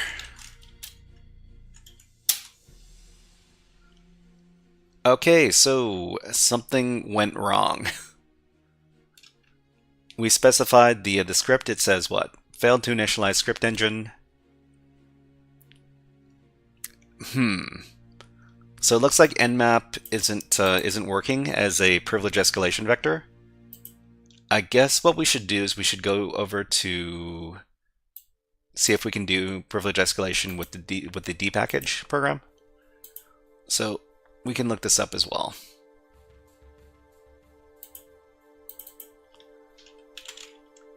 D package. We can run this as sudo. So this invokes the default pager, which is less. Other functions may apply. So So dpackage -L. So what does -L do? Langton's Energy says, just trying to understand, is there a possibility of a firewall that would trigger a denial of service in executing the bash commands on the server side here? I don't think so. Are you talking about, if you're talking about like an actual firewall, then probably not. If you're talking about some sort of oh, what is the term called? Some sort of monitoring software, then it maybe it would be. I mean, I haven't seen anything like that. I'm sure this kind of software exists. I'm sure there's definitely software that can monitor for strange commands that are being run on your server, but I don't know if there's anything that can prevent you from running specific commands. Okay, so let's see. This invokes the default pager, which is likely to be less. Other functions may apply. So sudo dpackage-L.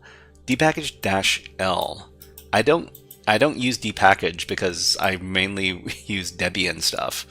Or I use Kali Linux, which doesn't use dpackage. It uses some other program, package manager. But anyways, what are we doing? Sudo ugladys dpackage-L. Okay, so we got this stuff here. And then we do... Oh, Kali does use dpackage. I am, let me stand corrected.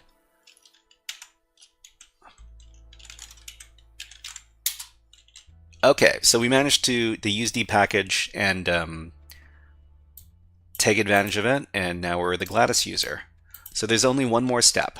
Kali is Debian. Kali is Debian. Kali is Debian. That's true. That's true, CanPDX. I thought for some reason that dpackage was for some other Linux distribution. So let's see. Which Linux distros use dpackage?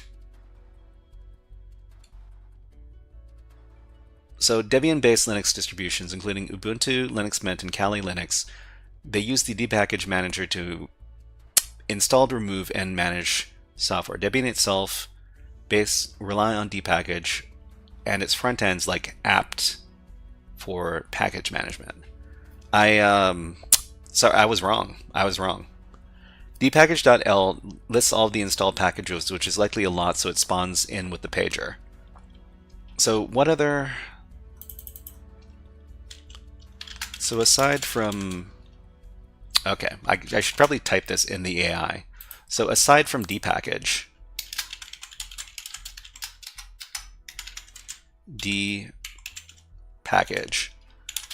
what other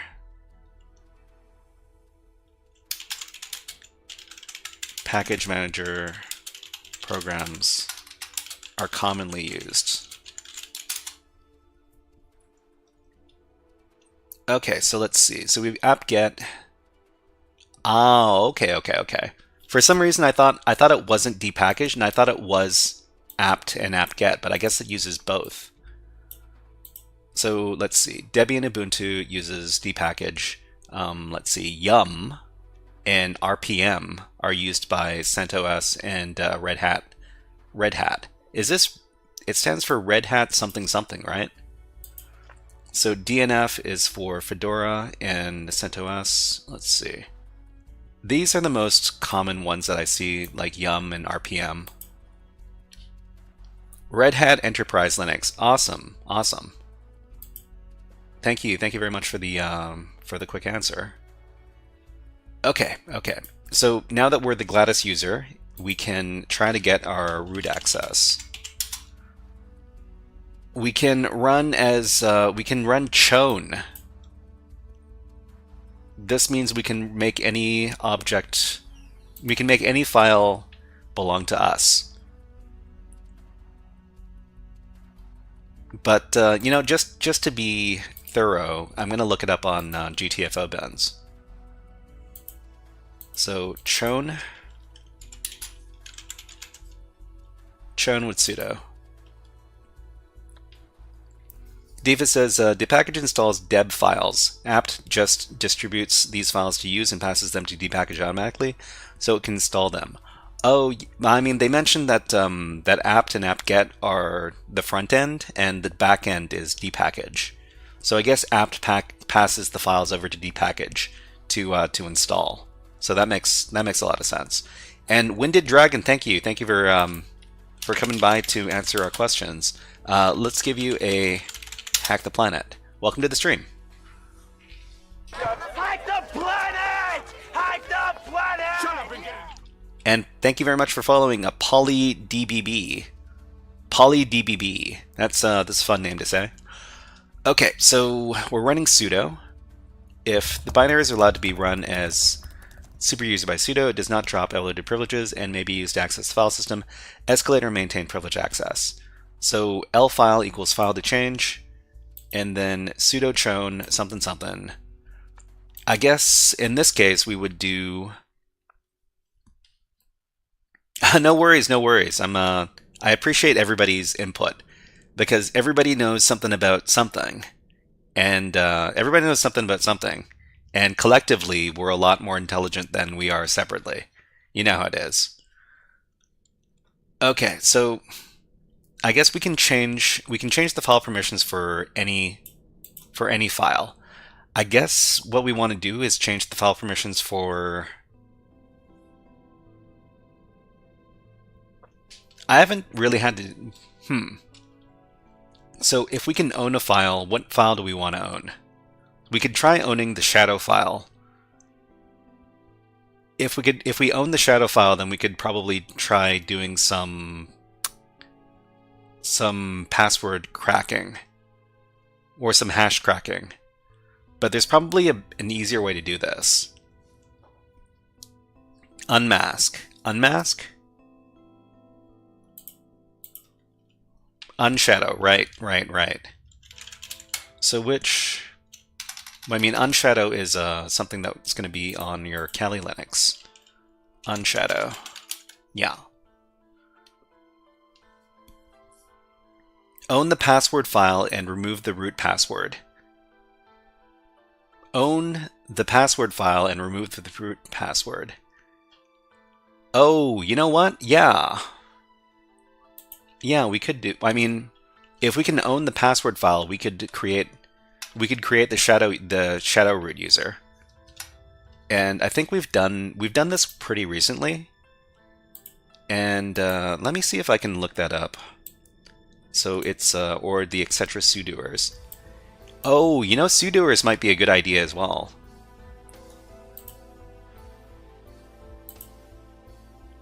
Let's see.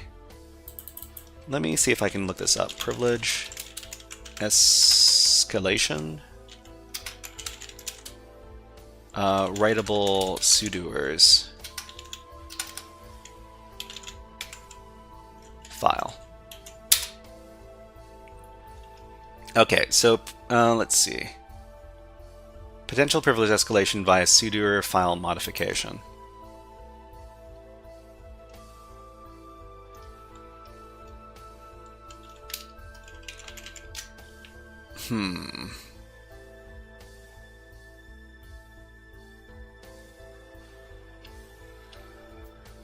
Or you could make your own password, your own no password user bin bash. Oh, right, yeah. So etc. sudoers. I think I haven't done that before. Maybe I should give it a try.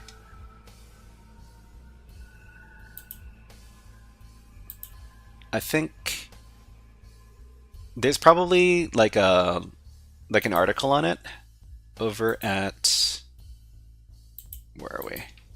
Something like Hacktricks. So Hacktricks is a great little website that you can use to look up all sorts of hacking stuff.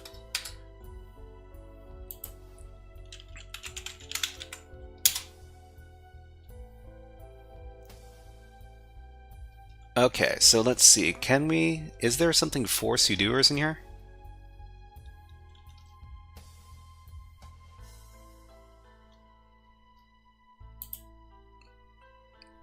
Gosh darn it.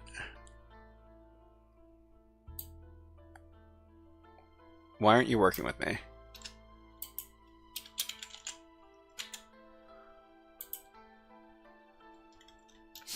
There's nothing in here apparently. The other website that we could look at is Hacker Recipes. Hacker Recipes. The Hacker Recipes. The hacker.recipes. So this is another repository you can look at. Let's search for sudoers.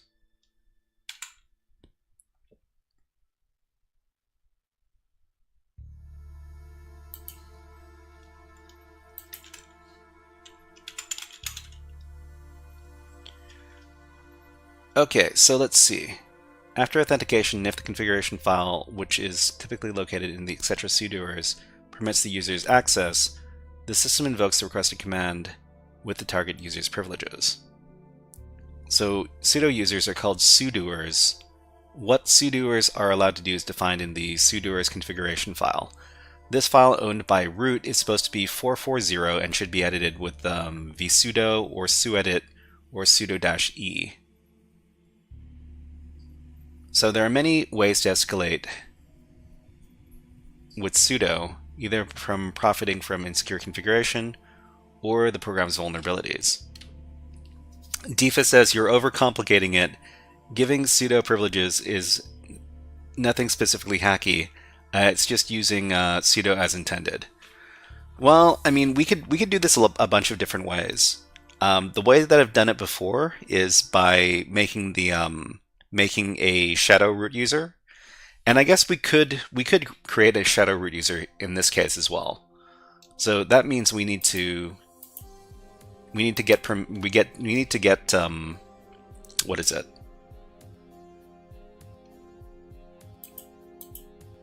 We need to get file ownership of the password file. So let's see. Sudo chown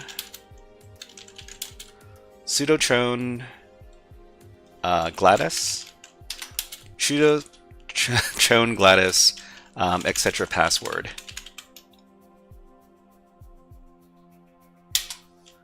Okay, and if we take a look at etc. password now, it is owned by us, and we can give this whatever file permissions we want.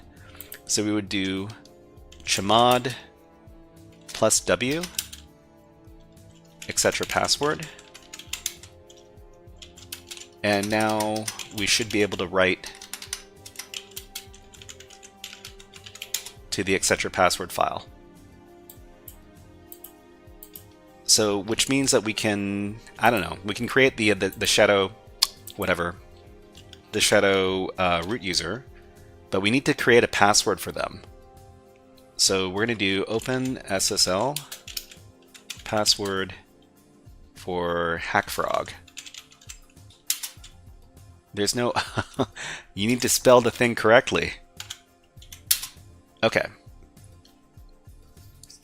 So let's see. Winded Dragon says, "Oh, Game Boy, hello." CH 7. We don't need 777. We can just give it right. We can just give ourselves right access to the password file. That's fine. Wounded Dragon says, I wonder if sudo has something that will prevent it from running if the sudoers file isn't owned by root. Security-wise, it makes sense for it to do that. I think, well, I mean, it definitely makes sense to create some sort of program that that follows those rules. I don't know if that's in place by default. I'm pretty sure it's not in place by default. Game Boy says, "Hello, what is this? We're trying to do some hacking right now. We got access to the etc password file, and we're going to be using it to. You do know that what the X in the password file stands for after each user. So the X in the password file stands for the fact that the password is in the shadow file.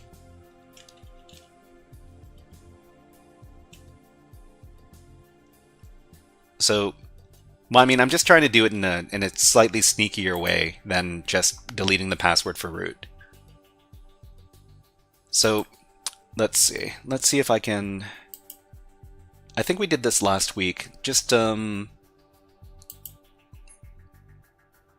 this is Docker Labs, and last week we were looking at the Escalating machine, right?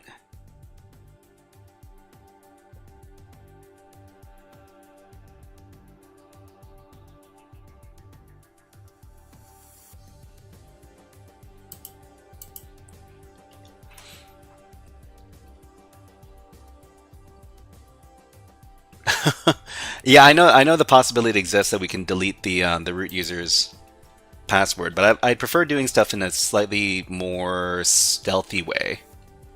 A little bit more stealthy, anyways.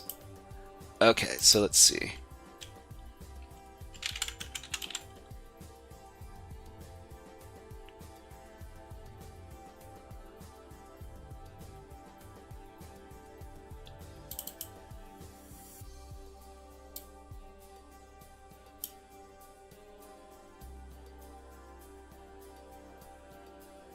Okay, so this is what we're gonna do to create our shadow root user. So the shadow root user is going to be a user that has all of the permissions of root.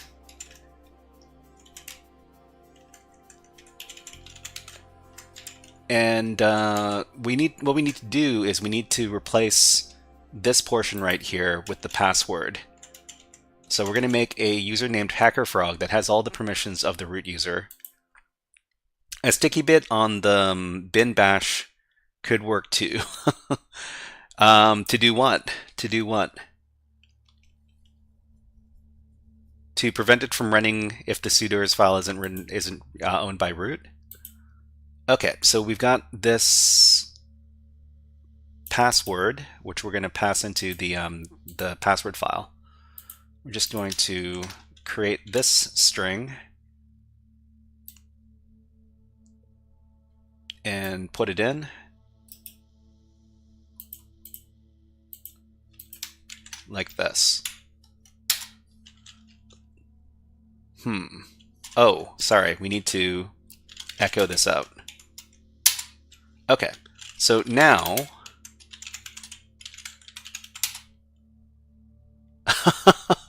oh, I deleted everything. I accidentally overwrote. I accidentally overwrote the password file. Oh man. You know what? Can we still become? That's funny. That's funny.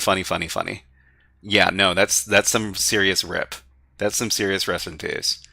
But can we switch users to HackerFrog?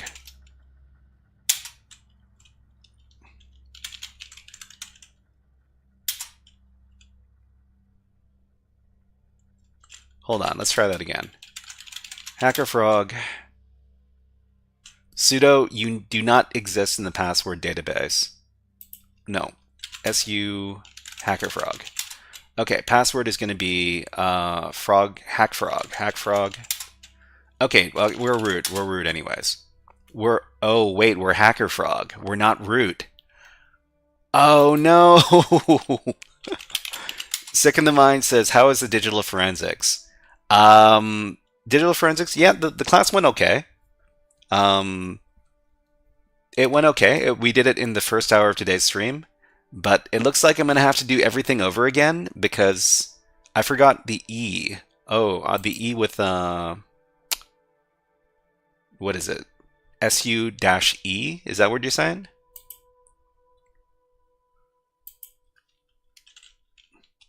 You should be in the root group. Ah, okay, I am in the root group, which means I should be able to move into the root directory.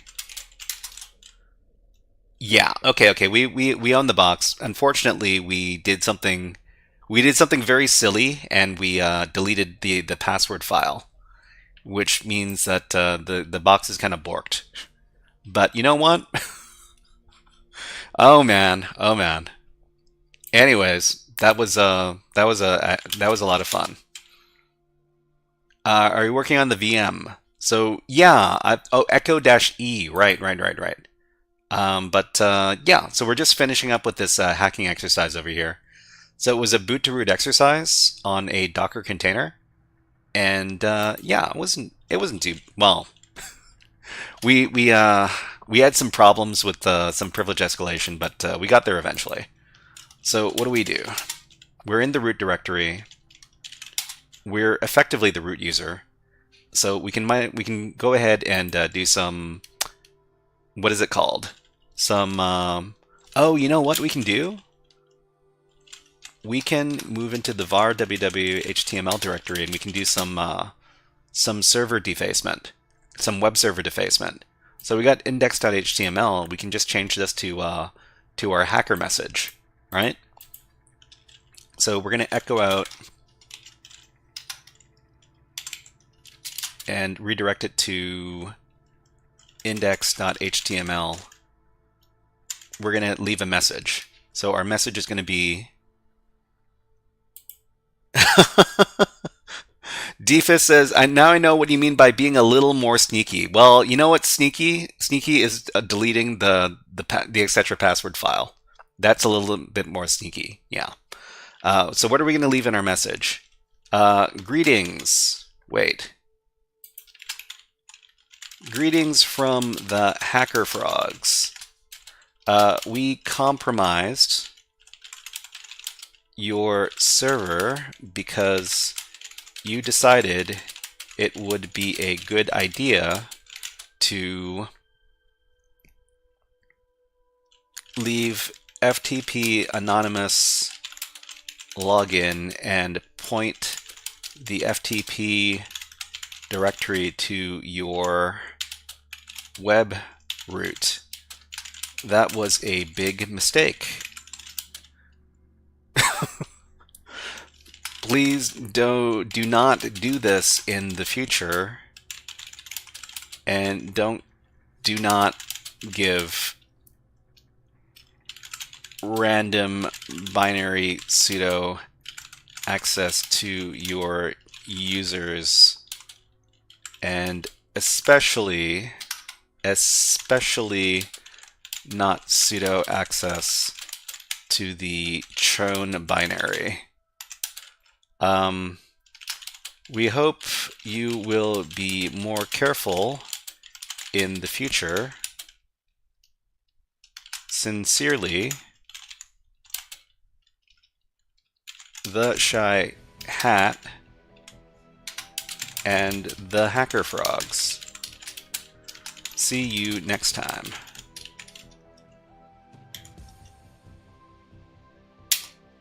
Okay, so if this worked, then we should go over to, let's see, so index.html over here. Too bad he can't fix that anymore with the login. Yeah, he can't fix it anymore with the login because he can't log in anymore. Oh, did that not work? Hold on. Yeah, there we go. So we managed to deface the web server and get root access. So we left our little message. You know what? I should seriously prepare like an actual HTML document that I can that looks a lot nicer than this. This is just a glorified text file right here. I frame I frame him with the funny frog video. Yeah, we should upload the frog video, and we should include it in the HTML. That's what we should do in the future. But that's a good suggestion, Game Boy. Thank you, thank you. Yeah, it is too bad that he can't fix it with the login because he can't log in anymore. Okay, so let's So that was a lot of fun. We spent a couple hours doing that exercise. If you're interested in doing challenges like these, then you can go ahead and access the dockerlabs.es file. Slyborg is raiding with a party of 4. Hello, Slyborg and raiders. Welcome, welcome, welcome to the stream. We just finished a little hacking exercise over at Docker Labs, and let's go ahead and change up the music just a second. Some Dungeon of the Endless. And to all the raiders, here is a Jurassic Park. It's a Unix system. I know this. It's all the files of the whole park. It tells you everything. But yeah, if you let's see, this was the anonymous Pingu machine. This was pretty fun. Figuring out how to do all of the privilege escalation, and yeah. Well, I mean, it was basically a 3-step privilege escalation, which was not something you encounter too often. And if you want to check this out yourself, then go over to dockerlabs.es and look up the anonymous Pingu machine. Let's see, Game Boy says, thank you for sharing this link in the chat. In the chat, get sub. Get sub, yeah. Welcome, welcome. Welcome, Mr. Game Boy, thank you. That's some great font you got over there. Anyways, let's, before we go, we should probably look up some cool people to raid. Slyborg, I hate to end after you raid, but welcome raiders. My name is the Shy Hat. We do cybersecurity content over here on Twitch and YouTube.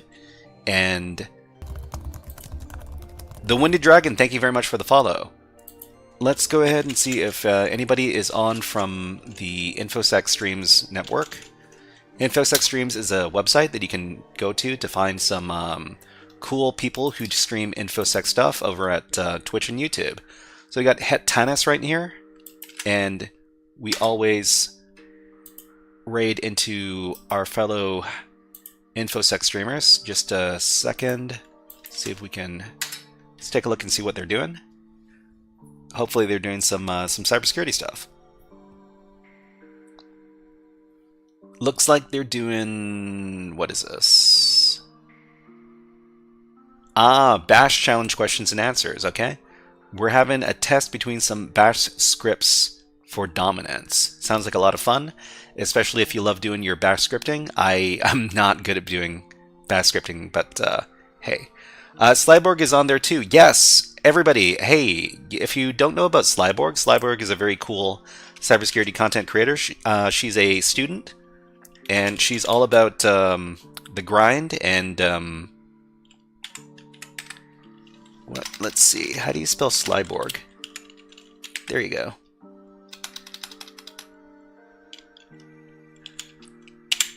There's a shout out. Whoops, shout out.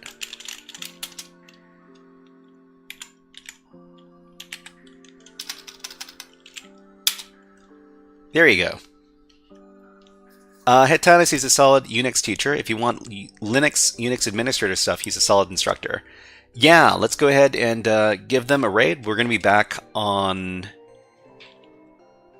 Wednesday. So today is Monday. It's just the beginning of the week. We're going to be back on Wednesday. Slyborg. Oh wait, did I misspell that? Man, I'm so bad at this. Okay, I'll just link Slyborg's channel in the chat. There you go. Let's get that. Missing the underscore.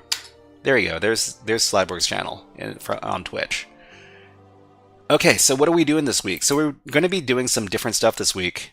We've got a Reddit, and on the Reddit you can take a look at the schedule for each one of these streams. So right now we're doing our HackerFrogs After School, which means we do 4 topics per stream. So I'm trying to keep track of all of the stuff that we're doing. And what are we doing on Wednesday? The next stream is going to be on Wednesday, May 14th. And we're going to be doing Memory Forensics Part 1 as part of our Digital Forensics course over at TryHackney. We're going to be using some volatility software to take a look at memory files. Then we're going to be doing some AI limit testing. Can AI solve CTFs? So I recently set up a virtual machine, and we're going to be using the virtual machine to have the AI run commands.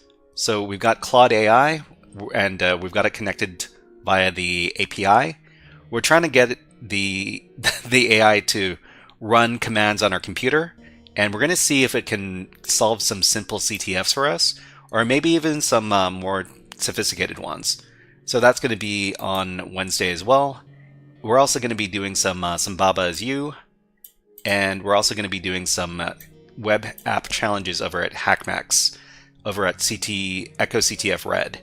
So it's going to be an action-packed Wednesday, and on Friday we're going to be doing more memory forensics, Python for CTF solving. We're going to be writing some Python scripts to solve CTF challenges, and we're also going to be learning about C, and we're going to be doing some Windows hacking with our good friend OreoByte. So it's going to be an action-packed week. I hope to see you guys there. These are going to be on Wednesday and Friday, respectively. And that's what's going on. Let's go ahead and start the raid for Het Tanis. When you arrive on Het Tanis' channel, if you could give this raid message. Let's see. OS Frog, Hip Hop Hack, OS Frog, I would really appreciate it. Just like this.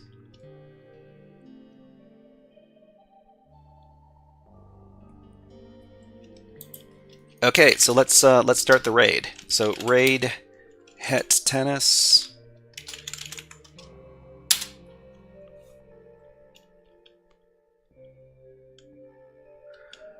Langston's Entropy, it's a paid course program. How to participate, I wonder. Just come on by. I'll teach you what website we're using. This is all free. The Twitch stream is free. The YouTube stream is free. But come on by, and we will learn about all sorts of fun hacking stuff. Okay, so everybody, we're raiding in 3, 2, 1. Let's go.